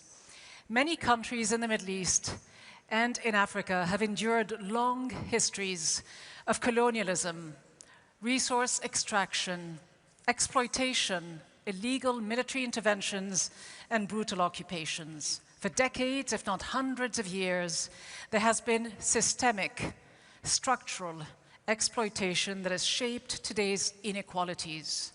What does true justice, which is the theme of the Doha Forum this year, what does true justice for nations and peoples who have been scarred by these structural injustices look like? Should it be shaped by the countries themselves or imposed by external powers? It is my privilege to moderate this closing panel with our distinguished panelists. May I invite to join me here on stage His Excellency Hassan Sheikh Mohammed, President of the Federal Republic of Somalia, His Excellency Abdullah Al-Alimi Bawazir, Vice President of the Republic of Yemen, and last but not least, Francesca Albanese, the UN Special Rapporteur on the situation of human rights in the occupied Palestinian territories.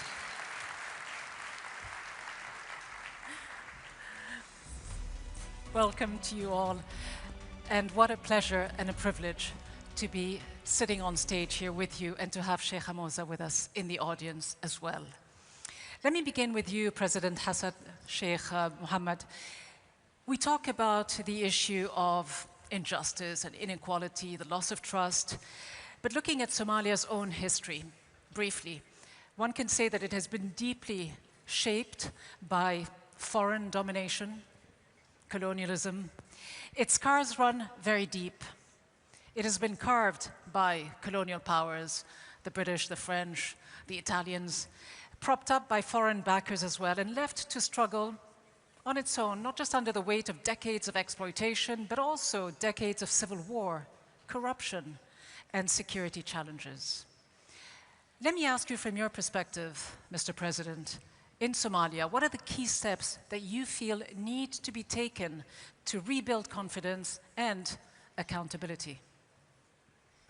Thank you very much, and it's a great pleasure and honor for me to be here. Very much grateful with the presence of Her Highness Sheikh Mosa. Thank you very much for offering us this opportunity. The issue of the justice is one of the fundamental issues that are staying in the world globally today, and in Africa in particular. Most of us, we have inherited a colonial justice system that might not be transcendent to our way of life, our culture, our values, and our beliefs as well. So that's one. The culture, not only the articles and the laws that are in place, but the way those laws have been accepted by the people.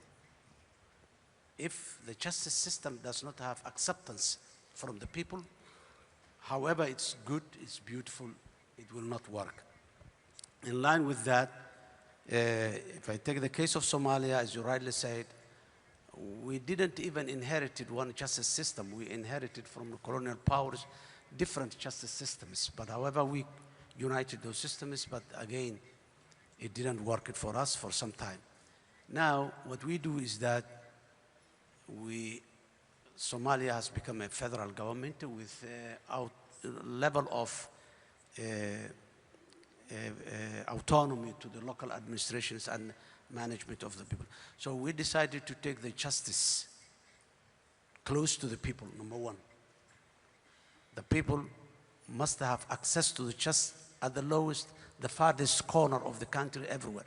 That is number one. Number two is whether the justice is based on the values. Somalia, the population of Somalia is 100% Muslims, Sunni Muslims, Shafi'i madhab, but even then, they have to see it, the justice system responds or is in line with their value and their beliefs. That's why we have incorporated and aligned the values of the people. So the third point is how the people, the leadership of the country, or the leadership of a particular part of the country is so close to the people.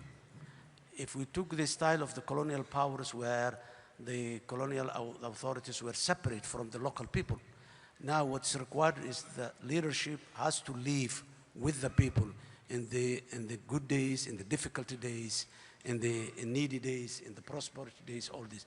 So these are some of the fundamentals that I say that justice can be accepted and implemented in a fair way. Not only writing very, very good articles and laws only. Thank you. So give us specifics about what kind of steps you and perhaps other African leaders are doing today to make sure that the future that you are building, the kind of justice that you do say you seek, is one that actually works for the youthful population of Africa and Somalia, a very rapidly growing population, half of the population under 25 years. And the same goes for the continent as a whole. 60% of the continent is under 25 years old, and it is the fastest growing population in the world. What are you doing to make sure that they can believe in the future? As I said earlier, one important aspect is how to incorporate the laws of the country with the traditions and the values of the society. There are traditional laws that is not written, many of them not written, but accepted by the people. The justice system in that country has to reflect some of those traditional laws. Those traditional laws that cannot compete or follow with the modern way of life maybe can be reviewed or changed, but the people, what they believe, that's what I'm saying, the acceptance of the people is very important. And traditional laws are laws that has been accepted by the people. Many of them are not written even, but even then, again, from one generation to another, that's number one. Number two, the youth is to involve in the making of the laws. When a law is to be established, it has to take time, go to the people, explain to them what this law says, and get their input. That's how the people, particularly the young generation, feel that they are part, or they own the laws that are going to be implemented soon. And too often they feel left out of the decision making as well. Turning to the Vice President of Syria, Vice President of Yemen, Vice President Bawazir, we often forget that Yemen, after years of conflict, is still going through a war in many parts of the country. Given that conflict, displacement, continuing suffering on quite a large scale is going on after so much time, what for you does justice look like for Yemenis? To what extent can your government deliver in a way that rebuilds trust and dignity for the people who live in these war-torn areas? شكرا جزيلا. أنا سعيد أن أحضر هذه الفعالية وبحضور الشيخ موسى في هذه الجلسة الختامية. فيما يتعلق باليمن، اليمن يمر بمرحلة صعبة، أكثر من 10 سنوات حرب. كان اليمنيين على أعتاب مرحلة جديدة في بناء دولتهم بعد حوار وطني شامل في العام 2012 و13 استمر لأشهر، ووضعوا تصور لبناء دولة يمنية مدنية حديثة قائمة على العدالة، قائمة على أن تكون هناك حكم رشيد وتوزيع عادل للسلطة والثروة، وبدأوا بوضع دستور جديد للبلاد.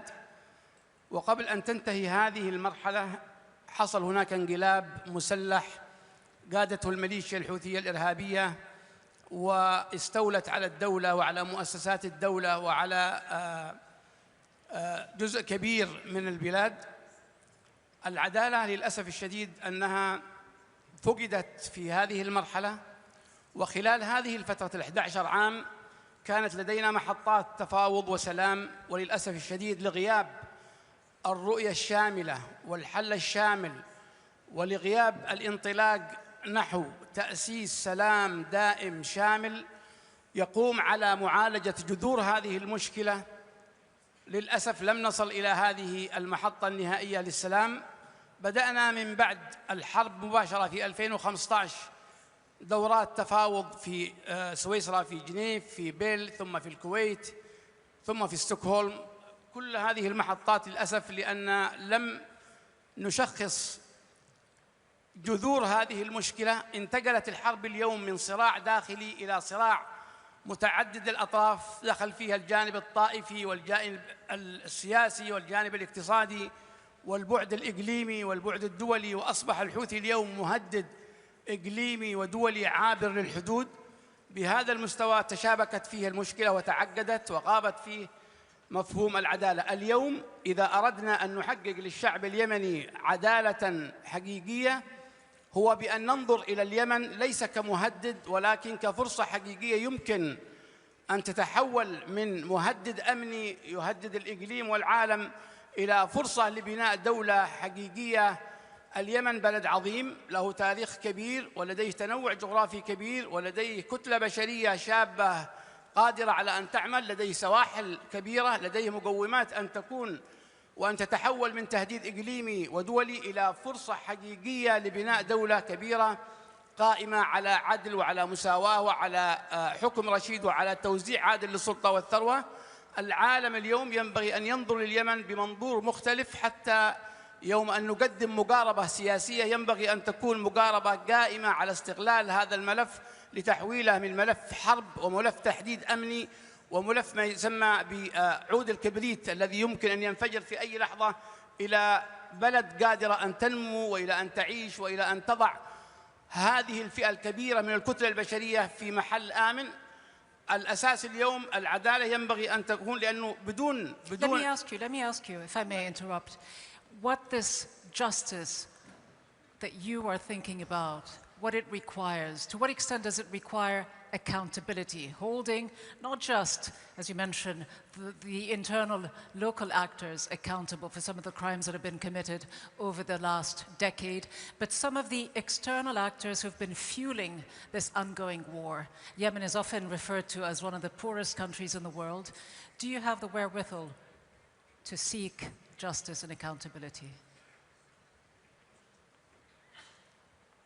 نحن في الحقيقة خطة العدالة اليوم تقوم أساساً أولاً على الانتصار للشعب من خلال تقديم خدمات نوعية لأبناء الشعب وخروجهم من مرحلة الحرب إلى مرحلة السلام.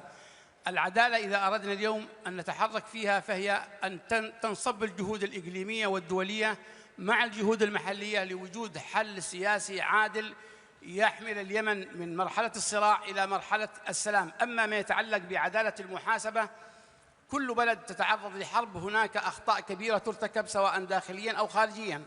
للأسف تحولت اليمن إلى ساحة صراع لقوى مختلفة. اليوم هناك تخادم للحوثيين. أنا أحيي الأخ الرئيس الصومالي بجنبي هناك تخادم للحوثيين مع جهات داخل الصومال، وأعتقد أنه الإخوة في الصومال يعانون لأن هناك، وتقرير الأمم المتحدة وفريق الخبراء أكد على أن هناك عمليات تنسيق لتهريب سلاح لتدريب مسلحين، وأصبح الحوثي تهديد عابر للحدود. العدالة تحتاج اليوم أي مرحلة قادمة تقوم على أولاً أن نؤسس لمرحلة جديدة في اليمن تقوم على أن اليمن تعود إلى مرحلة القانون، تعود إلى حكم حقيقي يستند الناس فيه إلى مرجعية القانون بدون أن تكون عدالة انتقالية. واحدة من الملفات التي تم الاتفاق عليها في مؤتمر الحوار الشامل هي العدالة الانتقالية. هذه العدالة ينبغي أن تكون في مرحلة تسوية الحرب واحدة من البنود التي يخضع الناس جميعا لها. كل من تسبب في مأساة اليمنيين، كل من تسبب في معاناة اليمنيين ينبغي أن يأخذ حقه العادل وفق القانون الإنساني والدولي في هذا الأمر. Thank you, Vice President. Francesca Albanese, obviously we just heard the view from Africa and another part of Asia, but there is absolutely no shortage, is there, of inequalities, injustices from Africa to the Middle East, but specifically and perhaps nowhere more than in occupied Palestine, which is your mandate. It isn't just governments and political leaders who are either unable or unwilling to fulfill some of their legal and moral obligations. It's also major institutions like the United Nations, given the fact that it is the world's foremost peacekeeping body. It has failed repeatedly, as we all know, to secure a ceasefire for Gaza over 2 years. It was blocked by one permanent member at least 6 times. How do you deliver justice for Palestinians, given this reality, and would it require accountability, including from outside actors who have, for the past 2 years, either stood by silently or were complicit, actively fueling Israel's war machine? Good afternoon, everyone. I would also like to extend my appreciation and gratitude to the Doha Forum, Excellencies, Sheikh Moussa. I think that if there is a word that comes to my mind more than any other these days, is rapture, is apocalypse. I've often described the situation of Gaza, of Palestine, in fact, as apocalyptic, and I'll get back to it, but the question of rapture is harshly felt inside the international system. Those who behave, those who believe, those who advocate for the application of, and those who have to use international law as a compass to guide politics. And today they are confronted with a reality where the compass works. It's not international law that has a problem, it's politics. It's politics that has completely lost its moral compass. And is it new? No, it's not new. Palestine bears testament to all injustices that other parts of the world, like Somalia, Yemen, and many others of distinguished representatives who are here today speak to.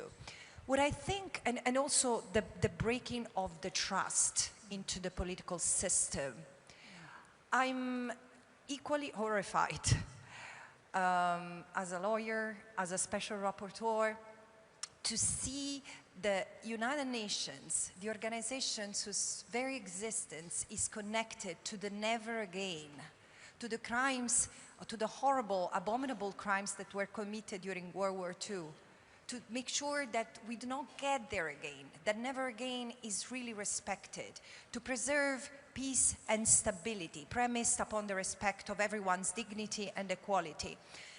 I'm equally horrified, I was saying, to see that, yes, it took 2 years to arrive, to vote, to pass a resolution that included the ceasefire, but also the fact that now the ceasefire has been agreed upon.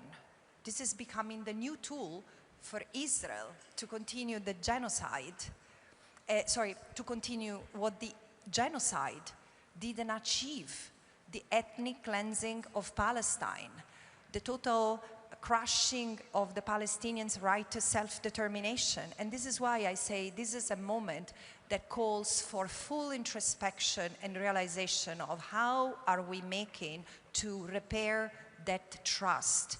Because the trust that is at the basis of the social contract that exists at the domestic level in democracies, but also at the international level in the United Nations, is under test today. If you see, for one thing, I'm proud to be a Western person, a European today, is not just because of the system of values premised upon the respect of international law, the rule of law, or equality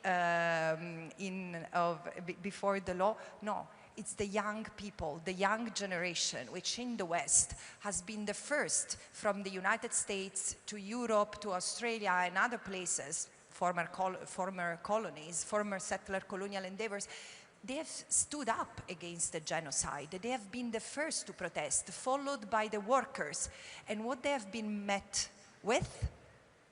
Batons by the police, criminalizations by government, and other forms of repression in the cradle of democracies. So this is why I'm saying Palestine has been an awakening, a wake-up call for all of us. And I often speak, and this is the last remark I wanted to share, of the Palestine effect. This is not the first genocide in human history. This is at least the third genocide, if not the fourth or the fifth, that occurs in my living time, my lifetime. This is the first genocide that awakens global conscience and global response.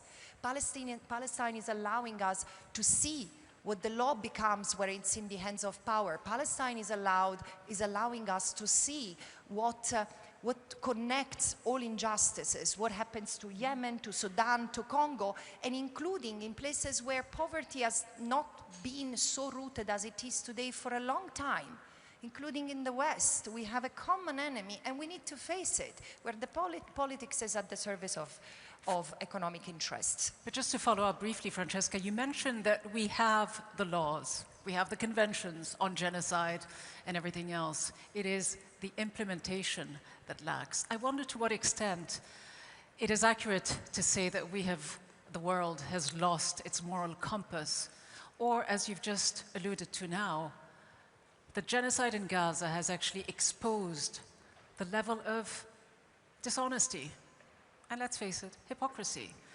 within the Western world particularly. So to that point, and another one that I want to ask you about very briefly before I move on to our other two speakers, you are the first UN Special Rapporteur to ever have been sanctioned by any state. The United States imposed sanctions on you for simply doing your job, for publishing reports that have taken on corporations and governments that you believe have been complicit in Israel's genocide in Gaza. You refuse to be intimidated. You and I had a conversation a few days ago. You say you will not be intimidated, but surely it must do something to the rule of law and anyone willing to uphold it despite this campaign of intimidation and bullying. Look, does it?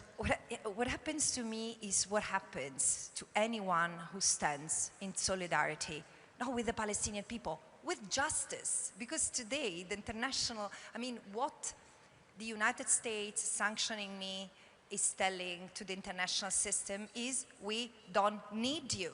And this is the culmination of a series of attacks, of a series of aggressions, a smear campaign. Everyone who's been trying to infuse an ounce of respect for international law in the context of the aggression on Gaza has been accused of anti-Semitism, supporting terrorism, from the Pope to the Secretary General, and of course, special rapporteurs among others.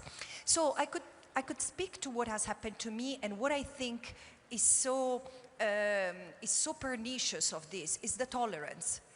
So you ask me why you do not, why do you continue? Why do you persist? Because what I'm left with is my dignity, and it's my voice. And while no member states have done what I think should be done, getting together, standing together, and standing up against the United States and tell enough, this is a violation, this is the first UN person who's been sanctioned in 80 years of UN life, and it cannot constitute a precedent. It's illegal, it's against the UN Charter, it's against the Convention on Privileges and Immunities, and so please, you have to withdraw the sanctions. No member state has done it. It doesn't speak to my courage. It speaks to the broad cowardice that exists in the international community, and I cannot be held accountable for that. But, there is a but. I will not be silent till I will have breath in my lungs. I will continue to advocate for justice, not as a lawyer, not as the special rapporteur for the occupied Palestinian territory, but as a mother, as a mother who doesn't want that the brutality that has been unleashed day in and day out with the complacency and the complicity of so many governments, especially from the part of the world I come from, will become the rule. I cannot accept as a mother that this is normalized, and this is why I keep on saying we still have time. What we are using is not something we have inherited from our ancestors. It's something that we are borrowing, and let me be very honest, we are stealing from our children, and this is why I think let's take it as an opportunity to change.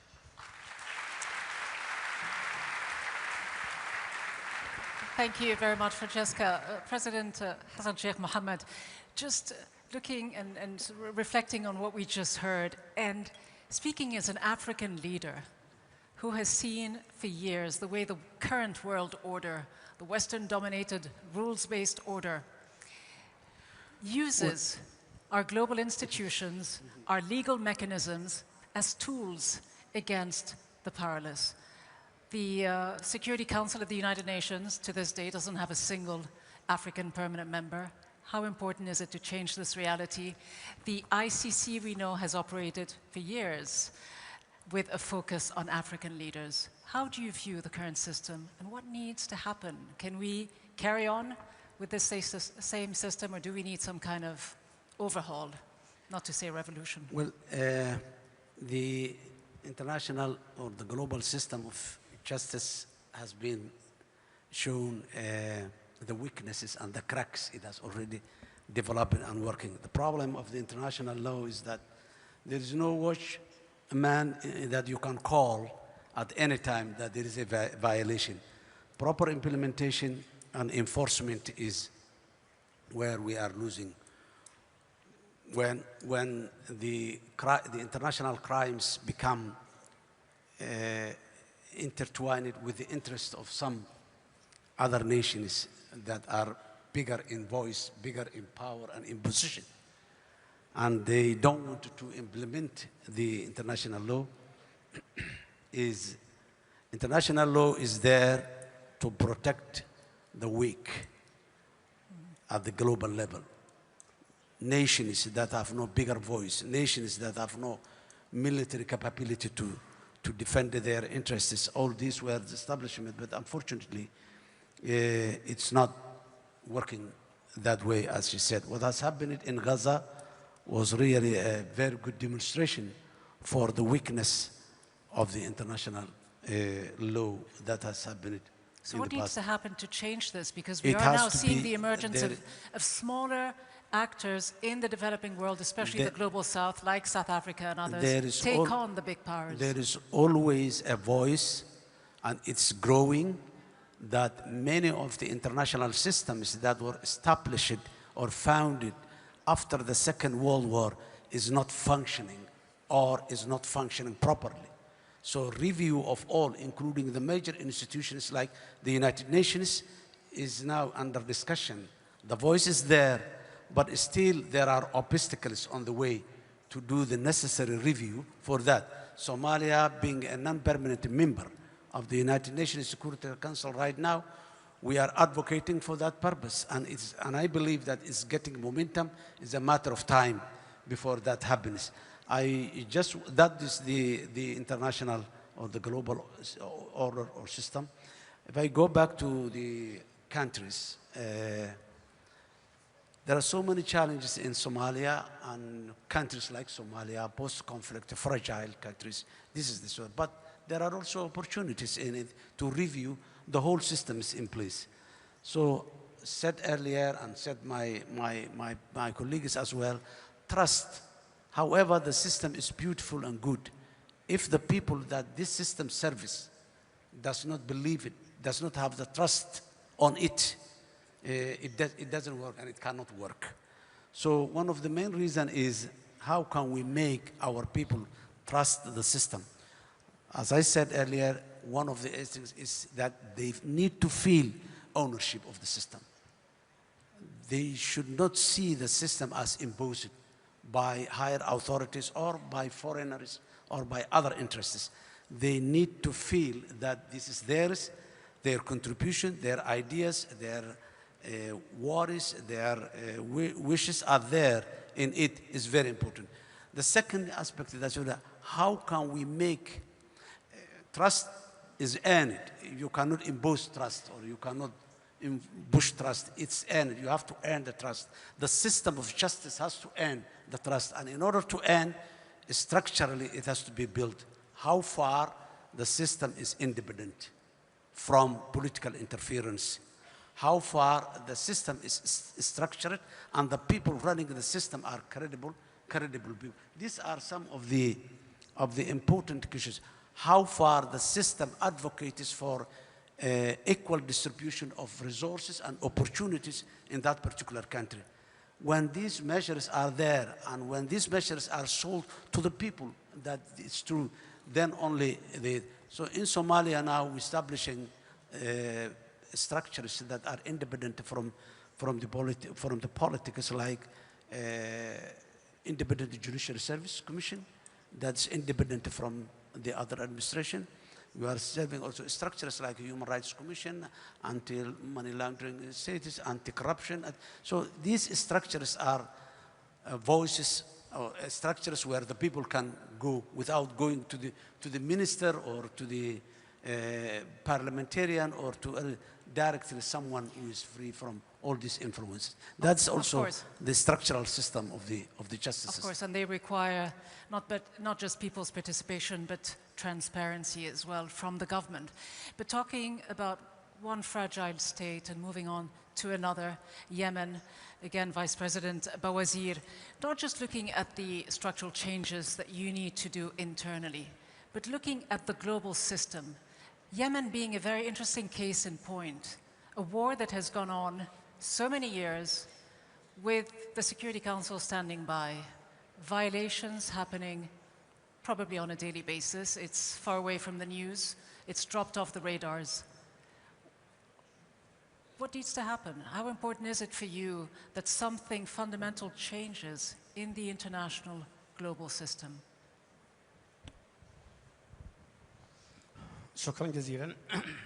دعيني ابتداء أن أحيي السيدة فرانسيسكو على موقفها وعلى ما اتخذته باتجاه القضية الفلسطينية وما تعرض له الشعب في غزة. ما يتعلق باليمن للأسف الشديد أنه استمرار الحرب لمدة 10 سنوات واحد من الأسباب يعود إلى أنه الأدوات الدولية كانت أضعف من أن تقف في وجه هذه الحرب. لدينا مجلس الأمن الدولي نزل إلى اليمن في 2013 وعقد اجتماع داخل اليمن يعزز التجربة اليمنية في الانتقال السلمي والسلس للسلطة. ثم بعد الانقلاب في 2014 أصدر مجلس الأمن الدولي قراراً برقم 2216 يحدد آلية إنهاء هذا الانقلاب. ثم بعد ذلك أصدر قراراً في 2015. للأسف الشديد هذه الأدوات الدولية فقدت فاعليتها في منع هذه الصراعات. لنا اليوم أكثر من 11 عام في هذه الحرب، ولدينا قرارات ومرجعيات دولية ومرجعيات إقليمية ومرجعيات محلية، ومع هذا للأسف الشديد لم تساهم في إنهاء الصراع أو إنهاء الحرب. مجلس الأمن الدولي لدينا الآن مبعوث للأمم المتحدة خاص باليمن طيلة هذه الفترة، وأشرف على عدد من جولات التفاوض، لكن هناك غياب لدور دولي فاعل حقيقي وجاد لإنهاء الصراع في اليمن. الآن في خلال العامين الماضية، يوم أن تحول الصراع في اليمن إلى صراع خارج حدود اليمن وأصبح يؤثر على الأمن الإقليمي والدولي، على الملاحة البحرية، على حركة التجارة العالمية، بدأ العالم يفيق ويرى أن هناك قضية كبيرة في اليمن ينبغي أن تتحول الجهود باتجاه اليمن. اليوم نشهد تغير في الموقف الدولي فيما يتعلق بالموقف الأمريكي من تصنيف الحوثيين. نتكلم عن موقف أوروبي أكثر جدية، لكن الأدوات الدولية لا زالت غير فاعلة، وأصبحت المبعوث الأمم المتحدة للأسف الشديد في حالة ضعف كبير جدا، لأنه غير قادر على التعاطي مع جماعة منقلبة على الدولة لديها أجندة خارجية ولديها دعم إقليمي يساعدها على البقاء. هذا ما يتعلق بدور المجتمع الدولي في إنهاء هذه الحرب. الأصل الآن أن تكون هناك مقاربة إقليمية دولية محلية لإنهاء هذا الصراع بشكل جاد. شكرا جزيلا. Thank you, Vice President. To you again, Francesca, if I may. You know, I'm reminded of something Noam Chomsky once said. He said that your rights correspond to your power and your wealth. Do you believe that is true in the Palestinian context, in the sense that the Palestinian people do not have much international support, not on a popular level, but with governments, because of their lack of power and wealth to a certain degree? As a European, do you think this is a turning point? Yes, yes, I think it's a turning point. And also this is what is so interesting about the history of Palestine. I was recently in South Africa, where I realized something beautiful that surprised me. We tend to think as Nelson Mandela quite as a unique, and he was a very special man. But if you go to South Africa, you realize that Nelson Mandela couldn't have been born in any other country, in the sense that the South Africans have a strength that it's almost incomparable to anything I've seen. Why? Because this is a people that has really fought for centuries, and one of the most horrible forms of settler colonial domination, and which in the last 50 years of its life were known as apartheid. But Nelson Mandela was one of the most famous quotes of his is, South Africa, we will not be free until Palestine is free. What did he mean? Why didn't he say Somalia or Yemen or any other country? Because of something that linked South Africa and Palestine. It's the European settler colonial mentality that still underpins what Israel is doing to the Palestinian people, and especially in the occupied Palestinian territory. So do I see a moment of redemption? Absolutely. And it's in the power of the Palestinians, because they have not been defeated, they still, and I'm not talking of armed resistance, no, I'm talking of resilience. Sumud, which is the most defining value for the Palestinian people, has become a universal term. Thank you. This is for the Palestinians, I guess. People in Europe know what Sumud means, and its resilience and its steadfastness. And is it an opportunity for the government? Yes. Yes, because we still need them. We still principle leadership. Leaders who put rights before profits. People in governments who are able to make sacrifices and act with dignity and integrity. There is always time, but time is not infinite. And so I do think that the word we need to pursue in order to reorient political conduct with the compass of the legal compass, what international law says, is justice. Can we stand all together for justice, for a world that is more just? Because this is what people are asking. They're standing against a place where might makes right. And in fact, the people of the world are getting united from Malaysia, Yemen, Somalia, South Africa, to all places on the world, not just the young people, the workers striking and civil servants breaking the ranks, demonstrating that you can be more civil than servants. This is the cusp of a revolution. The reason why I'm still hopeful is that the power of the Palestinians is intact. And today, Palestine doesn't just mean Sumud. Palestine is speaking the word and the verb and the grammar of justice. Thank you very much, Francesca. In the remaining few minutes, if I can just go to each one of you, starting with you, President Hassan Sheikh, Mohammed.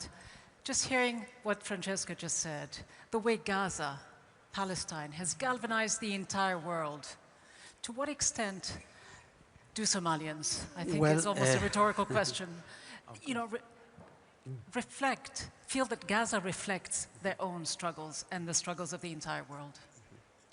Well, the world has witnessed what has happened in Gaza, And I don't think that there is someone who can defend that in legal terms or in a moral compass terms as well. But as Francesca rightly said, that the Palestinian people are very resilient people, and they have been resisting for the last 70, 80 years. So it is not something that is new to them.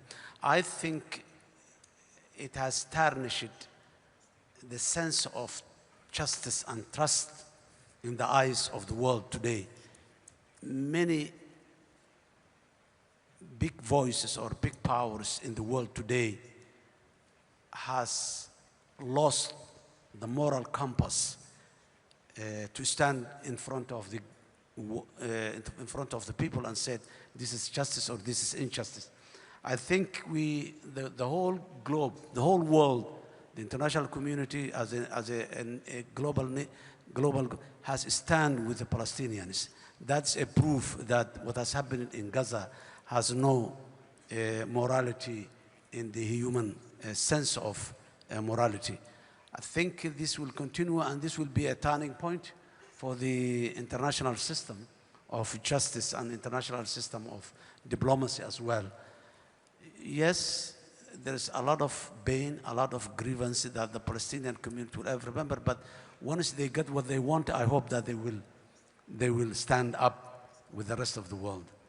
And the world has shown that. That is what the United Nations Security Council reform is necessary.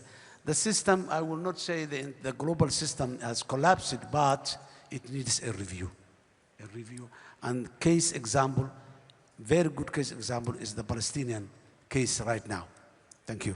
Thank you very much indeed, President Hassan Sheikh. Mohammed, to you, Vice President Bouwazir, your final thoughts on the situation in Gaza, the injustices faced by the Palestinian people, their struggle.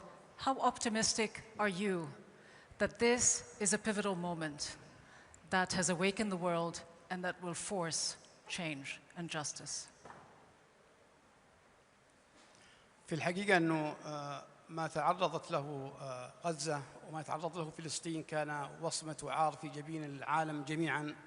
لكن دعيني هنا في هذه اللحظة أن أحيي الدور الرائد والكبير لدولة قطر والجهود الكبيرة التي قادتها مع إخوانهم في مصر ومع باقي الجهود في محاولة لرفع الظلم والضيم الذي تعرض له الشعب الفلسطيني. الذي حصل في غزة يندى له الجبين. هناك صمود عجيب وهناك درس للإنسانية جميعاً فيما يتعلق بصمود الفلسطينيين وتضحياتهم وصبرهم وحجم الألم والمعاناة التي تعرضوا لها كبير جداً. وللأسف كان امتحان صعب لكل المؤسسات الدولية ولكل الفاعلين الدوليين، بل أثبت أن هناك أو أن الضمير العالمي مر بمرحلة موت أو تعليق للحياة لفترة فيما يتعلق بالمرحلة التي عاشها الشعب الفلسطيني في غزة من ظروف صعبة. نتوقع أنه ونأمل رغم أنه لا زالت الجهود تمر في مرحلة حرجة، نأمل أن الشعب الفلسطيني يمر من هذه المرحلة إلى مرحلة أكثر استقرار وسلام. الشعب الفلسطيني يستحق أن يعيش كريماً عزيزاً على أرضه وتحت سماء بلاده. نتمنى أنه يحل الأمن والاستقرار والسلام في فلسطين وفي أرض غزة. وشكراً مرة أخرى للجهود التي بذلت من دولة قطر في هذا الشأن. Thank you, Vice President Bouwazir. Francesca, I must end with you. You get the final thought. We've got 3.5 minutes.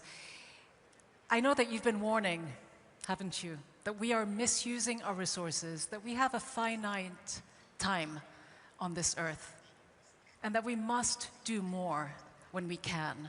You said to me a few days ago that the mask has fallen and that without popular action, justice will not be delivered. So the question is, do you believe meaningful justice can still be achieved? And what must we all do, not just governments, but all of us? Yes, so let me end on a positive note. And this is not just to re-energize the discussion, but because I really believe that we can still make it better. And it's through justice.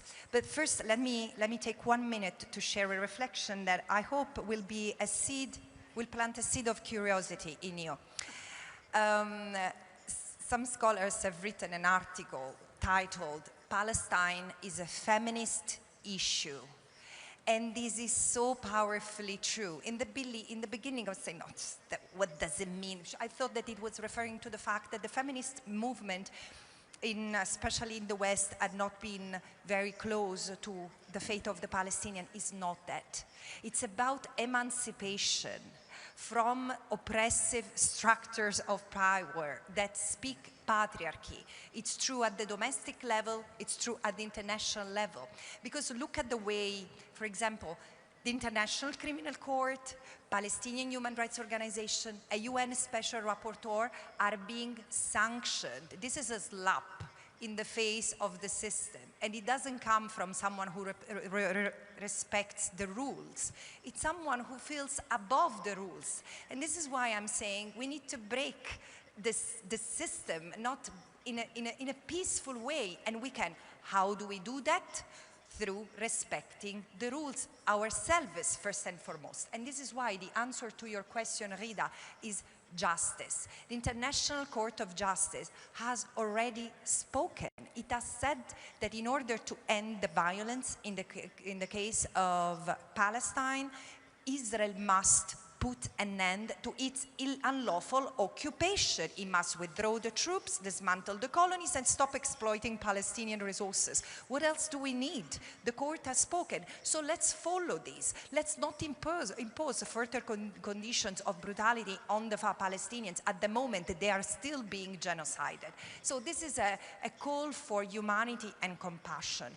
Justice goes through accountability, for sure, to international courts, through domestic courts, but first and foremost, it requires a change of mentality and a change of mind and a change of heart in every one of us. Change and peace is in every step. So let's make it happen as we leave this room today. Thank you. A call to action. Thank you very much, Francesca Albanese, Vice President Bawazir, and President Mohammed. Thank you all very much indeed. And as I invite you to regain your seats, we will move straight into our closing ceremony here. As we come to the end of the official program of the 2025 Doha Forum, we are honored to have with us this year, for the first time, someone who has spent her entire life fighting for justice.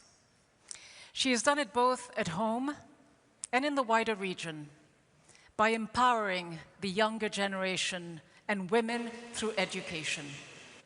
Here in Doha, it is not an exaggeration to say that her vision and determination have played a major role in establishing Qatar in its education, health, and research programs as an ecosystem. She has also helped provide education to children in many parts of the world, in conflict zones, in underprivileged environments, from Palestine to Sudan, from Syria to Lebanon to Iraq, in fact, to Haiti to Cambodia, to so many other places, including the DRC, and the list goes on. She is a visionary, a leader who does not wait for change to happen. She makes it happen. And she does that by providing the less fortunate among us with some of the tools that they need to empower themselves, by reminding us about the value and the importance of cultural identity, and by ensuring that change comes from within. It is my great pleasure and distinct honor to invite Her Highness Sheikh Hamouza, Chair of the Qatar Foundation and Education Above All, to deliver this year's closing remarks. Your Highness.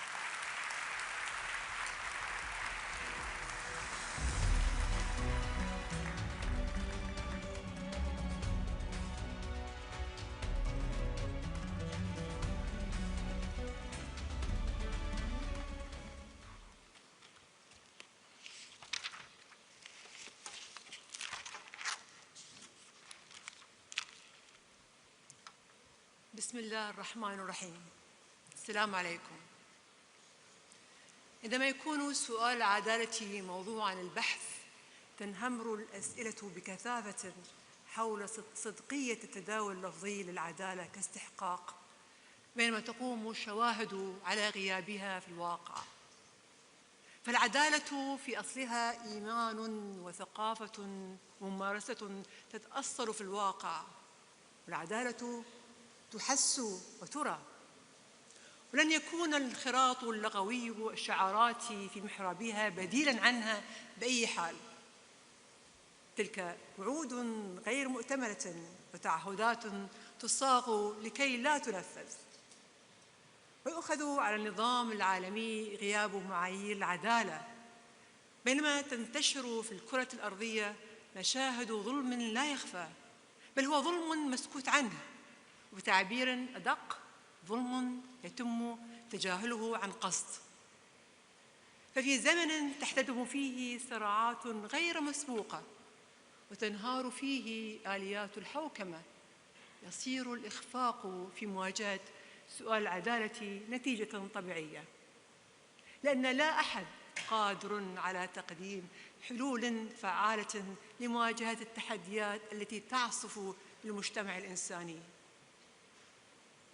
فالدول الكبرى بدلاً من أن تضمن حماية السلطة الولائية للعدالة لضبط ميزان العلاقات الدولية في مواقع العبث به، وبدلاً من صونها القانون الدولي أداة أممية لإحقاق العدالة، تنخرط هذه الدول في تكريس مصالحها وتمرير أجنداتها لبسط هيمنتها تحت مظلة نظام عالمي يشهد اضطراباً وتراجعاً مريعاً في معايير العدالة، وهي المعايير التي يفترض أن تحكم العلاقات والحقوق والفرص.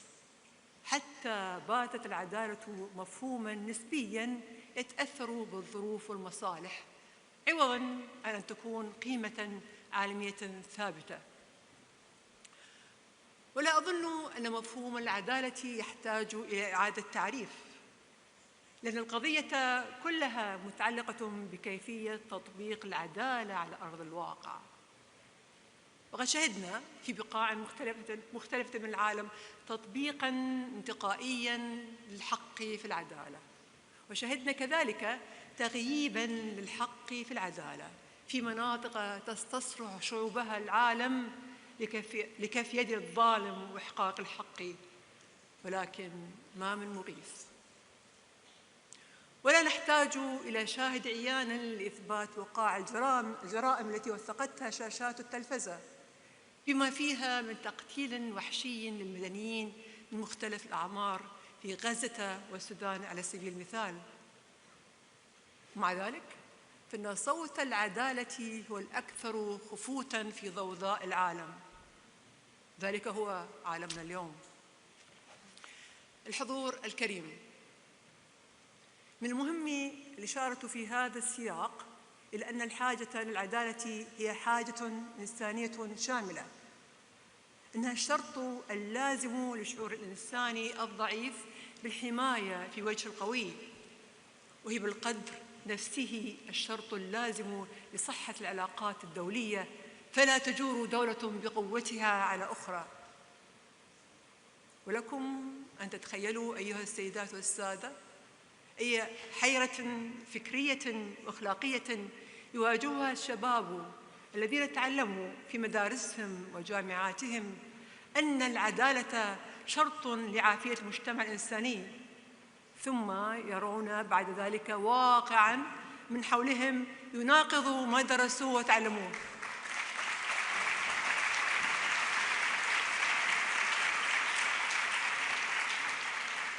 ولهذا فلا عجب إذا امتلأت بهم الشوارع في حواضر العالم للاحتجاج على ممارسات القوة، مما اعتبروه خذلانا لكل المواثيق التي تمجد العدالة. إن البشرية اليوم بحاجة إلى إيلاء العدالة والعدل ما يستحقان من الصون والالتزام الصارم، وهي حاجة باتت ضرورية بسبب ما توافر الإنسان من أدوات القتل والإفناء الجماعي على نحو لم تعرفه البشرية من قبل، إذ لا شيء لا شيء يلجم سكرة القوة كما تفعل العدالة ويفعل القانون. الحضور الكريم، إن الواقع الإنساني اليوم يطرح قضية مثيرة حقاً، فحواها لماذا لا يصاحب التقدم التكنولوجي تقدم في مجال القيم؟ بكثير من التفكر والتأمل في قضية التقدم سنجد أنه من طرف خفي أصبح التقدم بأيدي القوى العظمى أداة من أدوات سحق الهويات والخصوصيات الثقافية. لذلك يجب أن لا ينسينا زهو التقدم فضيلة العدالة، فالقضاء على ثقافة إنسان وعلى هويته إنما هو قتل معنوي لا يقل عن قتله مادياً. في هذا السياق فمن العدالة احترام الخصوصية الثقافية ومراعاة حساسيتها المفرطة في بحثها عن الحماية في وجه التيارات العارمة للتقدم. فما يقال إنه تقدم في محيط ثقافي ما لا ينظر إليه كذلك من منظور ثقافي آخر، وما يصلح هنا لا يصلح هناك، وما ينبذ هنا يبجل هناك. وأنا أعتقد أن التقدم الحقيقي يتحقق جوهره بكونه رديفاً للعدالة، وإلا أصبح تقدماً عدمياً. ولأن التقدم كامل في التعليم فمن العدالة أيضاً تحقيق الأمن التعليمي لضمان صون اللغة والتقاليد والهوية الثقافية باعتبارها معاً مواريث وجدانية مبجلة وضامنة لسلامة المجتمعات وأمنها القومي. كذلك يصبح الأمن التعليمي شرطاً لتحقيق العدالة الاجتماعية، وسيكون إهماله انغماساً في الجهل والتخلف المفضيين إلى التبعية. السيدات والسادة، دعونا نفحص تجليات مفهوم العدالة، لأنه في حقيقة أمره لا يتخلف عن أي ضرب من ضروب الفعل الإنساني في هذه الحياة. إن تعزيز التماسك الأسري والاجتماعي عدالة، والرعاية الصحية وسلامة الطفل عدالة، وحماية التعليم وتحقيق أمنه عدالة، وتوفير فرص العمل الكريمة عدالة، حق الإنسان في التعبير عدالة. وهذه ركائز مرتبطة تتكامل لتشكل أساساً لعالم أكثر عدلاً. إن تحديات عالمنا اليوم تفرض علينا مقاربة جسورة تستعد ميزان العدالة المائل، فالعدالة بحضورها القوي تعيد للإنسان ثقته بنفسه، وللمهمشين وللذين يعيشون في ظروف صراع أو طوارئ إنسانية تعيد لهم إيمانهم بحقهم في الحياة وأنهم ليسوا عبئاً على العالم. الحضور الكريم، إن أهمية منتدى الدوحة تكمن في اجتماع القادة وصناع القرار للنظر مرة تلو أخرى في التحديات الممسكة بخناق العالم وأكثرها من صنع الإنسان. لذلك فإن مقاربة الحلول ربما اقتضت شجاعة في طرح الأسئلة لاستعادة السلام في عالم آخذ في التوحش. ولا يكفي طرح الأسئلة لتحقيق الخلاص، بل يجب تقديم إجابات لا مراوغة فيها. وهنا ربما علينا أن نعيد طرح السؤال القديم الجديد: هل الحق هو الذي يؤسس القوة، قوة القانون والعدالة، أم أن القوة هي التي تؤسس حقها وعدلها بالعدوان والظلم؟ من المؤسف أن نرى اليوم واقعاً تحكمه سرديات معبرة عن مفاهيم القوة لشرعنة ما تعتبره حقاً وعدالة.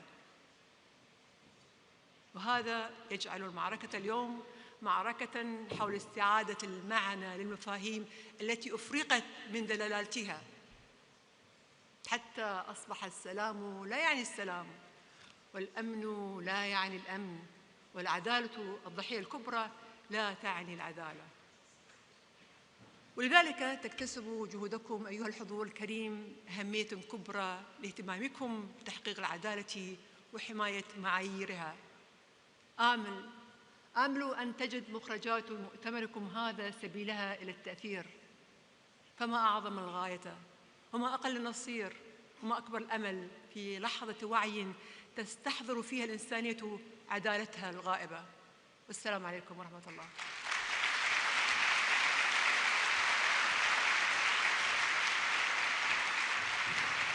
A very fitting way to end the 2025 Doha Forum with Her Highness, reminding us about so many of the key principles, the prerequisites to our pursuit of justice, if we are indeed serious about making change happen. The need for courage, conviction, political will, and moral clarity.